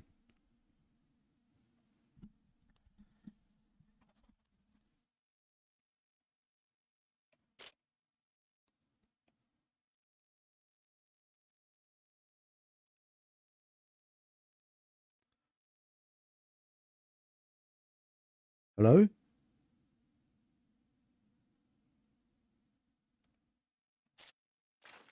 No, the sound is there for me. I think it's on your end, mate.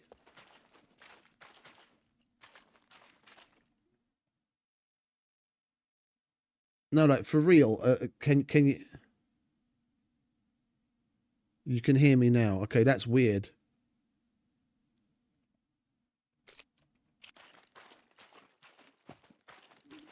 Things seem to be playing up today. It's rather odd. If you're trying to rob the place, guns come unloaded.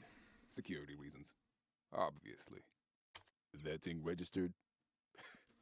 Kidding. Nobody cares.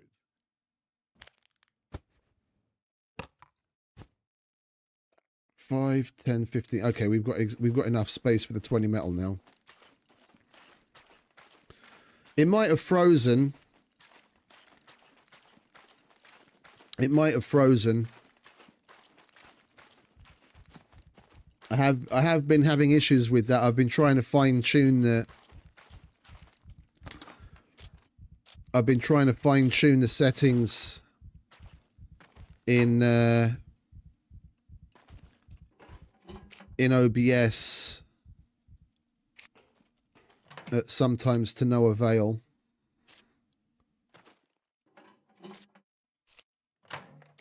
I'm looking forward to my birthday and past that, April, because that's when we tend to get a bonus from the company. So depending on how my birthday pans out and what our company bonus is this year, I'll likely either be investing in budget allowing, it's going to be either a 5070 or a 5080, and then upgrade my RAM at the same time. Then hopefully things will be a little bit more stable and the quality will improve.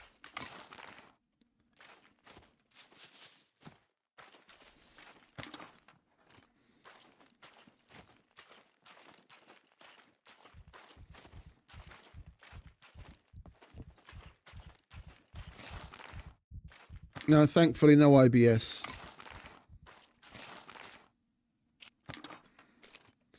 Now we could take that. We get a couple of bucks from the trader for that as well.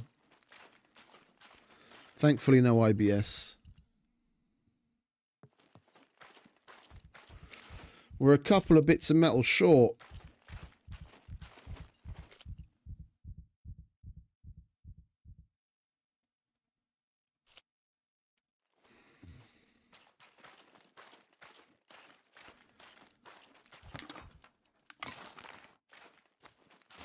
We've still got a couple of places to check, and then we've always got the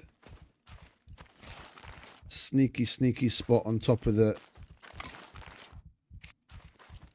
mechanic that most people don't go to.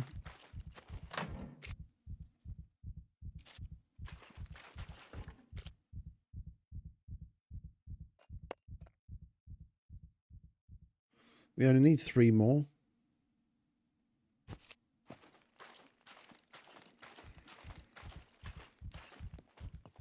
All good here, friend. Welcome, welcome. Here's what I got.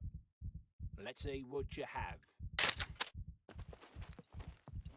Make sure to stop by again. They spawn arrows a lot. I can't say I've noticed, to be honest. I can't say I've noticed. The loot table has changed quite significantly with this last update, as it has for a lot of things. If anything, I'd say they've been toned down. Like I proper regularly would come across things like chainsaws and compound bows in the cars at the trader. Like, so much so, if I was in need of a chainsaw and didn't find it elsewhere, then I'd make sure to stop by the traders and look through the cars. Like, so many times when I'm starting fresh on a server, I'll come to the trader and get a kickstart. Oh, that's nice. We need 1 fucking bit of metal.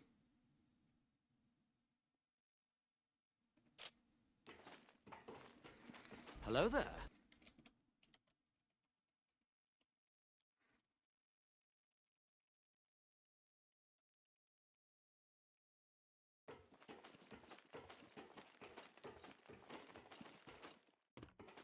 Like, a lot of people don't know you can actually search that car.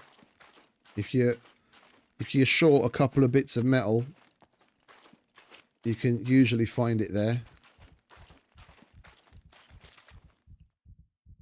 We didn't put any in there, did we? No, there's still a car outside. We're not done yet.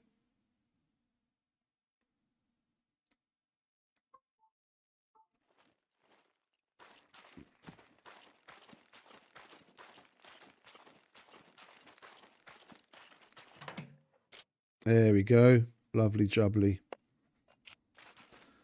That's the 20 metal.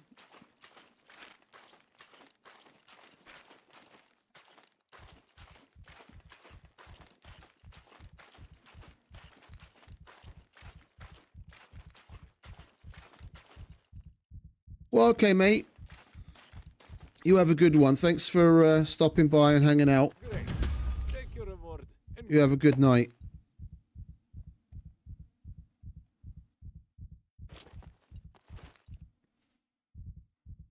business done. Doei. Your leave.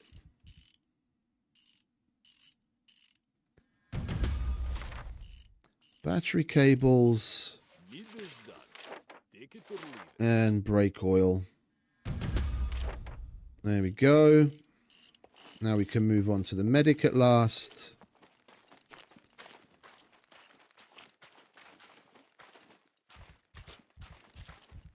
We'll be at enough fame to get a cruiser in no time I'll at this have a look. rate. We could really use your help with these.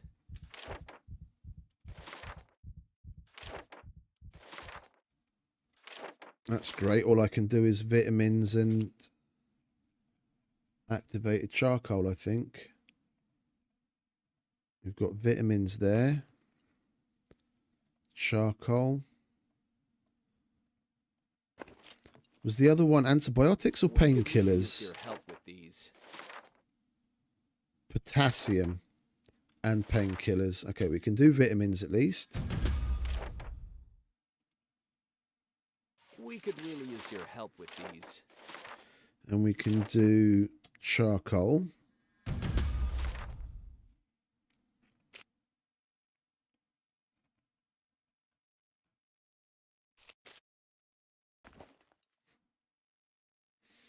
Well, you know what? Let's check the phone again.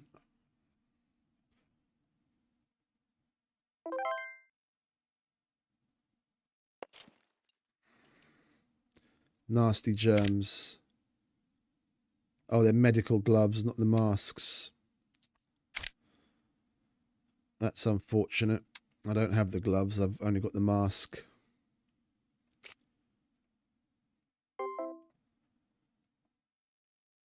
Wait, what was that? The sharper's attack is the... That's the grindstone, isn't it? Yeah, okay, never mind.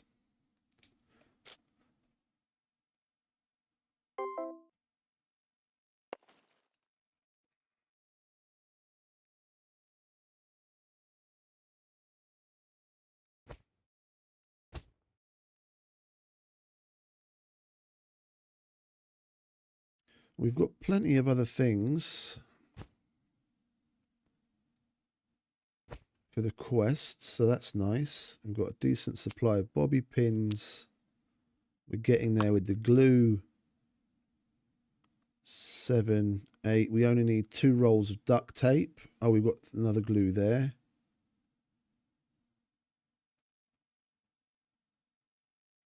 I think I'm going to sell this 357. It's a quest item, but I'm not gonna hang on to it for the sake of it. Let's put that glue away.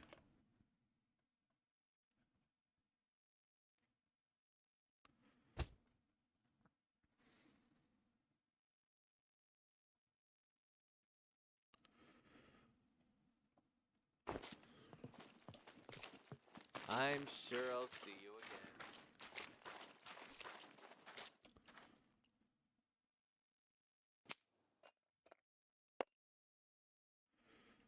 So we've got a grindstone. If we made our way to the A0, we could do that.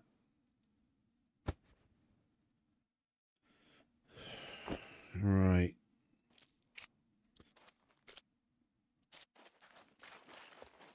Let me check Ivan. I don't know how much fame we need for the... No loitering. You either buy or get. Prices are not negotiable. 220. Okay, so that's vanilla. And the dirt bike, 170. It's a shame that we can't at least see the prices of things. It would be nice if it was grayed out, but then we could also at least see the price.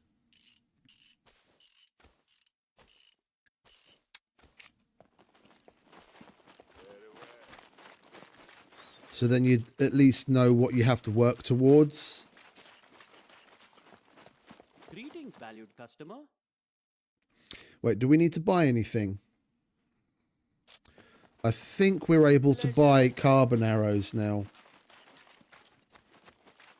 Hey, Yossi. Welcome back, mate.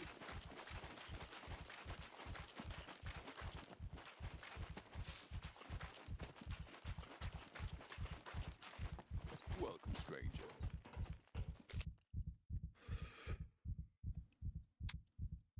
And we can actually buy broadheads now. Okay, nice. Let's do that, shall we? We'll get rid of that. We need 15 of them.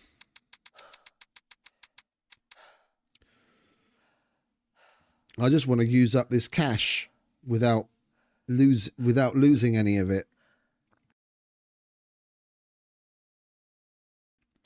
Because if we put it in the bank, we lose the however many percent the commission is. I'd rather spend it.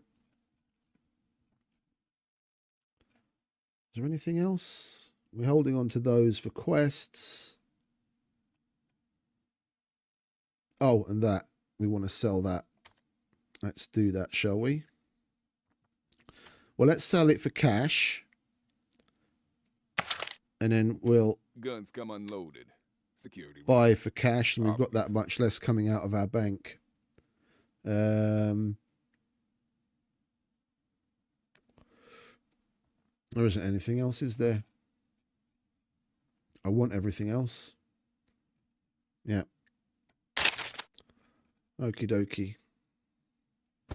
Now we're rocking carbon broadheads. Full on. Yeah, no, I'm on RKG.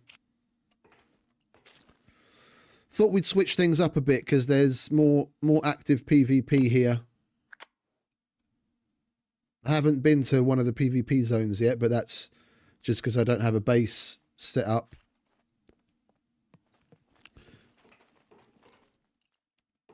I want to have... just to let you know you're running in place. Yeah, no, it's a bit of a bug, mate. It can happen to anyone. I don't see it. It looks to me like I'm standing still. On your... Guys, I'll mute... Hold on, I'm on Discord. I'm going to mute myself there. Sorry.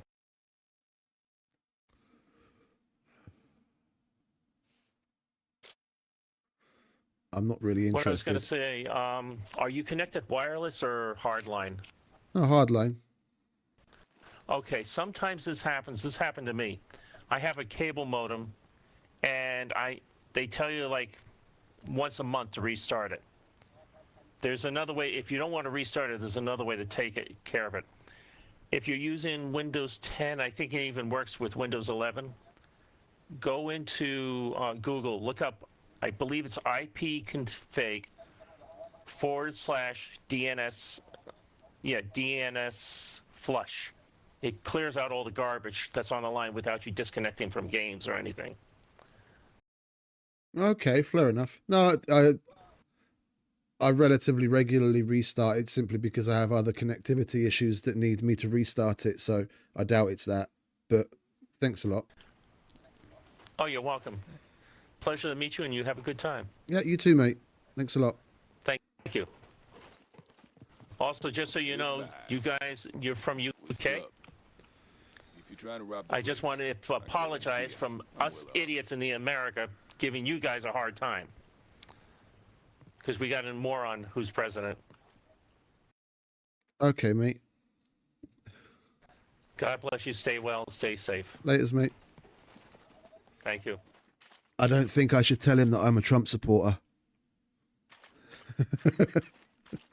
We'll let him have that one. Don't want to burst his bubble.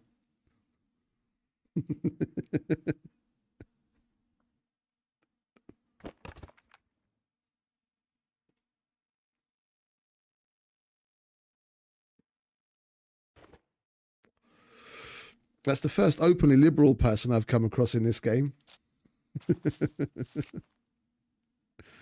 Well, we come from all walks of life, don't we?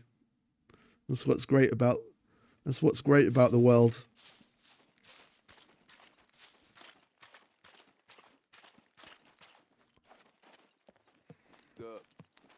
I forgot to get myself some food. Guns come unloaded. Security reasons. Obviously. There we go.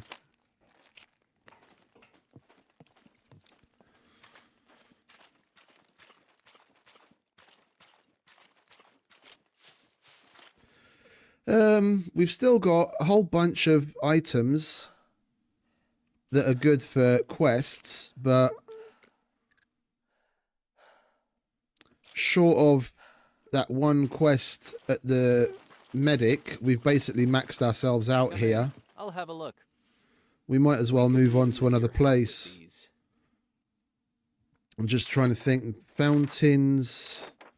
Everything else we have to come back here for. That's the only one that we can do where we don't have to actually physically come back to him. Or at least we shouldn't have to. I think we'll take that. So please complete Is the hospital a PvP zone? Yeah, of course it is. And that's a rather high intensity place, seeing as it's got so much in the way of good med loot. I think we're probably just going to have to bite the bullet eventually. Hopefully not literally. Where else are there fountains that we can check a fountain?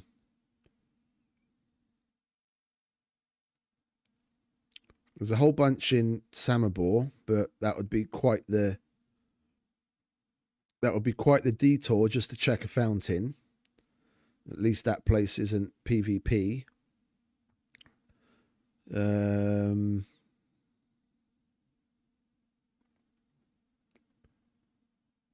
Where else are there fountains? There's one in the rad zone in C0, but we don't have any iodide.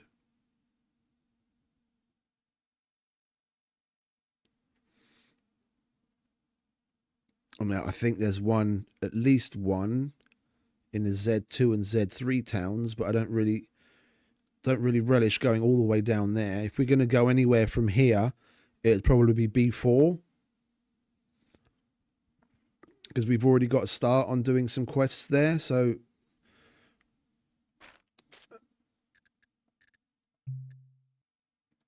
Oh, we're still within the same cycle. So we could only do one at the armorer and then unlock the mechanic. So I guess our best bet would probably be to go to A0.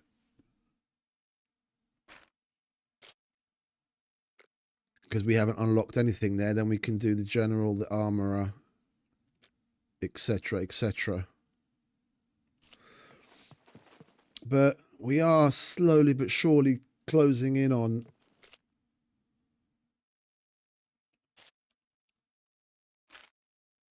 the end of the stream, because I don't really want to push into my work shift time.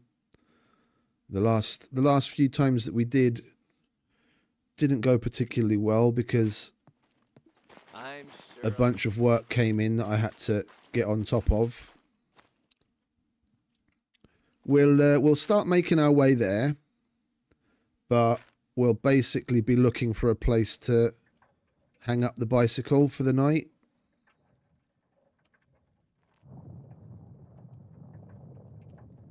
So some small little shack that we can slap a lock on and get the bike inside of. Because we've still got a couple of locks on us.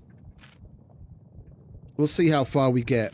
I am going to be steering clear of the PvP zones because we are sorely defenseless to like medium to long range threats. That Mach 10 is only really good for close range shit.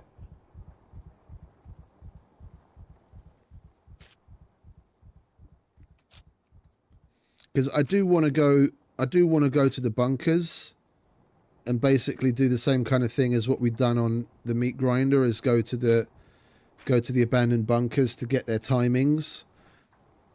Because it is made more difficult here in that they also only have one bunker active in any 24-hour period. So there's only one out of the 17. So we've either got to get lucky with a card at a police station or a cargo drop, or go around and collect the timings so we know where to go. As I have a sneaking suspicion that the people here aren't hitting those up very frequently. If we could get ourselves a Scar or a Mark 18 or basically any AK, then I'd feel much more at ease. And then we'll hit up some PvP zones. But for sure, I'm not going to do it until we've got some sort of base down. If nothing other than like a 1x1 where I can make a wardrobe and put a box, I at least want some place where we can keep some of this crap, because running around like this, like some fucking traveling vendor, is kind of limiting.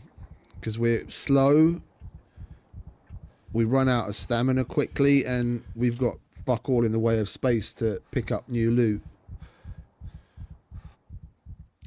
Like, I probably would have hit up a couple more police stations had I had some space, in the hopes that we get some sort of decent weapon, but there's no real point, because if I do find a couple of guns, I've got nowhere to put them.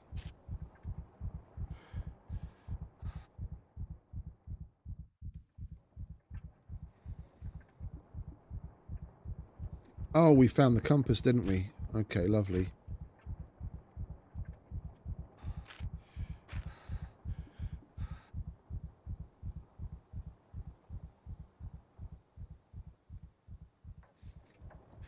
Well, at least it's going to be downhill for a while once we get past these few crests.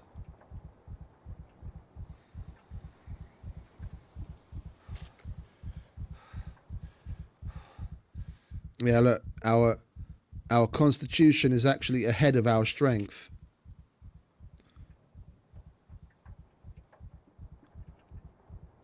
Because we've been riding around on a bike.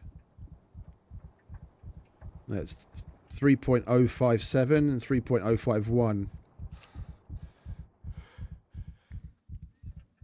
The bike is definitely a very good training tool.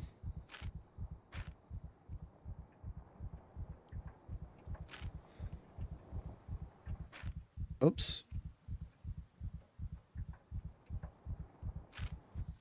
What's this? Oh, that's the radio tower, isn't it? Okay, so that's a PvP zone as well. That's interesting. So when we get to start doing the general traders quests and the mechanics quests to maintain the lights and the drum antennas and what have you, we've got to be careful with that because that's a PvP zone as well. It's what's going to make it fun. We're going to have much more in the way of interactions and a bit of the thrill of danger.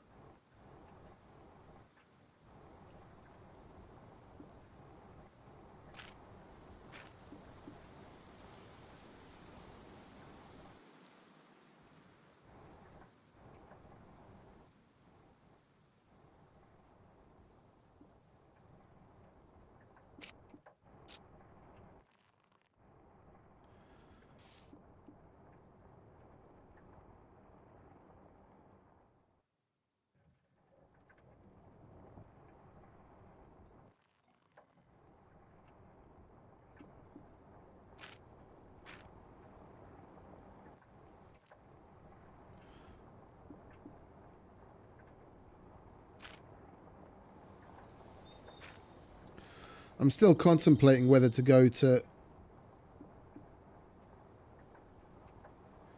whether to go to the hospital for the doctor's quest or not. With how many people there are on, we've got a significant risk of PvP if we go there, but we're just going to have to suck it up at some point, aren't we? Decent weapon or no. I mean, it would be a shame to lose all of our good shit, but it is what it is. That's the whole reason why we started here.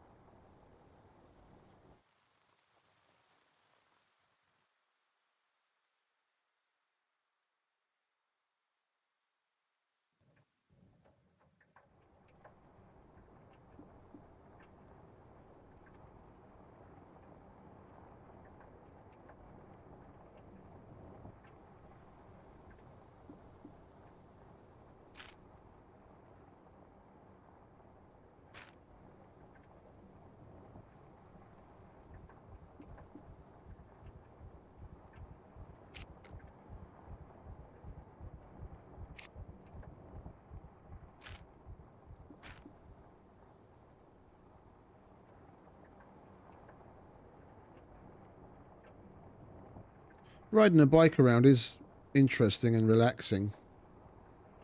And it's a hell of a lot faster than just running, but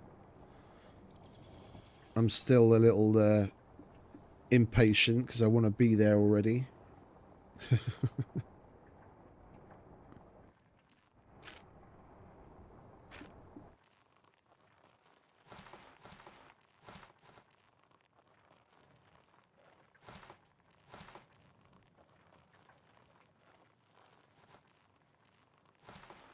You can actually get some pretty good speeds out of the mountain bike. Going down one of the steep mountains in the snowy area, I've gotten the thing up to like 70 kilometers an hour.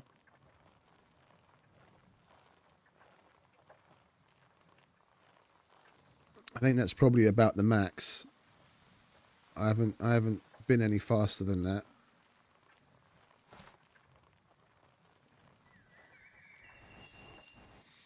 Oh, we're going to be hot again, aren't we? We're going to have to start taking clothes off.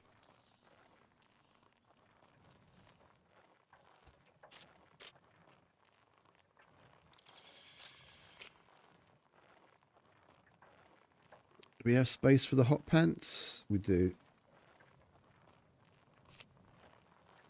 Oh, there's a goat over there. That came hurtling towards us.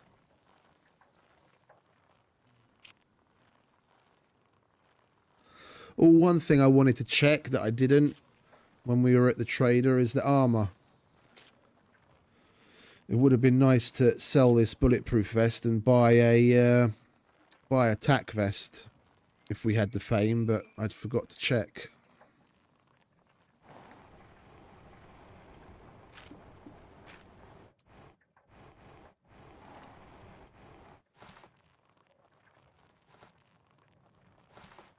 Where are the fountains? There's like 2 or 3 of them at the hospital. There's a bunch up in Samobor, but we're basically going the exact opposite direction from that. I seem to remember there being at least one in like the Z2 town and maybe a couple in the Z3 town. But other than that, I'm not familiar with where there are those large fountains that we can use for that quest. Well, and the radiation zone. There's one on like the far eastern corner of C0. I refuse to believe that that's all. There must be more of them somewhere. We just haven't come across them. Or I'm just spacing out on where they are.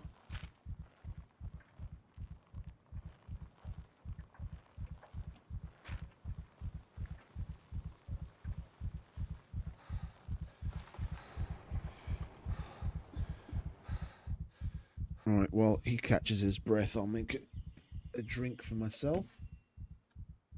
Oh. We're out of fizzy water.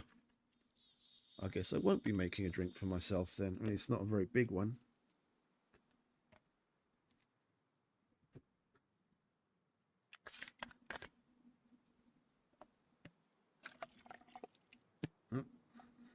We got a gulp out of it.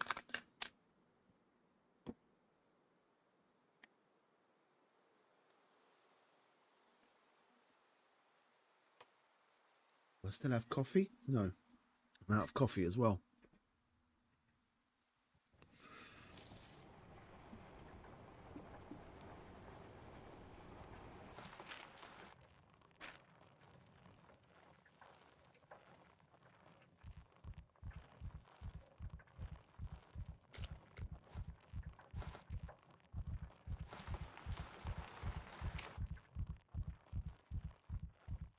I guess we're just going to have to suck it up and dip into the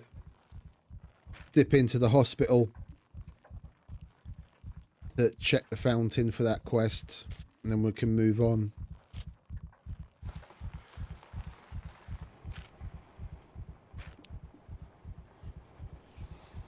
I'll play through. Like I won't, because my shift starts basically in a minute. And I was gonna end the stream there, but we'll play through until some work comes in, and then I'll look for a place to lock the bike up, and we'll call it a day. But at least we won't have to abruptly end just yet, at least.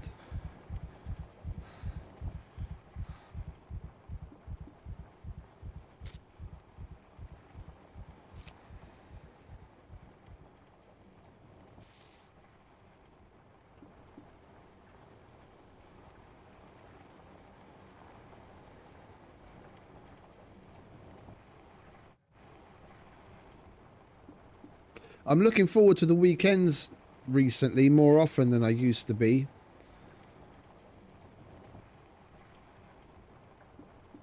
Especially when I'm not on duty, when I'm free, then I can stream a lot more at my own leisure. During the week, getting these 4 or 5 hour streams in before I start work is nice, and it's refreshing to be doing them again. But I look forward to the weekends where we can get good 5, 6, like multiple 5, 6 hour streams in a day and just play.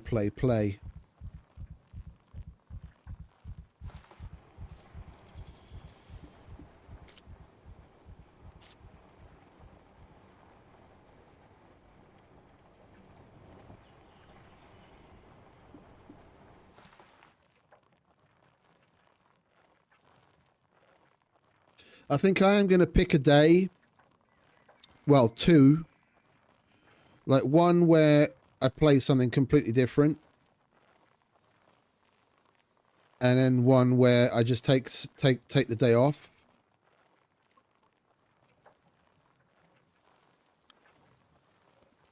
And I'm not sure yet where I'm gonna do that.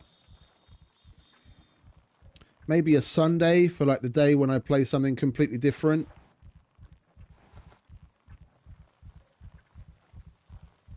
Because it's on the weekend and then we can still get more time in on it.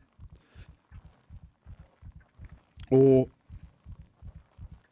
because I've got more time and I stream at least 2 longer sessions in a day. Maybe one of them will be the other game and the other one will be SCUM.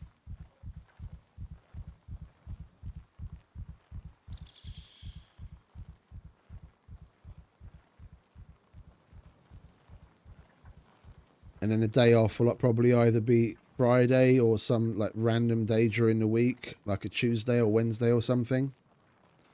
I don't know yet. We'll play it by ear, figure it out.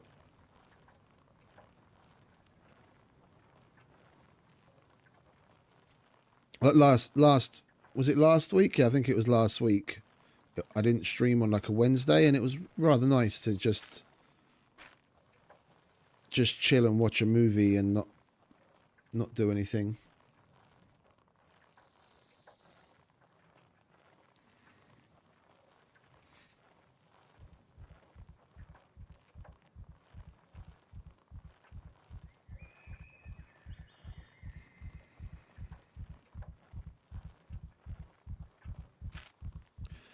Oh, if we are going to get into the PvP zone,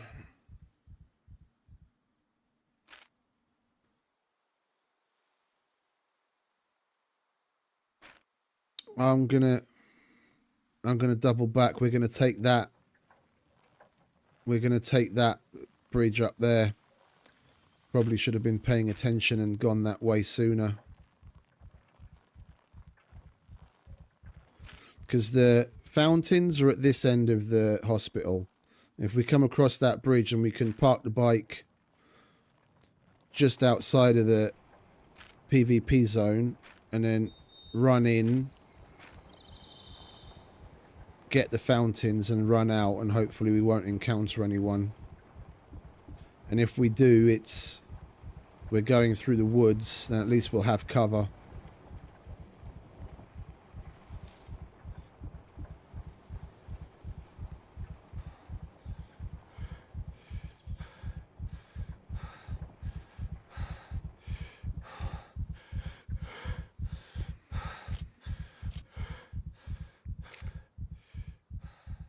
And we're still hot. I've got nothing else to take off. Well, I can take the tack vest off, but I'd have to empty it, and I've got nowhere to put the stuff that's in it. We're just going to have to put up with the heat.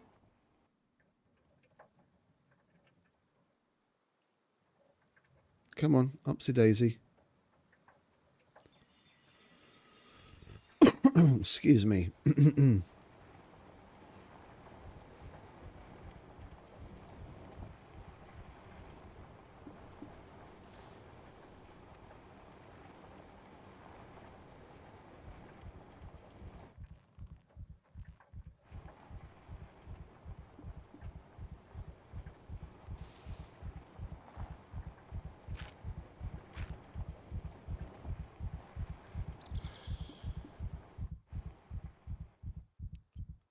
It's been a while since I've actually had to pay attention to my movements in a more tactical way.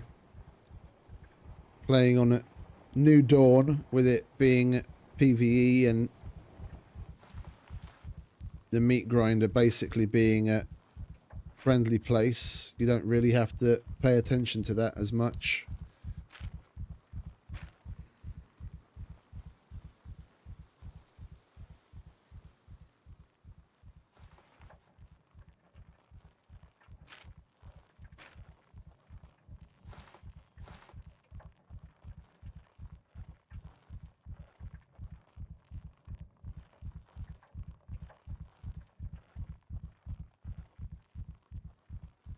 For a minute there, I thought I saw a person, but my eyes must be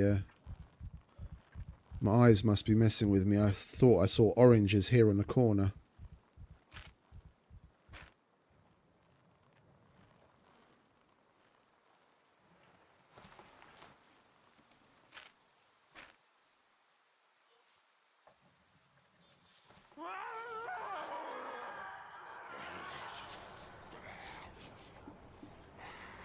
Yeah, that's great. All stealth is gone out the window.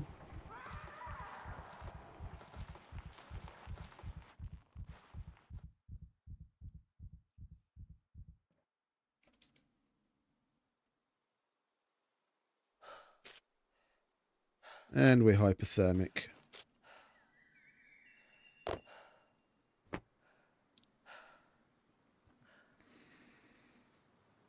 What more do you want from me?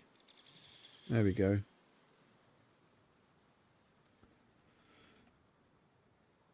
We could make ourselves improvised sewing kit. That'll use up a needle. And hopefully those spools of thread. No. Well, we can, if we make another one, that'll make up another needle, and that will definitely use up those spools of thread.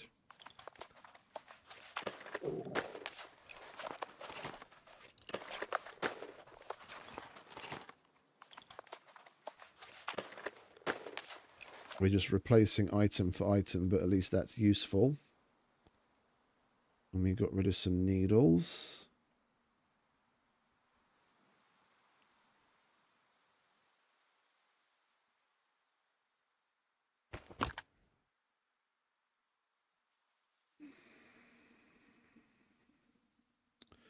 We've got a whole shitload of batteries, and we seem to be coming across them rather regularly.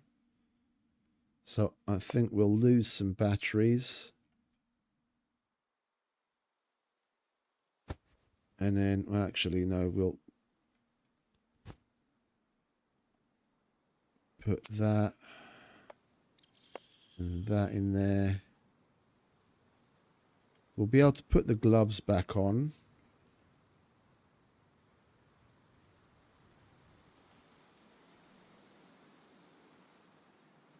What else? I guess we should probably destroy our fucking starter card.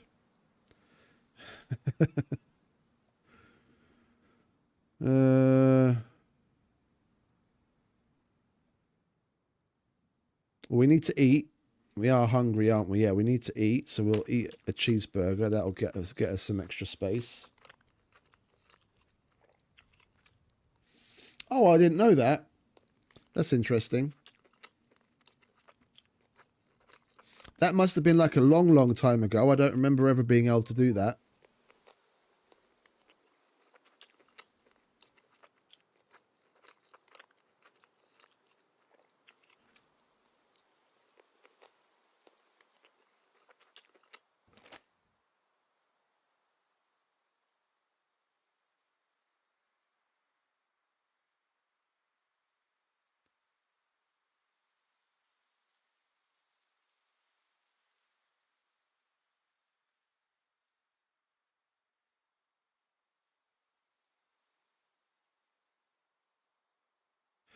Wait, hang about, mate. What? Sorry, I just received a handover email from my colleague. And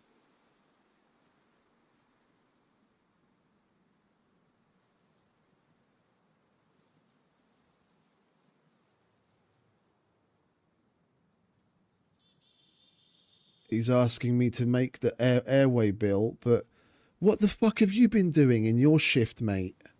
You only had 8 hours to do it, seeing as you already received all the information for it during the day. And from what I could tell from the emails, he had basically fuck all else to do.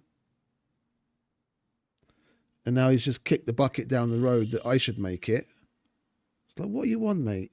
We haven't even picked the fucking shipment up yet. I don't like it. He's getting into bad habits. This is a new dude. We had someone else that was in this time slot, this shift, but he was a nightmare, absolutely fucking terrible. And we're happy that we were able to get rid of him and replace him with this dude. But this new dude's already getting into some bad habits that the previous one had. That definitely doesn't need to pick up from him. He's just basically kicked the bucket down the road that I should do something when he's had more than enough time to get it done himself. Sorry, just random rant.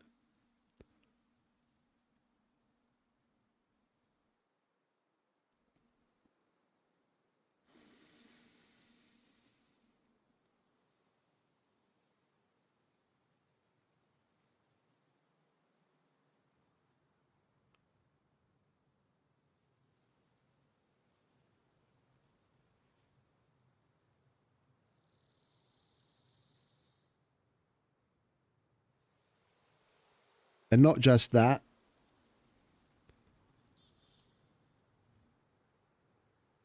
Hey Ace, welcome mate.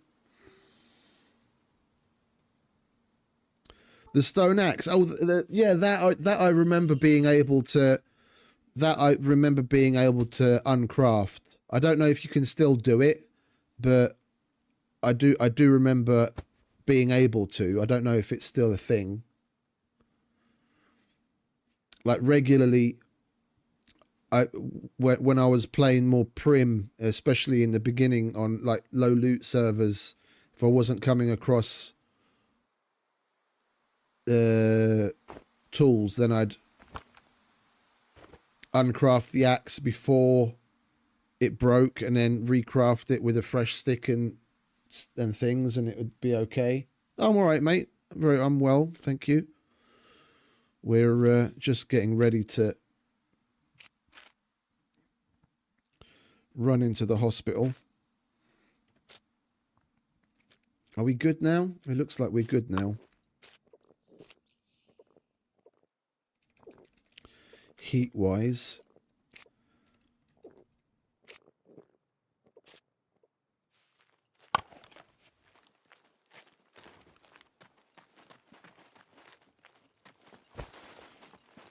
We've just got to keep our eyes open.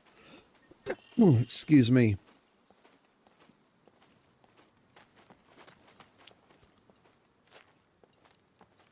As we are going into a PvP area.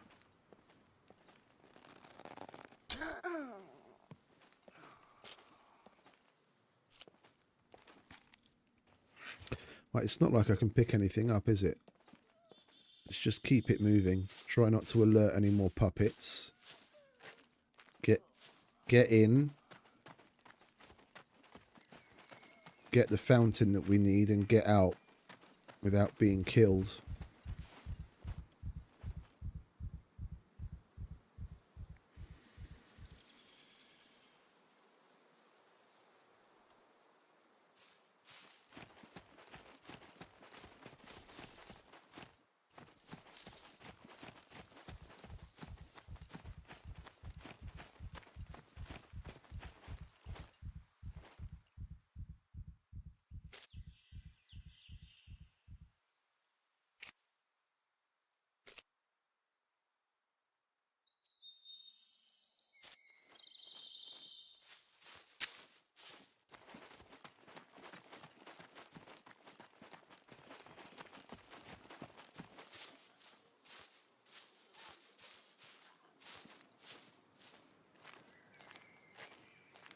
We can use the puppets as security guards as well as early warning.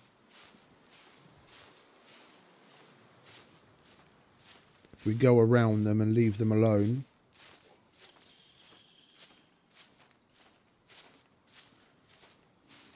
We're gonna have to kill a few, but as long as we don't let them scream, they won't alert others to our presence.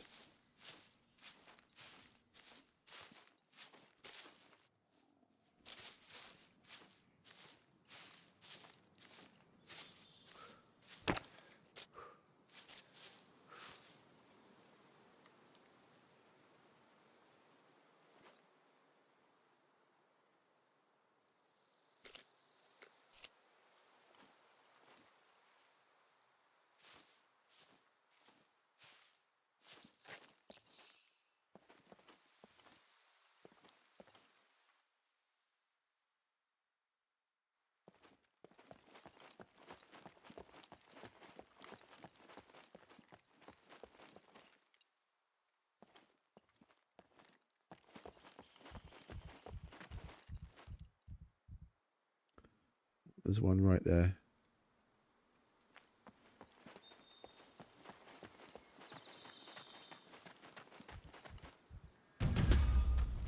Right, now we fuck off.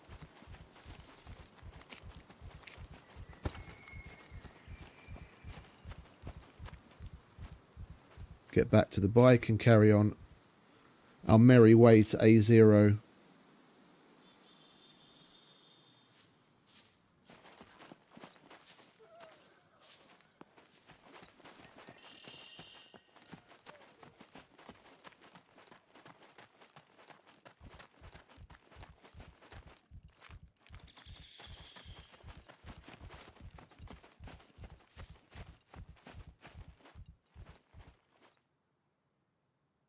Use the bushes and the trees for cover.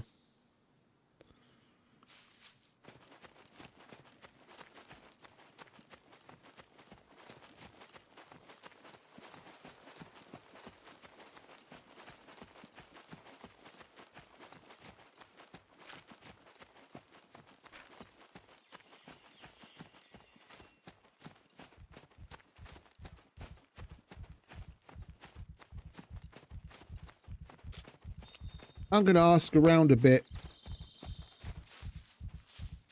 eventually, like how intense and seriously are people taking the PvP and the PvP zones.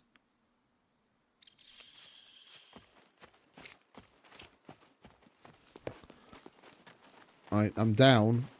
I'm just curious.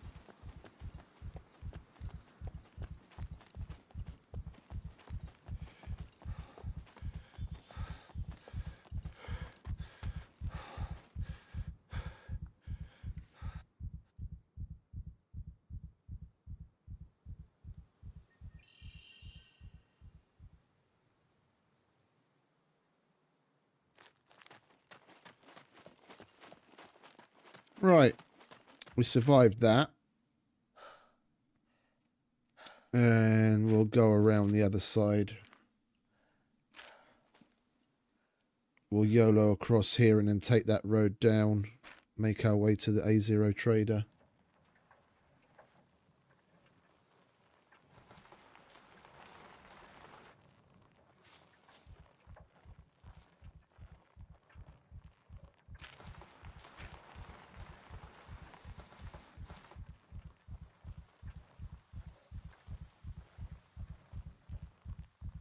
Yeah, I saw Red tends to do that when he knows he's going to go into PvP. He'll just like drop a bag and all that kind of other kind of stuff in a bush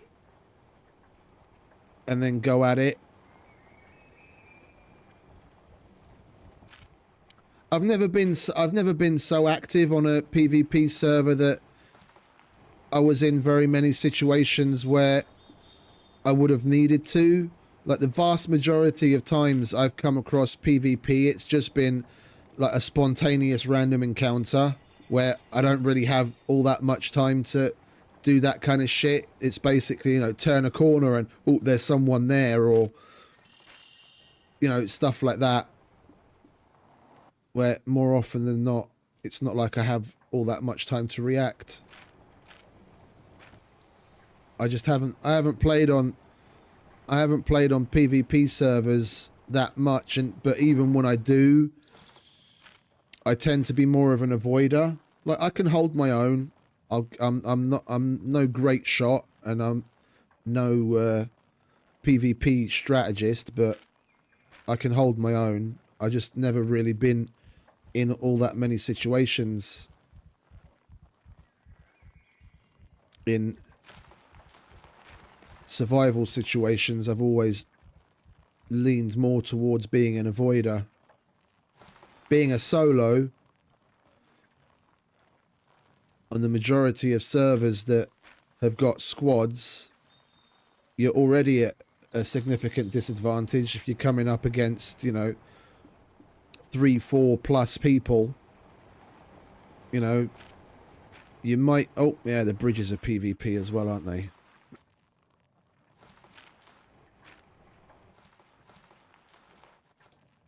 You might be able to knock a couple of people off if you're in a close quarters situation, like in a bunker or a building, and the people are spread about. You know, you might get lucky and be able to pick them off, but that's not the most regular and likely encounter. But no, it's definitely a good tip. I've seen Red do it as well. I need to practice doing things like that more myself.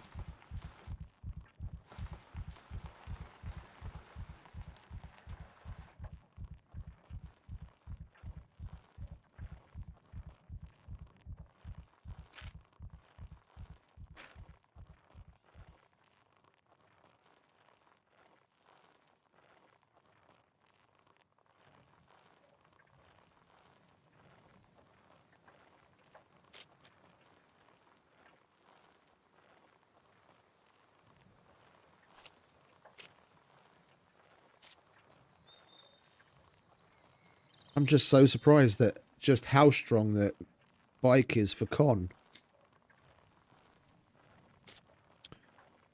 We're only just marginally ahead, but we're still ahead in comparison to strength.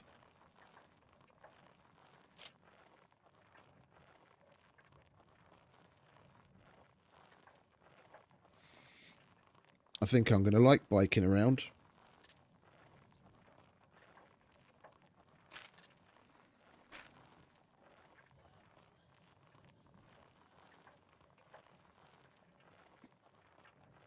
You know what they need to add to the bike? A bell.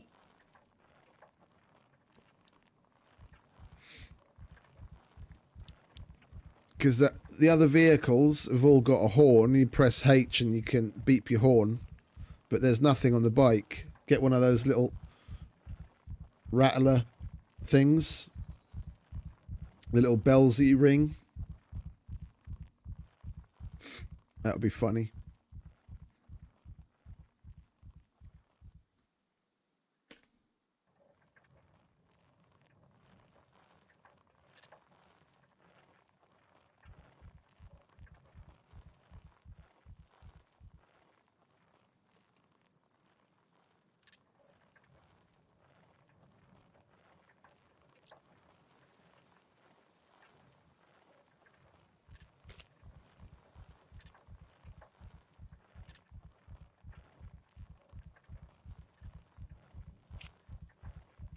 pretty good gains.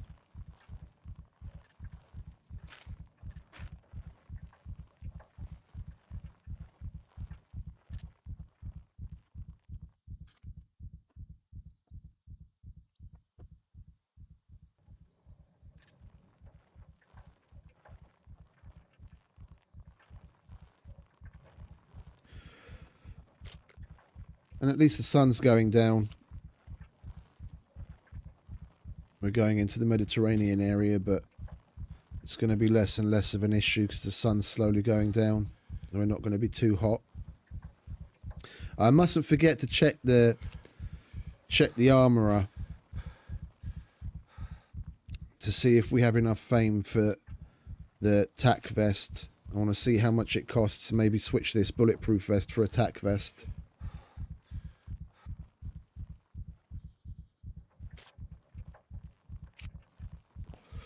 If we're even able to buy one, that is if Mean Streak hasn't taken that out of the trader file.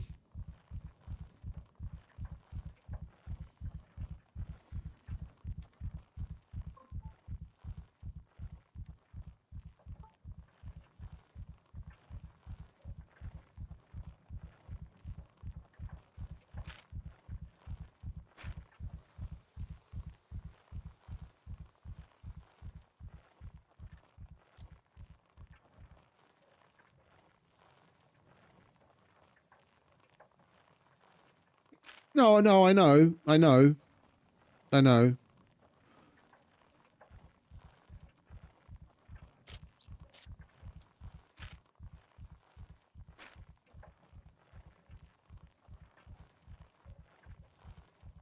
I've been wanting to have a bit of PvP, and I didn't really want to start doing that on the meat grinder, given that I've had bad experiences with that in the past, going from being majority friendly to a PvP playstyle, even though it's a PvP server. I had very bad experiences with that in the past. I was like, let's just leave that as it is. We'll play there in the same style, be friendly, etc. And then get our PvP rocks off somewhere else. Yay!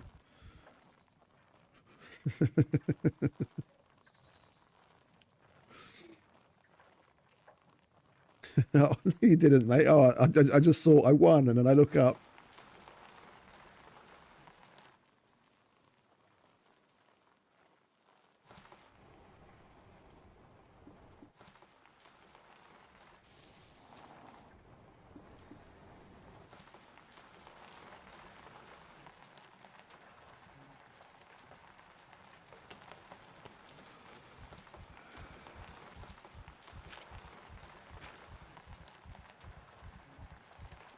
I need to stop looking at the map so much. It's going to make me lazy. I know damn well where I'm going. I just keep checking the map out of force of habit, almost. If we use it a lot, then I'm going to get lazy, and then when we go back to the meat grinder, I'm going to be like, where am I? Where am I going? It's the same IRL. If you think back to the way things were, we never had fucking GPS on our phones, or even like little separate GPSs for so long. I remember using paper maps back in the day, and we'd get around everywhere. You just, you know, if you didn't know where something was, but someone that you were with did, they'd guide you, and you'd remember the way there, and then the next time you'd be fine. Or maybe, you know, 2, max 3 times, and then you'd know how to get there and you'd remember. And now we're so bloody reliant on the GPSs and everything, some people can't find their way across the fucking town that they live in without the GPS, let alone go any significant distance.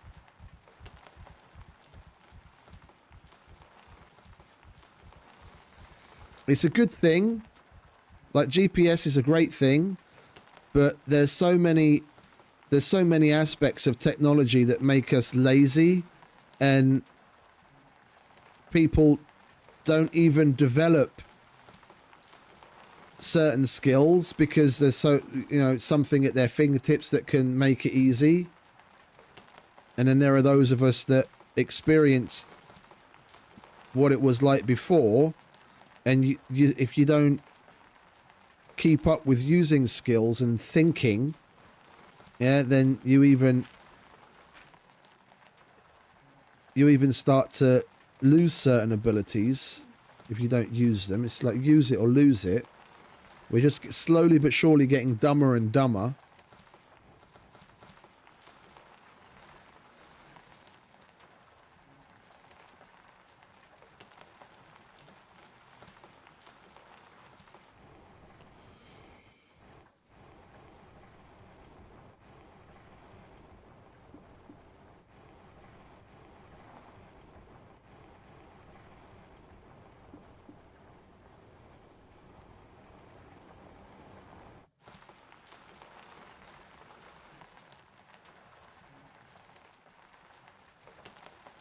Right, let's go to the general trader straight off the bat, shall we?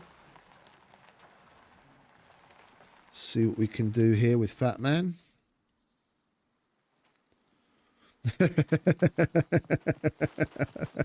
I hadn't seen that movie for years, and I watched it just before Christmas, I think it was. Oh, that really took me back. That was so funny. And it's so fucking, like, back then people, it was a weird thing, like, and people thought it was overdone. But if you look at some of the things that they touch on in the fucking movie, it's basically all coming true.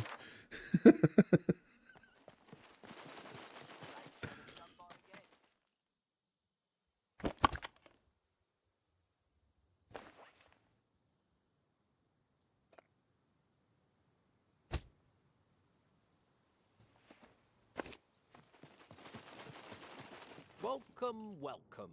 Could you help me with these?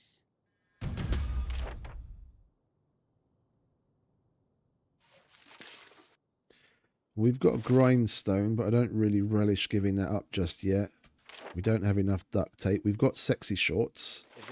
Do I have the sexy shorts on me? Change your mind.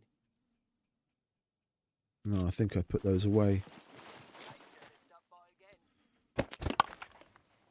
There they are.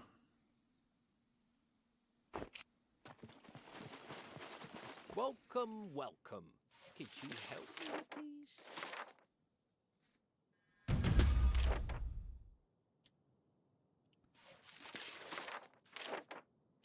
We've got a small toolbox. Yeah, I don't mind. I don't mind parting with that. At least it'll save us some space. 33. Have we got anything that we can use it on? Yeah, we'll repair that. And we'll repair that. We only need 25 uses on it.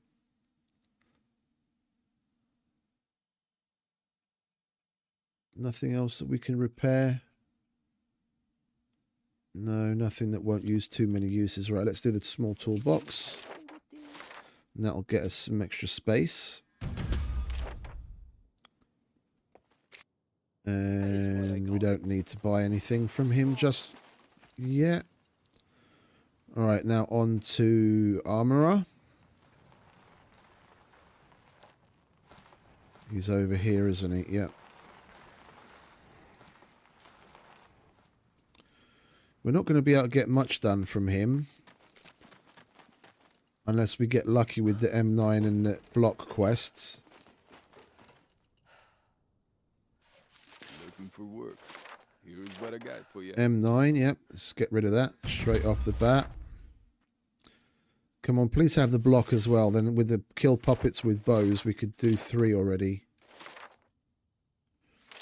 Oh, he's got lots of kill puppets. Okay, well, we'll do just two of those. We'll do the sharp tools and the bows. And then, the sooner you get this done, the and then that's 3 done, and we'll be able to move on. Right, let's see. What can we slap in there? Nothing really. Nothing that will help. I'm not sure. I think you can find them because they do have a rule about not locking.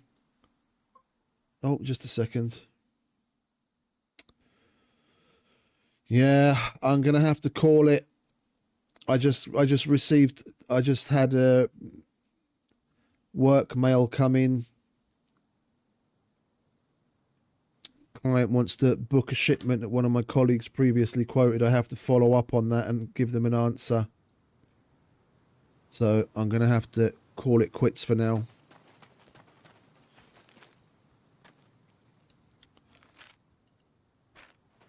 We'll get out of the trader zone so that our bike doesn't despawn. And we'll just log out in a random bush. But I need to make the donuts because that's what's keeping the lights on.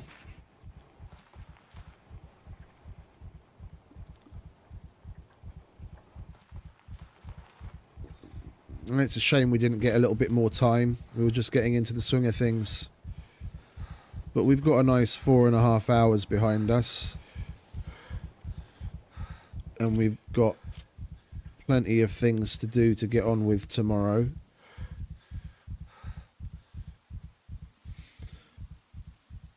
Depending on when I can start streaming, I think tomorrow I may well start on the meat grinder. We do need to start making our fame up. Like maybe split our time, like half and half. Get started on the meat grinder and then carry on here, because I'm kind of itching to make a little bit more progress here, to be honest.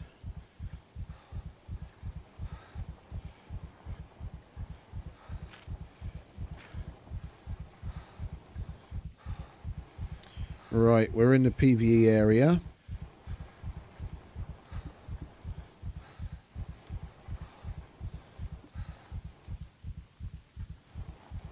Let's try not to go too far down the hill.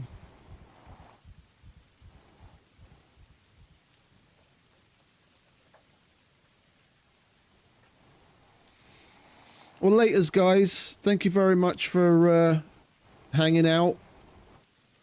Putting up with my shit as usual. Everyone have a wonderful rest of whatever it is where you guys are. I'll play it by ear. I may come back for some more a little later on, but only if work allows. And thank you again very much, Farmer, for the donation. That's massive of you. Thank you lot. Thank you very much. Where am I? I don't know where my head's at. Again, everyone have a good one. Thanks for hanging out and putting up with my shit. And I'll see you next time. So, ciao.